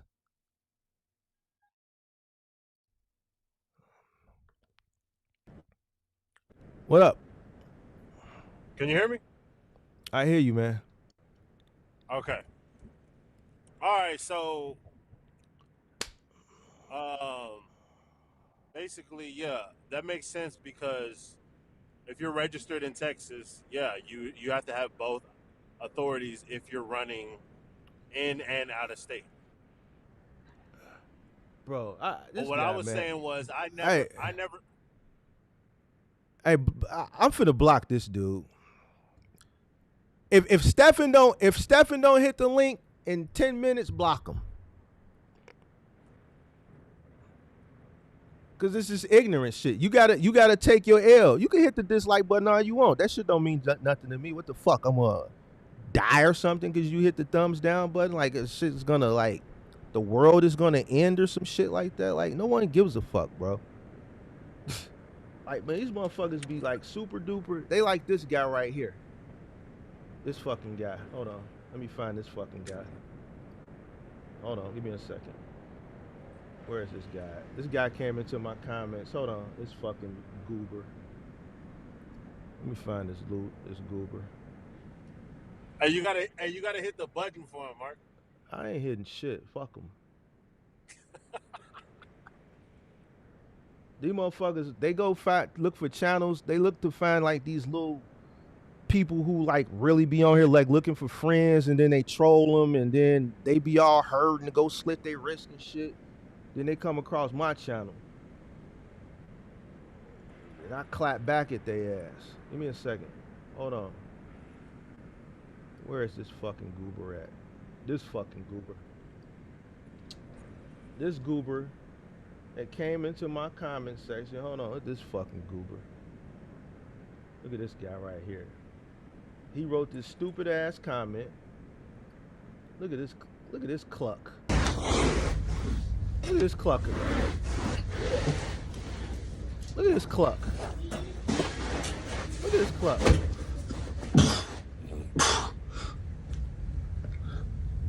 This cluck came super tough in the comment section. Tough as hell with his goofy ass. These are the type of guys, bro. This is the type of people. He came super tough into my comments. Say, look at this clown. 10. Hey, bro, I can't make this shit up. YouTube is weird, bro. It's a weird place, bro. Definitely weird. You got, hey, listen, to create content, bro, you gotta, one, you can't give a fuck, right? Two, you gotta be ready to clap back. Yeah, I gotta make me some more tea. Hey, go ahead, I'm Mark, listening, bro. Go ahead, I'm listening.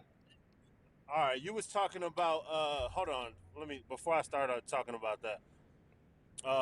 What I'm gonna do is I'm gonna look into getting my interstate and making sure the truck is registered legally, and then as far as doing that and doing the moves, is that cool to start the moves after I get the interstate number? Bro, you ever moved people before? I never have, no. So you think I you're mean, I gonna move my own stuff, but so you're gonna become a professional mover overnight, huh? nah. Bro, why don't you do this, bro? Why don't you do this, dog? Why don't you do this? Why don't you find something that's profitable? You hell bent on this $240 a day, and it just don't seem profitable. Why don't you find something that's profitable, bro? Or why don't you go back to the drawing board and renegotiate some better rates than $240 a day for a dedicated route with some tires, bro? Find out what the radius is. Find out how many stops. Find out the average piece count. Find out what they offering to you for $240.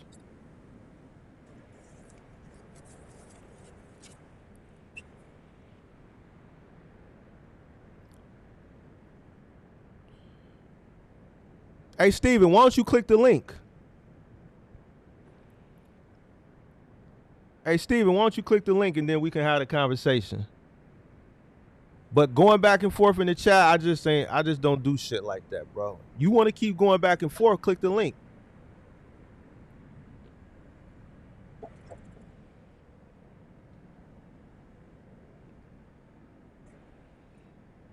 Steven want to know how tall I am and how much I weigh. Why does he want to know that? I don't know, bro. I told you it's weird. Steven, why don't you click the link and then we can have a conversation? Like, be a man. Click the link. Let's have a conversation. I'm not finna respond. I'm not finna go back and forth with you. If you ain't gonna click the link, then we ain't gonna talk. What you want to know? How tall? Like what type of? Like what type of weird shit? Like why you want to know what my height is and shit and how much I weigh? What does that got to do with anything? Why don't you click the link and then we can have this conversation?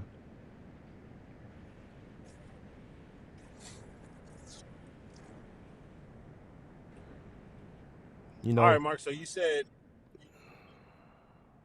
get the radius, get the average piece count, and basically see what they're offering for the $240 a day, and then obviously try to renegotiate.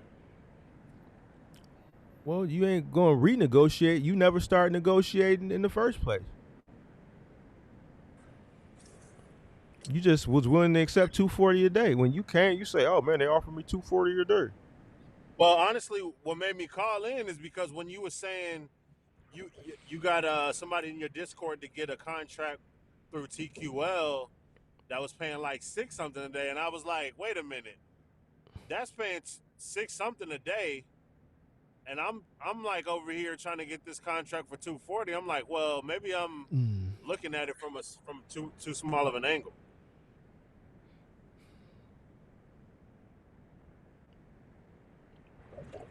Well, we can't say what angle you looking at it from because you don't have any information on nothing. We don't know how the stops. We don't know nothing, bro.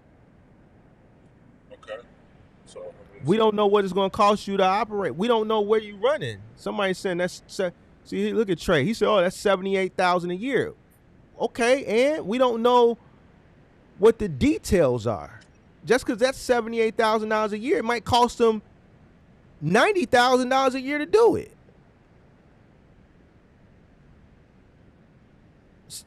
Like I don't like. See, this is where I just don't understand, bro. Oh, that's $78,000 a year. So what? Without the details, we don't know what it's gonna cost him. They may pay him $240. He might have to go 200 miles. What does that got to do with anything? It's $78,000 a year. See, Trey, hold on, because I'm clapping. I'm clapping at people tonight. I'm on that tonight. What the fuck does that got to do with anything, Trey? That's 78. Oh, that's like 78,000 a year. Okay, and what?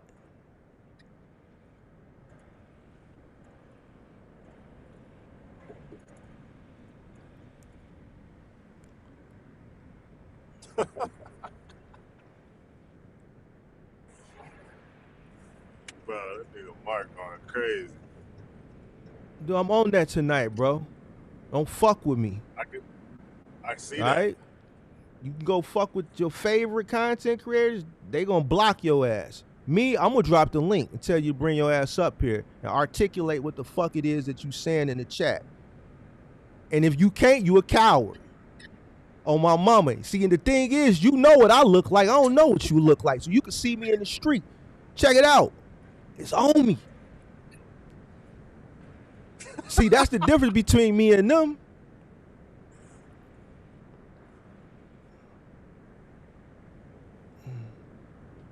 And this ain't for entertainment neither. I'm keeping it a buck with you.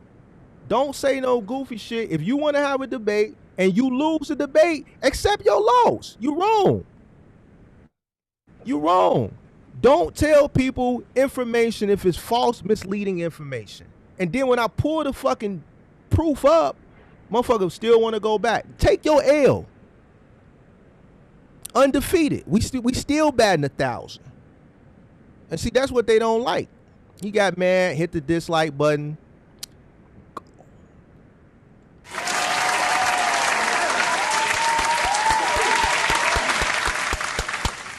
Whoop-de fucking do. No one gives a fuck.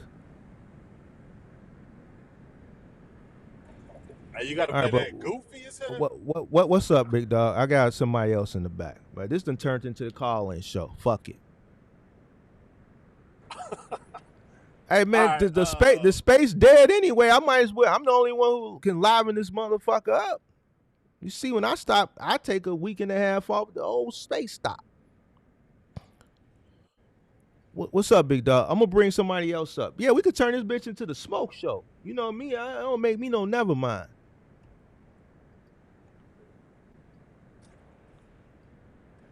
Maybe this is the guy who was talking in the chat. Let me see. This might be him. Hold on a second. This might be him. What's up, big dog? You was talking all that shit. I've been in this. You Steven? You hold on. You Steven? You Steven? All that hot shit. I've been clicking this link. Hold on. Are you Steven? This and all that. Are you Steven? Are you Steven? Yes, that's what I'm going. All right. Hold on. All right, hold on. Let me pull a buddy up. Hold on. Let me get you up by yourself. Hold on, bro. Let me get you up. Let me pull you up.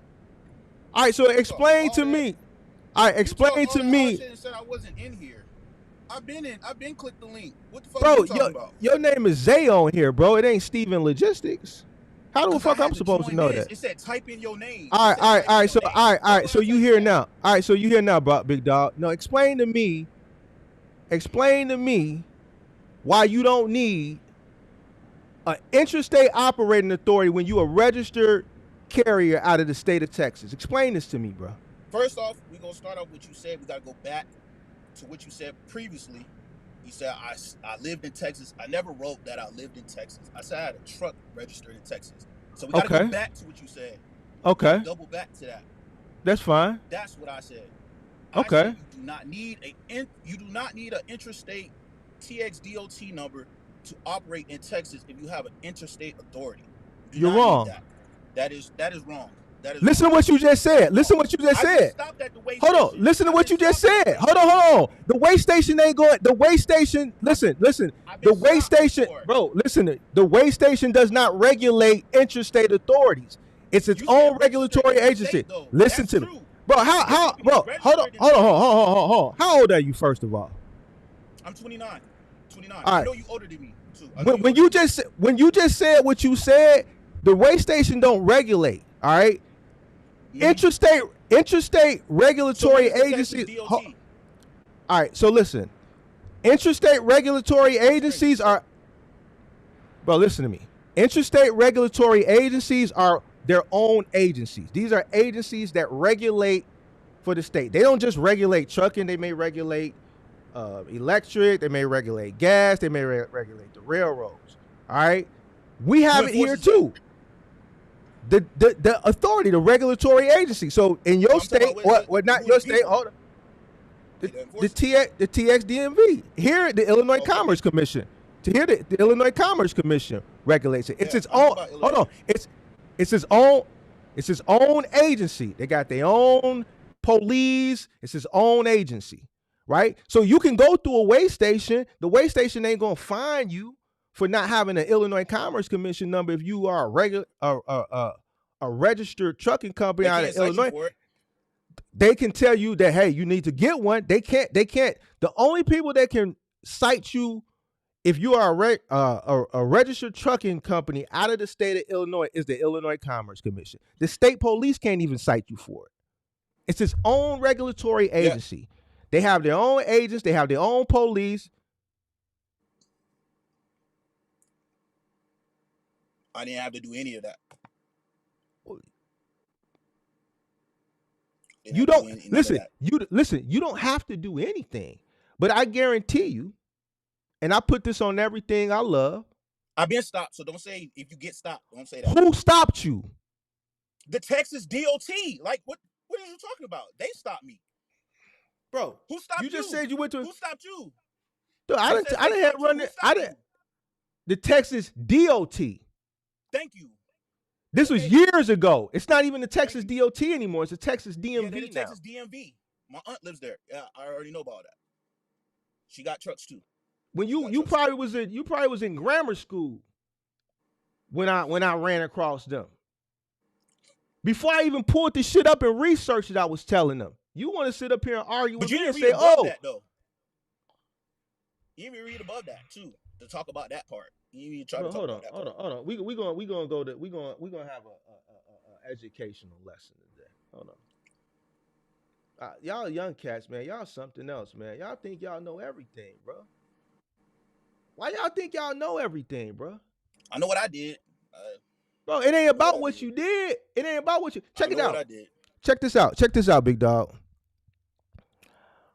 I can start a trucking company here in the state of Illinois. I can get a DOT number and I can get an MC number, and I don't have to get an ICC number. I can still book loads. But if the ICC catch my black ass, it's curtains. That's true.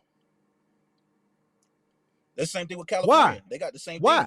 Okay, so why argue with me? And the only thing I was doing was educate. Yeah, you is. You said, man, that's not true. He don't need it. I didn't. You said you said he don't. You said I didn't say he. I didn't say him. I didn't say his situation. I said I don't. I even started the conversation off as I don't understand the situation, and then I stated I gave a statement. I didn't argue with you. So you said he don't need it because somebody could take what you're saying and then misconstrue it and not misunderstand because they hearing, oh, if you're traveling through Texas, you need this and you need that. No, I'm telling the people who don't because the people just chiming in. I just chimed in, so I wasn't saying whatever his situation was, changing whatever that was. That was good advice for him because he don't know what the fuck he doing. I'm sorry, I don't even think I can curse on here, but you can he don't know what he doing. I curse. Here's the thing. How you figure he don't know what he doing? How you gonna say he don't know what he doing? Man, the dude was talking about household, and you stated it wrong. It's not how did I state it wrong? Carry or something. It's motor carry of property, and then it's motor carry of household goods. Bro, so what are you talking about? You had stated something. I said no. I didn't wrote it wrong. We didn't even get. Hold on, no, bro, we didn't. I didn't even get to that. We didn't even get to this motor carrier and the household goods. I'm still focusing on the TX DMV. He was talking about moving. He was talking about moving shit. You talking bro, about I wasn't it, bro. Bro, he do gotta have a household goods authority. Yes, you can't move people without a household goods moving authority. Property, other people's property, and that's like I told him that. I said you need a household goods authority. I didn't go into details with him. You just wasn't talking about that. Bro, I didn't go into detail with him. I mentioned, bro, you can go watch the listen. You missed the 265. Hold on, Mr. 265. Hold on, Mr. 265. You want to throw 265? What's that supposed to mean, big dog? I said that I do have knowledge. No. Doing this, so I do have knowledge doing this. You was talking all that hot shit. So what's that supposed to mean? Why you throw 265? I don't throw numbers at people. I throw knowledge at people. See, I don't have to. So you don't talk about no numbers at all. No. We talk about math, calculating costs. But if I'm in a deep debate with somebody, I don't run and say, man, let's. I got this and you ain't got this. Or I got this much and you ain't got that much. I don't tell my moderators to shut him up and tell him. No. Because you trolling. You trolling. I'm trying to. I'm not trolling. No. Listen. I'm serious. No, I'm trying to educate the young brother. And you saying, oh, that's not true. And it is true. And then when I pulled it up, you like, oh, no. It says it right here, young man. If you do both, you need both. Exclamation mark. I thought you were arguing my statement, not his, whatever his situation was. My statement was, if you are traveling through Texas, you do not need that number. No, if you're traveling through Texas, if you're not registered out of Texas, no, you don't need it. You're not registered. That's what my statement was. I think it got misconstrued with. Oh, it probably got misconstrued then. Because I stated, if you go back and scroll all the way up, I said, I don't understand what their situation is, but I said, if you are traveling, basically, if you're traveling, it was implied with my statement. If you're traveling through Texas, you do not need that. If you have an interstate authority, you do not need all of that. Oh, if you said, thinking that that's what was going on. because I No, didn't we get to don't see talk. everything else before that. We weren't That's talking what I about said. traveling. We weren't talking about traveling. He's registered out of Texas. Yeah, I didn't know all of that prior to watching. I was giving a statement just because if maybe somebody was watching that was like me, out of context, chiming in, hearing you need Texas DOT, I was just putting in the chat, nah, you don't need all of that if you are not registered and your business not registered all in that state and you doing whatever else they saying on the website. That's what I was saying. I think you took what I was saying and then you started run with it with all this oh, he a hoe type shit. I don't know what I that didn't. was. Did I call you a hoe? No, I'm not saying I'm not. All right. It's like you was pulling that card. You was pulling that card. No. Did I You was call pulling you a that hoe? card. You was talking about all Did I that tough call shit. you a hoe? I didn't call motherfuckers hoes on this channel before. I didn't call motherfuckers bitches. Did I call you a hoe? No, you put All right pull then. that So card. you can't, That's what I'm saying. bro. Listen to me. Look at me, bro. I don't know what type of card you talking about. If I'm gonna call you something, I'm gonna call you something, bro. I would want you to come up here so I can cook your ass in this debate. Why I want to call you a hoe for? You ain't did nothing to me. You ain't did no hoish activities that I can see. You, I guess it might have been misconstrued, but if I'm reading something directly from the website and you saying no, that's not true. Why are you looking in my eyes? That was super gay. Why am I looking in your eyes? I'm talking about Fuck, this nigga. dude. Whatever he just commented, I just looked at this dude What? comment. I think it's talking about something. He got them little dirt eyes. That shit was gay as hell. Hey man, y'all. All right, man. Okay, bro.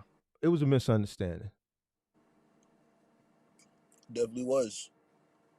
It definitely was a misunderstanding. I wasn't trolling or anything like that. I don't know what that is. I was serious. I was dead serious with what I was saying. I misunderstood what y'all were saying because I didn't watch the other. I'm not sure how long this has been live. I didn't watch the. So you came in the chat late then. You just I came in at the wrong time. Said it at the wrong time. Yeah, that's all. I just heard what I heard and I was like, whoa, I don't know what that means because I ain't never heard nobody else say that. It was never told to me when I got stopped. But based on his situation, yes, he needs all of that. And I had everything when I started. I had everything, so I don't need to even have that. I don't need to hear that. When it come all the way down to pre-pass for the tolls, I had all that. Twit card, all that. UIIA registration, I had all that just to go pick up a container, all that. So I don't even. Okay. All right. Well, misunderstanding, problem solved. I appreciate you. You know, you gotta apologize for the whole. He clicked that link shit though. You said I didn't what? Ben click the link. You gotta apologize for the click the link. I ain't clicking for that. Why am I clicking? Why am I apologize for that for? Oh, the pull up. You was clowning you with the whole pull. Click you the pulled link, up, didn't you? Up. Yeah, I pulled up. I've been pulled up. I was outside. Outside where? I was outside. You was in the green room. I was in this blank dark room, whatever this shit. Yeah. And I brought you up, didn't I? Yes. Yeah, I had to comment for you to pull me up. I was just sitting I didn't see your comment. Oh, I thought you could see the. I can see the comments, but I'm not reading. I'm talking to him, looking over there. I got 4 screens back here. I got a lot of shit going on, so I don't catch everything. But you came up. And I was on my other account. You did speak another time too. You told a dude that he didn't know nothing about some SS4 document. The SS4 is a form. You don't submit that to anybody else. That's something you complete with the IRS, and then you get a notification. So I saw that shit the other day. Because that's when you can confuse these dudes that are not that intelligent. A little bit more. That's not my fault, bro. That's not my fault. That's not my fault that they're not that intelligent. I'm not listening, and I've said this plenty of times before.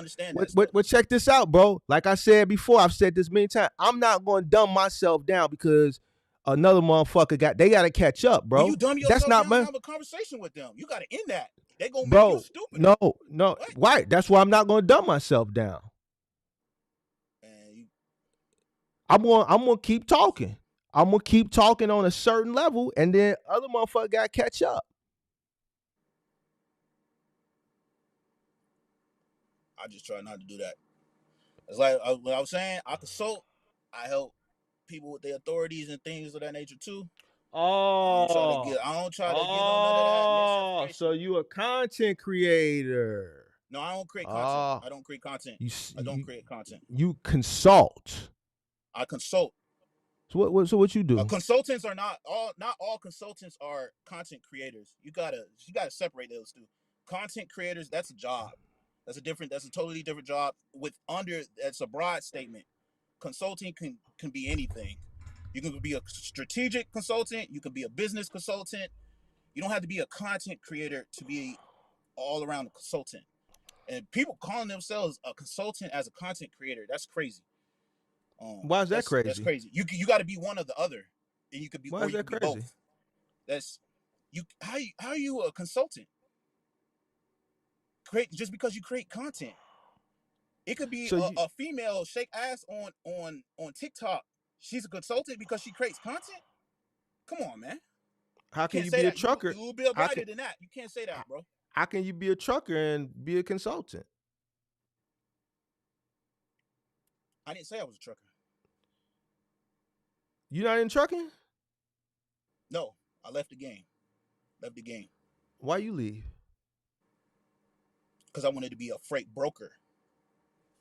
I met a freight broker when I was trucking in 2021. He owns Spice Logistics, LLC. You can look him up. We are connected on LinkedIn and all that.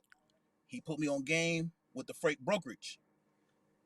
That made me, he brought me into the crib. He showed me his systems. He showed me the employees he had, because I delivered his wife's Range Rover from Jaguar Buckhead.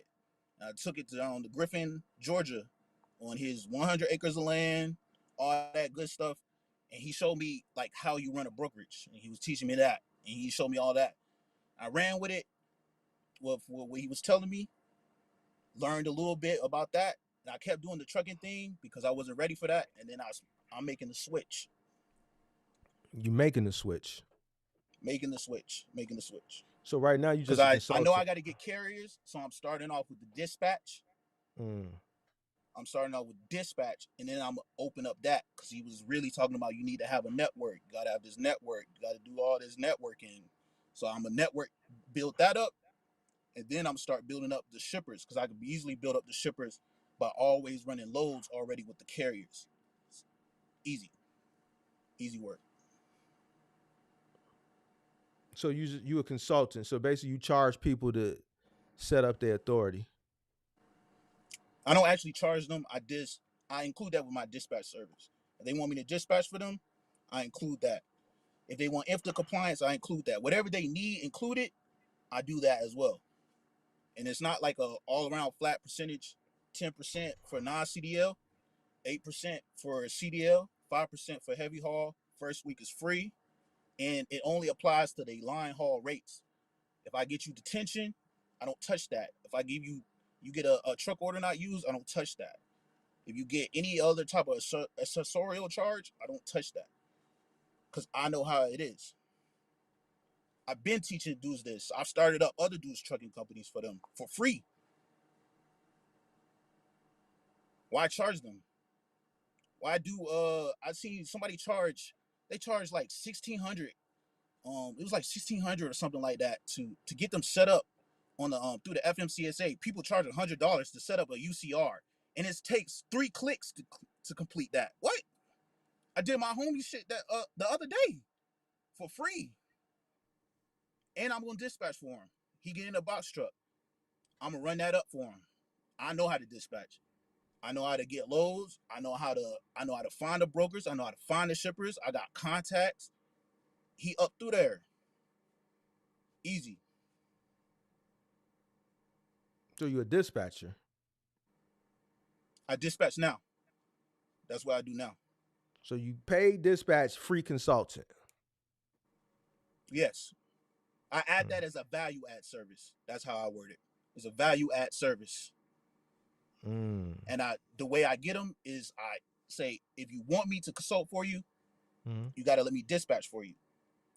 And then I get them Mm. to sign the agreement. I make them do a power of attorney the right way you're supposed to dispatch, not just sign a service agreement and say you represent the trucker, all that stuff.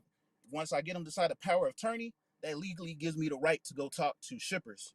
That is the free game that people don't teach. People don't Mm-hmm. teach that part of it. You're supposed to sign a power of attorney agreement to represent someone else. Where you get your game from, dog? Where you get your game? I learned that myself. I learned all this when Mm. I didn't have no mentor, none of that. I learned through failure. Somebody, once I did it the wrong way the first time, I was like, oh, I'm not going to do that again.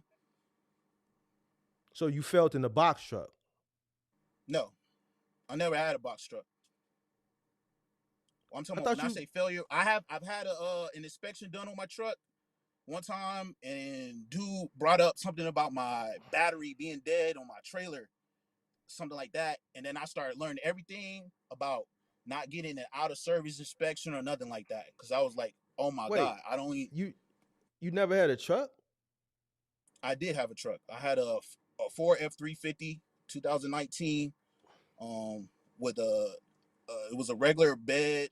I had a one with an 8-foot bed, and I had another one that was a 2004 and another one that was a 2003. But you was never in trucking. Yes, I was through 2021 through 2023. I just asked you. You said you never was in box trucking. I didn't have a box truck. I had a hot shot. There's a difference. A flatbed hot shot. Flatbed hot shot. Non-CDL. Non-CDL. I had no So CDL. so this was during the pandemic. I wouldn't say during the pandemic. It was a little bit after that. So to It 2021 was you said, during and right? then a little bit after. You said then All I right. did what? Well, so you building up your dispatch clientele right now is what you working on. Yeah. That's exactly what I'm doing. I got 3 carriers right now. So what? 3 carriers first week. Oh, this your when was your first week? Dispatching. It was my first weeks making the This your change to first week now? dispatch. Now? This week? Dispatching. First week dispatch. One is a cargo van. No, 2 are cargo vans right now. One is a box truck. And I set up people through this is even more free game. I set up people through the factoring, and I get referrals from that. So all 3 got set up through OTR Solutions. So I get referral from that. 250 all 3. That was an easy smack. And 2 of them got fuel cards. Easy work. And I'm finna get more, because the way I cold call, once I tell them I was like an owner operator, that gets them a little bit into the conversation. And then instead of me just going right into it, hey, I dispatch and blah blah blah blah, it's straight to the I used to be a former owner operator, did that for about 3 years, had a couple trucks, had my cousins driving some of my trucks, everything was going smooth. Boom boom boom, this is what I did, this is how I did it, this is how I found the loads, this is how I negotiated. Double brokers, I love them. I take those, I back solicit that. That's how I get good freight too. That's another way. Oversized, I take that too. I'm not scared of oversized. I know how to pull my own permits. What I need a permit company for, I know how to pull that. That's how I'm gonna start getting them heavy haul dudes too. Oh, you need them permits, you need pilot cars. I got hookup in Maryland. I got you. Dude gonna charge you $165 per mile, and he gonna charge $50 to $100 overnight. Come on, man. Oh, you got it all figured out, huh? I don't got to figure it out. I still got learning to do. I got to still get my sales games up. I came out to California, sold solar. They're trying to understand sales a little bit better. Sold a couple solar deals. Now I'm doing this because I wanted to get my sales acumen up. 29, huh? My brother's in sales, so I wanted to get into sales, learn the sales side, learn how to do all that jargon talk like how they do, be able to objection handle, over the phone. Because at the end of the day, when you doing dispatch, all that prospecting, you selling. That's sales.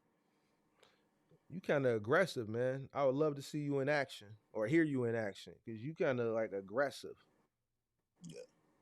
You might scare somebody away. You might scare a sale away. You don't think you You gotta know aggressive? when to change it up. That's called tonality. I could just really just start talking calm, just be chill.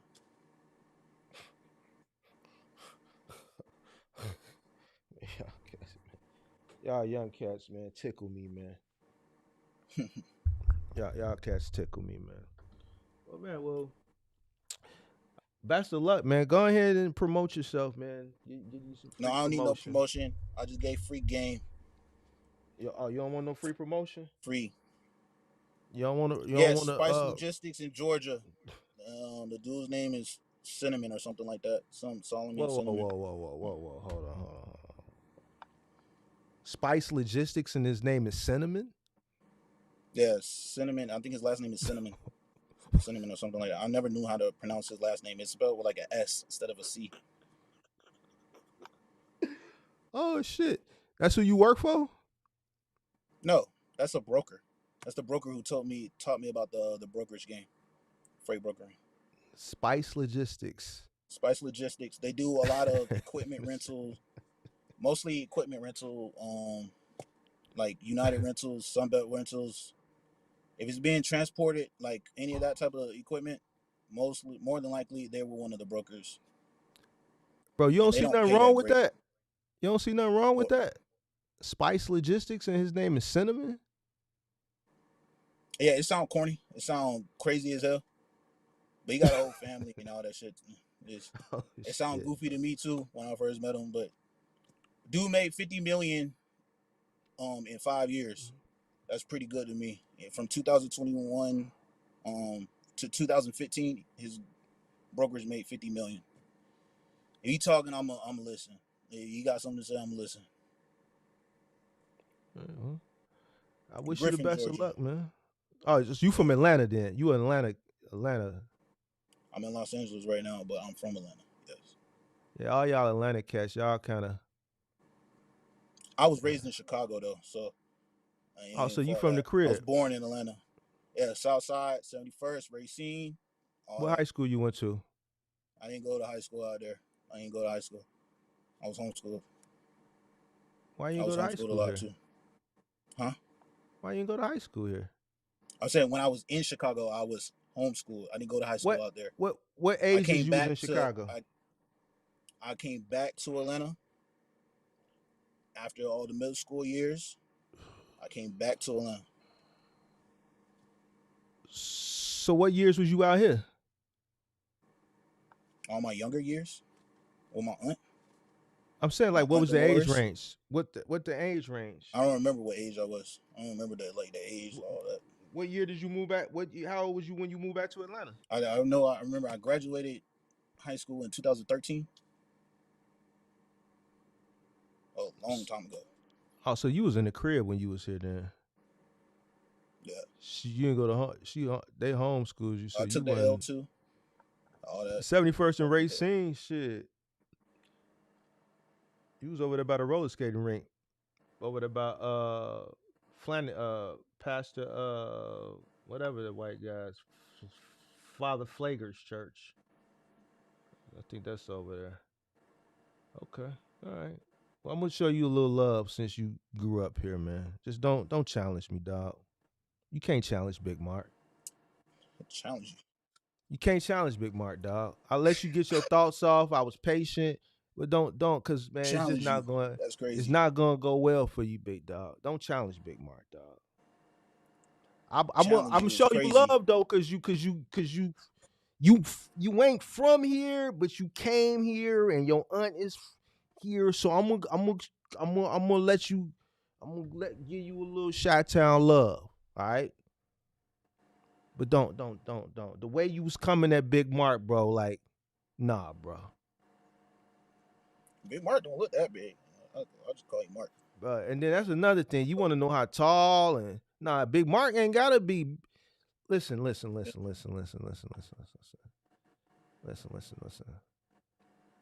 Big Mark, dog. It's Mark. It's Big definitely Mark. dog. It's definitely Mark. Big Mark. Size don't got shit to do with shit. You got to be big up here, though. You do got to be big. Everybody got to call themselves big. You got to be big up here. Size ain't got nothing to do with it, sir. That's what I'm saying. You got to be big up here. That's why I agree with you. You got to be big. You got to be big up here. I agree with that. That's a great mentality to have. You definitely got to be big up top. I'm big everywhere. You got to be big. Definitely got to be big up here, though. I'm 7'7". I'm 7'7". Yeah, up here. No, everywhere. Up here. Everywhere. Up here. And everywhere, big dog. This makes you feel 7'7". Oh, that I ain't got. Do I got basketball shorts on? No, I wouldn't. I got basketball shorts on too. Yeah, I'm basketball shorts. I don't even have a gun. I don't play with guns. I don't even like guns. No, you was talking about guns earlier. You said you keep it Bro, on you. You know what that means? Keep it on me. That's what you said. That don't mean earlier. a gun. That don't mean no gun. All right, you from Chicago saying that? Come on, man. You think you saying that outside in Chicago? I keep the blood. No, I keep the blood of Jesus on me. That's what when I say that's what I mean. The blood of Jesus. Now you trolling. I'm not trolling you. I don't even, bro. I'm too old to troll. I don't troll, bro. I don't troll. He said the ATL coming out. No. I just heard gun talk, so I was like, I've been waiting. What gun talk? I don't play with guns. I don't own guns, bro. I don't like guns. I don't like those things, bro. Those things are dangerous, bro. I don't even own a gun. Chicago too? That's crazy. Yeah, man. I got the blood of Jesus, bro. I don't bother nobody. If you don't bother nobody gonna bother you. Yeah, I don't play with guns. I don't like guns. I don't own guns. This is, You got a good fan base though. I fuck with your fan base. They still ride with you. They ride with you for real. Why wouldn't they?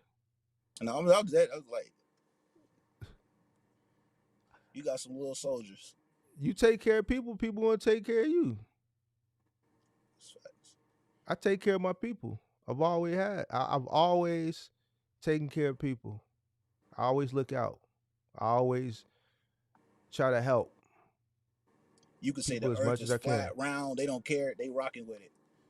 You could say the sky is green. What you saying? They rocking with it. So what are you saying, I'm just bro? saying they followers. No, they're not. No, they're not. We don't follow. Yes, we all a team. We all a team. They gonna. Who are followers? I don't got these no people followers. Right here. All these people. No, they're not. No, they're not. You say is absolutely not. I have a community, sir. A community that was built one person at a time, sir. Anybody that creates content can do the same thing. Some people's communities are stronger than others. You got to ask yourself why. Why do Mark has a strong community?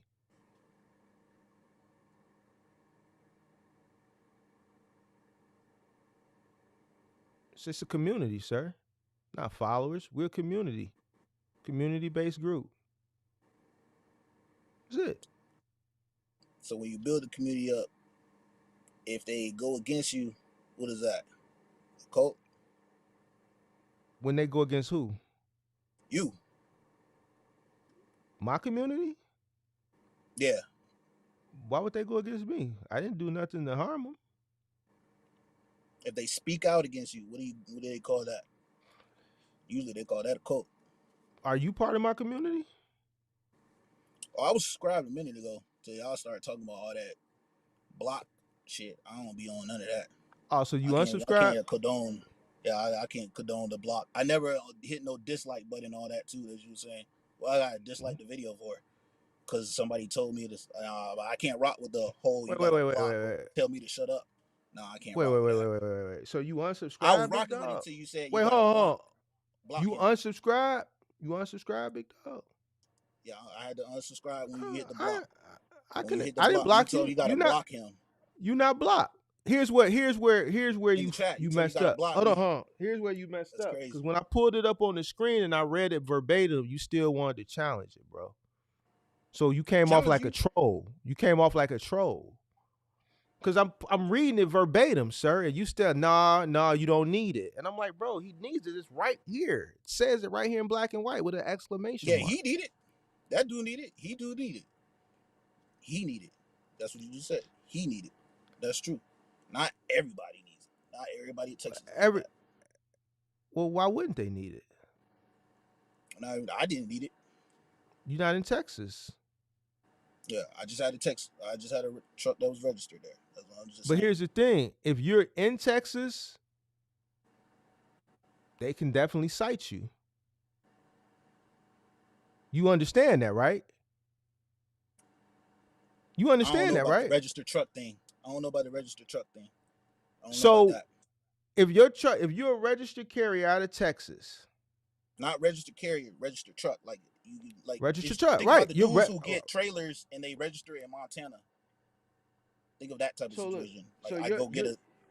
You don't have to be living the state to get the to get it registered in that state too. There's where's ways around that. where's your authority from?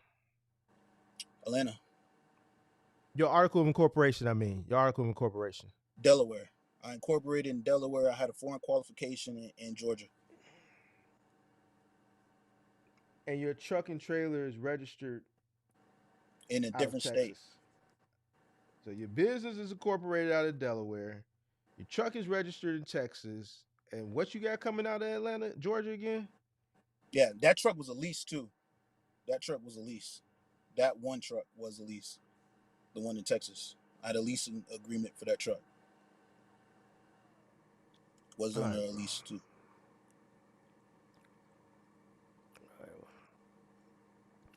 All right, bro. Well, I'm glad we had a conversation, bro. I'm glad you know.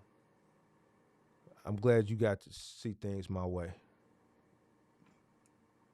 Same. You know, just you know, maybe one day you'll resubscribe to the channel. You know. I was cool. I was rocking with it, going to back and forth, but the whole block people, I don't give a fuck if somebody come in my comments and scream, shout, whatever. I don't give a fuck what they say. I'm not blocking nobody. Wait, you said you didn't have a channel. You said you didn't have a channel. No, I'm saying if somebody came into my comments, I'm not blocking. That's just like morals. It's like an ethical thing. It's like I don't need to tell someone shut up. I'm gonna let you talk. Here's the thing. I let you talk, but when I proved that you was wrong, you still wanted to talk. So at that point, you became a troll. And here's the thing. In that situation. For that. Yeah, for that you became a troll. So that made it, because I'm still trying to educate this dude, and then now you're misleading, and that's why I said block him. I wasn't trying to I was trying to educate him. That dude was lost. That dude was lost. That dude was lost. I was trying to educate him. So when I'm saying, and I'm pulling it up, and I'm saying what it is, and I'm pulled it up, and you said no, you don't need it. That's misinformation, because now what that does, it draws dissension. There can only be one teacher. So here's the thing. Here's the thing. 48 laws of power. You quoting all that shit. All right. So you okay. So you read. Yeah. All right. So if it's dissension being drawn, I got to stop the dissension when I'm trying to educate, because there's 137 people in here that, you know, you're saying one thing, I'm saying one thing, I'm pulling up the proof, but you still saying something different. Now I gotta kill the dissension.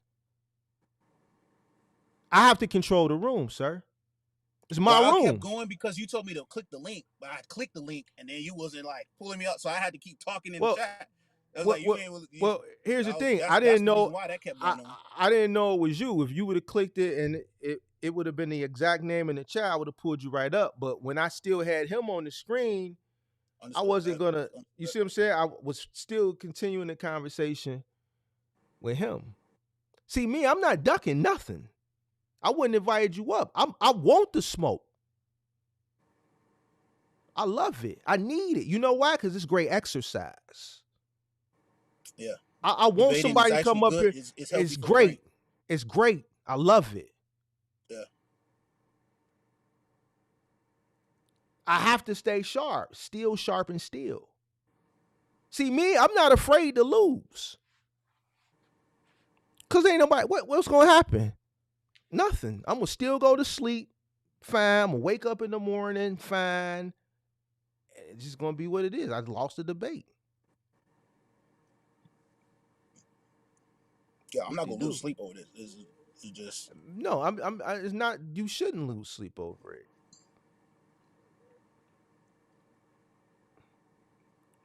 There's nothing wrong with healthy conversation, even if it starts off, I wouldn't say hostile, aggressive.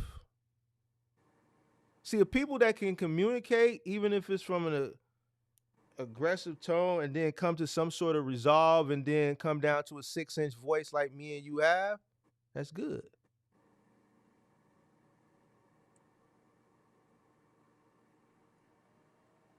Everybody can learn from everybody.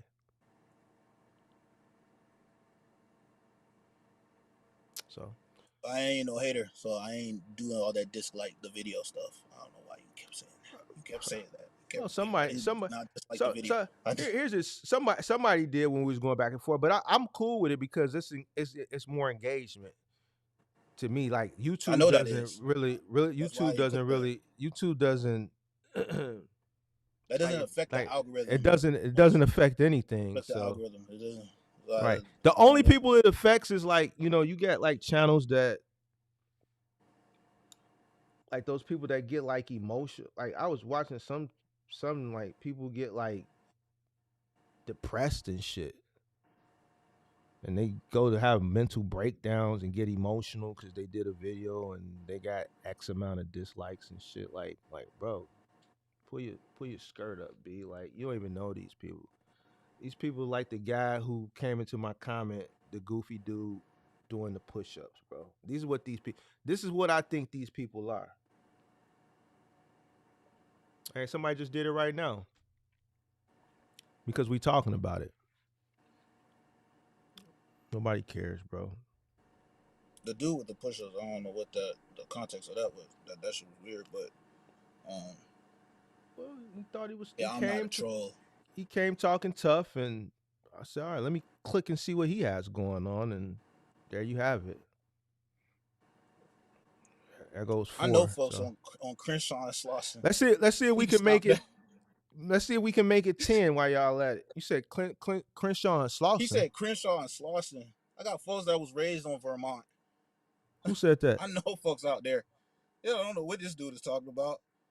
I even sold solar out there. I've came and knocked through those areas, Compton and all that. I don't know what you talking about.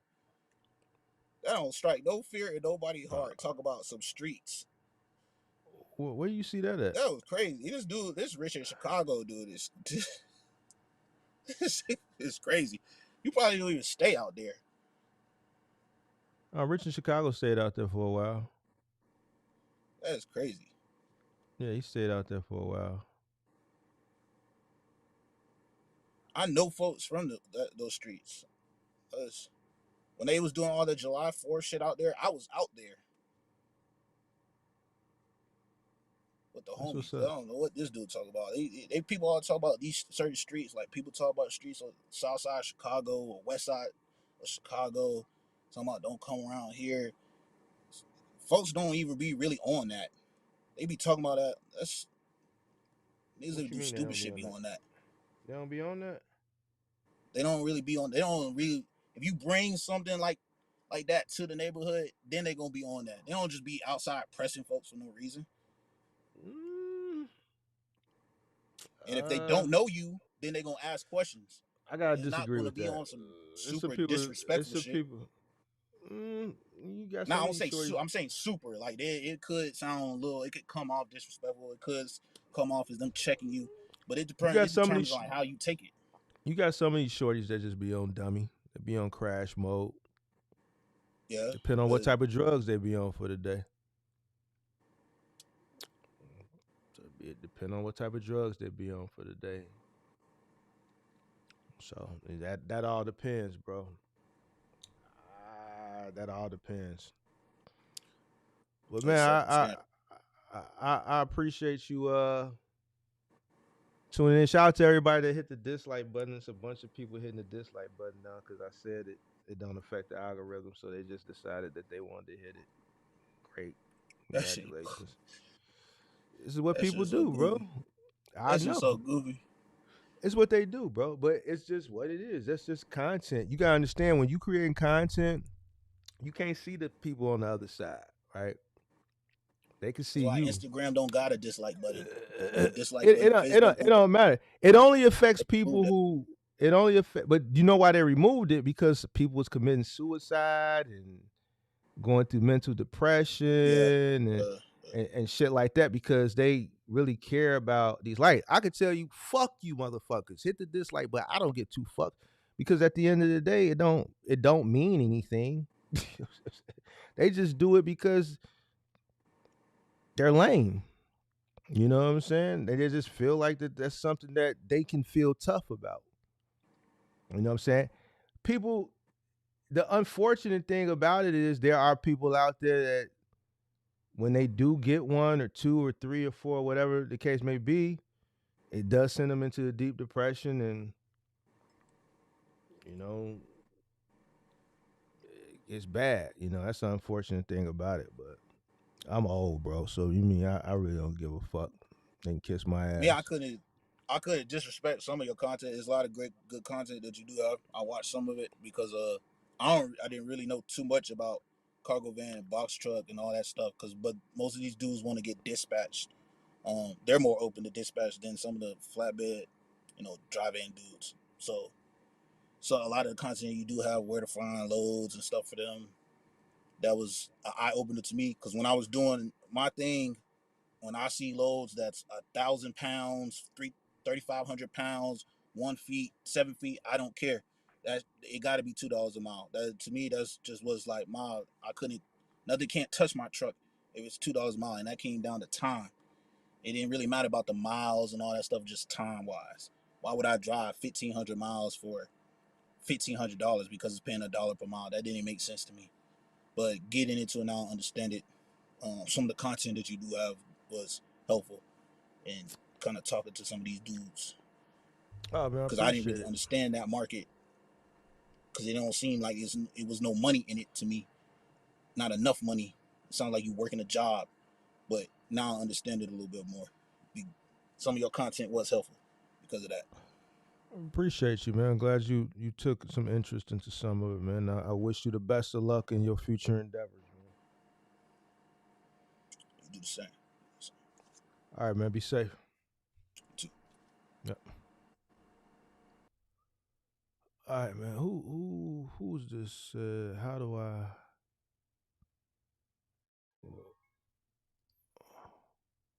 Man, bro. I guess I ain't gonna be going to bed tonight.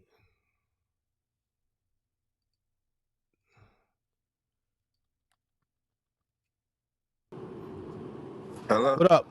Yo, what up? What's good, fam? How you doing? What's going on? You got some smoke?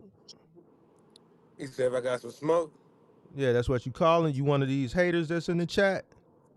Nah, man. Damn, never that, Oh, brother. okay. Never All right, that. all right, all right, all right. Then you all Yeah, I good, can't. King. I can't fall What's far going? away to What's America, going?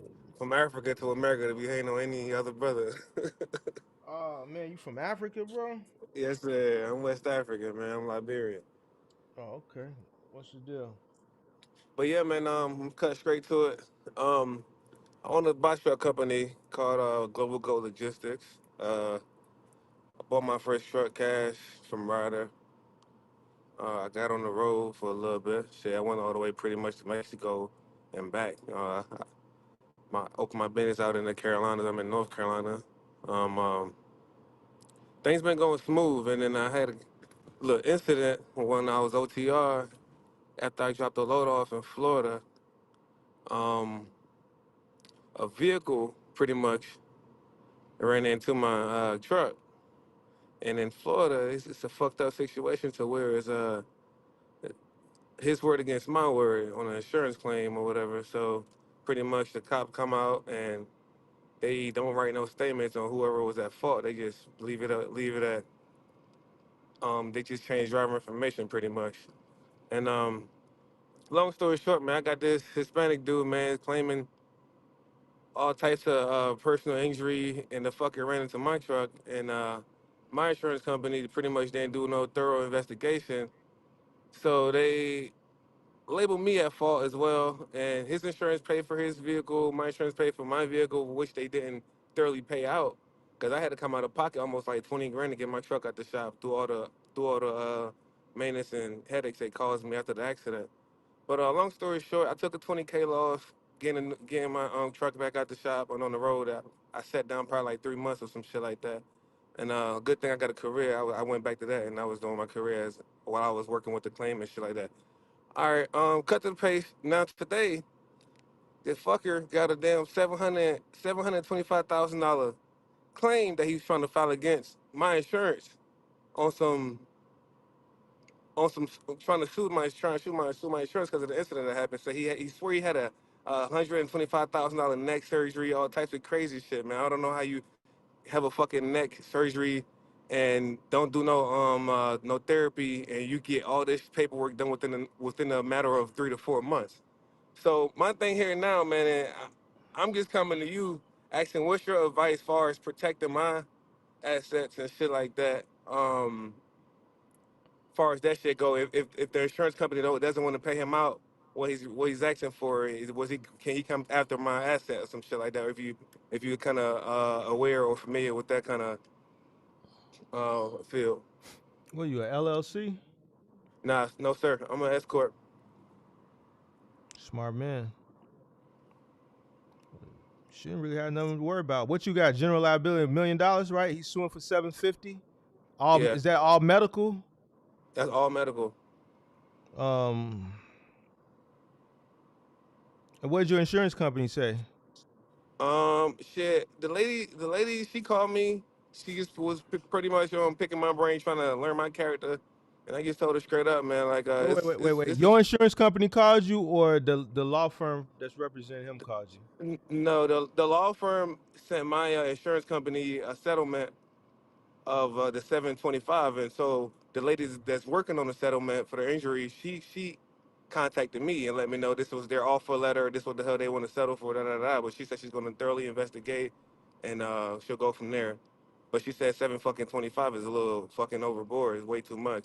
And I'm just presenting to her like, hey man, like this dude, and the dude that hit me, he's like an athletic athlete kind of a muscle relaxer coach, some weird shit he got going on. So he has connects where he can type some shit up, where they can get some shit up from doctors and make everything up, man. And he's trying to come after my company. Well, let your insurance fight it. You probably gonna have to go in for a deposition at some point Hmm. and see how much. If you know, if it goes through for him in his Hmm. favor, only thing you can do is see how much of it your insurance gonna cover, Hmm. and then see how they gonna pursue the difference. Hmm. And then if it gets to that point, then that's when you decide, what you're gonna do. I mean, ain't really I, nothing you can do right now, but wait to see how it's gonna play out. You right. got insurance, so like you don't need to go hire Attorney and shit like a that. law firm. I mean, yeah, just let the insurance hire the legal team for you. When I Hmm. got sued, they hired the legal team for me that represent me and accompanied me to the deposition and did all the communications and everything that needed to be done. So that's why you pay for your insurance. Now, what's going to happen depending on how this turns out with your insurance, that's left to. They're not going to drop you. I don't think they're going to drop you, or they can't drop you. I could be wrong while this is pending, you know what I'm saying? But, Hmm. if they have to do any type of payout, then, you know, Yeah, it's 750, progressive too. oh, it's progressive. Yeah, I think I So got so like I think I got a $2 million insurance on. Honestly, I think it's a $2 million because Amazon started at 2 mil, so I think I did a $2 million insurance policy. Yeah, we'll see how it turn out. Hopefully that the legal team hires a good lawyer. You remember any part of the accident? I remember everything, man. I remember exactly how it happened, man. I kind of I just don't get into much detail. You know, this shit online. But No, yeah, I don't remember get it. everything, man. Yeah, don't get into any details. So just when it gets time to your deposition, just go in there and just tell them what you know. When you do your correspondence with your legal team, just tell Hmm. them everything you know. Hopefully they hire a good legal team. Yeah. It's progressive. I Hopefully they mean, do. but Shit, I'm but playing. I wouldn't. If I was you, I wouldn't worry about it. That's what you got insurance for. I wouldn't start worrying about it until if shit goes in his favor. Yeah. And if the insurance don't cover it all, let's say they say, oh well, he going for what, 750, you said. And let's Yeah. Seven say, twenty five and some change. let's Yeah. just say, for sake of argument, Progressive says, all right, we'll cover a half a million of it, and then you left with the 225. Then that's when I Mm. start. But for right now, just let the insurance handle it. Let them hire a legal team and let them work it through the system. I say, for instance, a scenario like that, they pay the half and I'm left with 250. So I gotta pay that over time. How the shit like that works out? Or they try to take property, or how was that? How would that go? That's when you consult A damn attorney. legal that you gonna pay for, and then see how it go. Obviously, bankruptcy will probably be an option. Hmm. You know what I'm saying? And I mean, I don't know what your financial situation is, but let's say that if that was the case, depending on what your financial situation is, you could pay it. Bankruptcy could be another option, you know. But Hmm. that's when you would talk to your attorney, your hired For attorney. sure. So, For but sure. I wouldn't worry about it right now.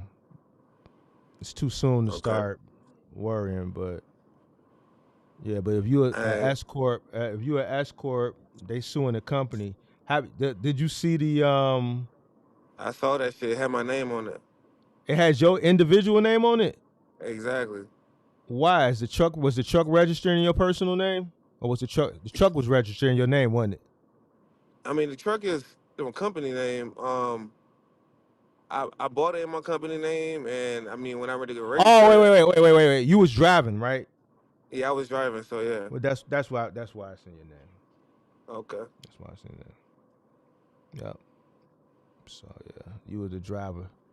So let's say you would have had a driver driving it, because when I got sued, the lawsuit was my company, my driver, right, Mm-hmm. and the other party, because Gotcha.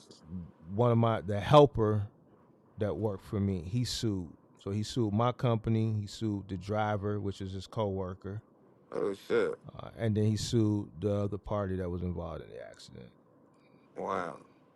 So I wasn't physically there. I'm an employee of the company. It's S corp. Sued the company, sued his coworker, and he sued the other party. So, but because you were driving, you were part of the accident. What could have possibly, allegedly, may have caused or may have not caused the accident. So, Yeah, that's wild. And so now with your see, personal situation, then is the lawsuit for 750? Who's the name on the lawsuit? Is your company they got my as name a on it. defendant? Your name is Give me a, okay. yeah, I remember seeing my name on it when I read the settlement. But the company is on there too, right? Uh, not that I recall. Not that I recall. Wait, the company not on there? Yeah, not that I recall. I have to go back through it. I was in a little meeting Oh, man. when it was sent over to me. So he's suing I you don't, as he's suing you as an individual. that's what it looks like. I don't know if I can close this shit out, but if I can go look at it real quick. But it might disconnect. I don't know how this joint work. But yeah, I believe it's my name on That's what I saw on there. My name. I'm gonna. I got an attorney in my family. I'll send it to her so she can kind of skim through it. Let me know what she thinks about it. Yeah, if you Cause got an attorney yeah, that you can consult with for yeah, pro bono, yeah, let them look at it. It wouldn't hurt. yeah. Cause man, it's supposedly the dream team from Miami. The dream team law firm from Miami are the one that created this whole scam ass bullshit. What you mean a dream team from Miami? That's the law firm name. The dream team. Oh, they known for The like one. suing people. Yeah. Supposedly they're the highest paying out accident lawyers in Miami. Yeah. Well, Yes. yeah. So I he mean, went. yeah. Just talk with your insurance company and see when they're gonna get you some legal counsel and see what that legal counsel says and get your some legal counsel, like you said, from your family and see what they say. It don't help to get some free consultation if you have access to it. Yeah, for sure. For sure. Shit, I'm trying to think what other questions I got. I got you on the phone and shit. But yeah, man. So I've been running the business for like physically. My business been open for 2 years, but I purchased my truck for about a year now, and I laid my first contract. I got an appliance contract with a company called Rohogs out here, and shit, they for each truck I bring on site is about 120 a year. So I put one of my drivers in there, and that's what I've been doing. It's local. I don't really gotta go on the road.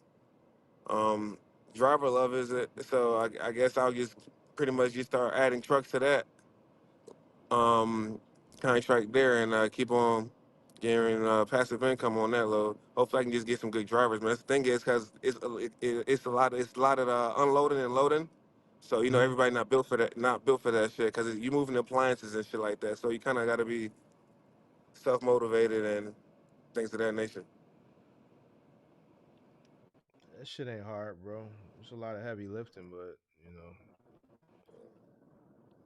Yeah, it's, it, I it's mean, it, Dolly it, do it, almost of it the work. You gotta know how to fucking lay that bitch back.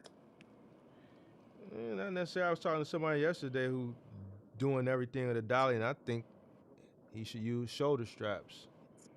Depending on what you're doing, you might Yeah. want to use shoulder straps. Y'all. I was talking to a guy yesterday. They wheeling refrigerators up 2 flights of stairs with an appliance dolly. I'm Oh like, nah, they whoa. tweaking. Yeah. They tweaking. You know, so I be seeing dudes do that, man, with the shoulder strap, making the shit look so easy. I'm like, man. But we it, don't it we don't necessarily do that though. Just straight off the truck, onto the truck, unload the truck, put it into the warehouse or whatever the case may be. But no like hauling upstairs and no shit like that. oh, y'all delivering to a lot of houses then. No, usually like rental centers and things of that nature. Oh, so y'all just doing like ground level shit. Exactly. Sometimes the rental Oh. center have a dock, but nothing too Hmm. crazy. Yeah. We Nah. got lift gate. So yeah, we use the lift gate, bring it down, roll it into the store, drop sign, take a picture, and keep it pushing. Oh, okay. That's what's up. Yeah. Yeah, it sounds sweet then if you ain't gotta really deal with no stairs. Yeah. I might be reaching out to you. I might be looking for a fucking new insurance company, man. After this shit go out, cause I know my quote's gonna go up for sure. I may just change the out of state, well, the radius to in state. That way, shit drop for about a year. Then since I got this contract locally, then I can hopefully in the next year I can go ahead and get back out of state. Put my mileage up. That way, my insurance can go back down. Cause I know this shit's gonna go high after this fucking claim is over with. Yeah, that's the shit a long time coming. That process I went to took 3 years. Like 2.5, 3 years. So 700 and some thousand. This shit just the beginning, bro. This shit gonna be a while, big dog. Okay. Yeah, I wouldn't worry about it Yeah. too soon, bro. I wouldn't worry about it too soon. But That yeah, bitch get that definitely had me worried, consultation. dog.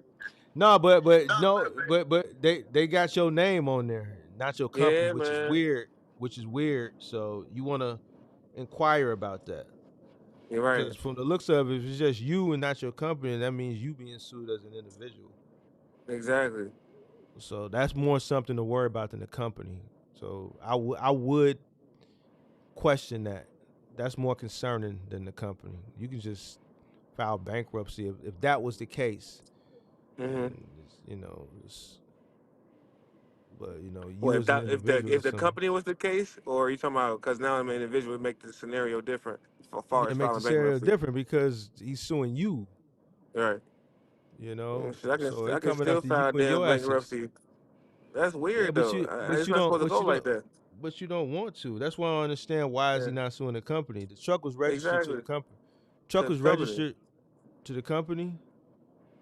Probably because it Exactly. was Yeah. the way they wrote Registration of. the exchange up. So Mm. Yeah. The police report probably. yeah. So they just pulled the Mm. name off the accident exchange form. Cause they do that. That's how they do it here in Chicago. They don't write up a report. And back in the day, they used to have box number 1, box number 2, and whoever they put in Right. box number 2 was usually at fault. Now they Right. just do a accident exchange. They give you the thing.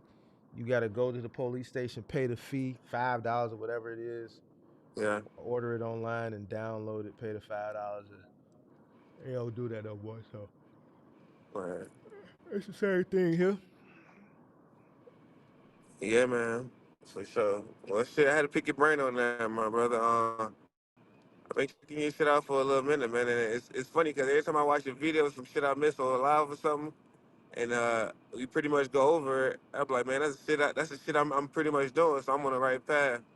Um, Okay.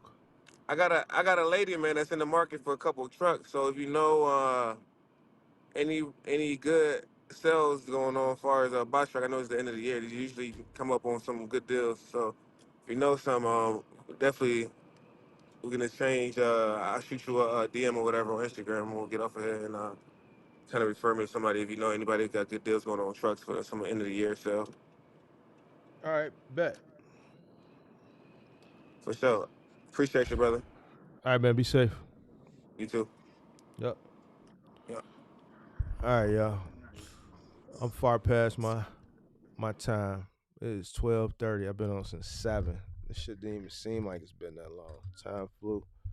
Sitting up here arguing with people, creating content, entertaining y'all. All right. Off to bed I go. Till next time. Peace.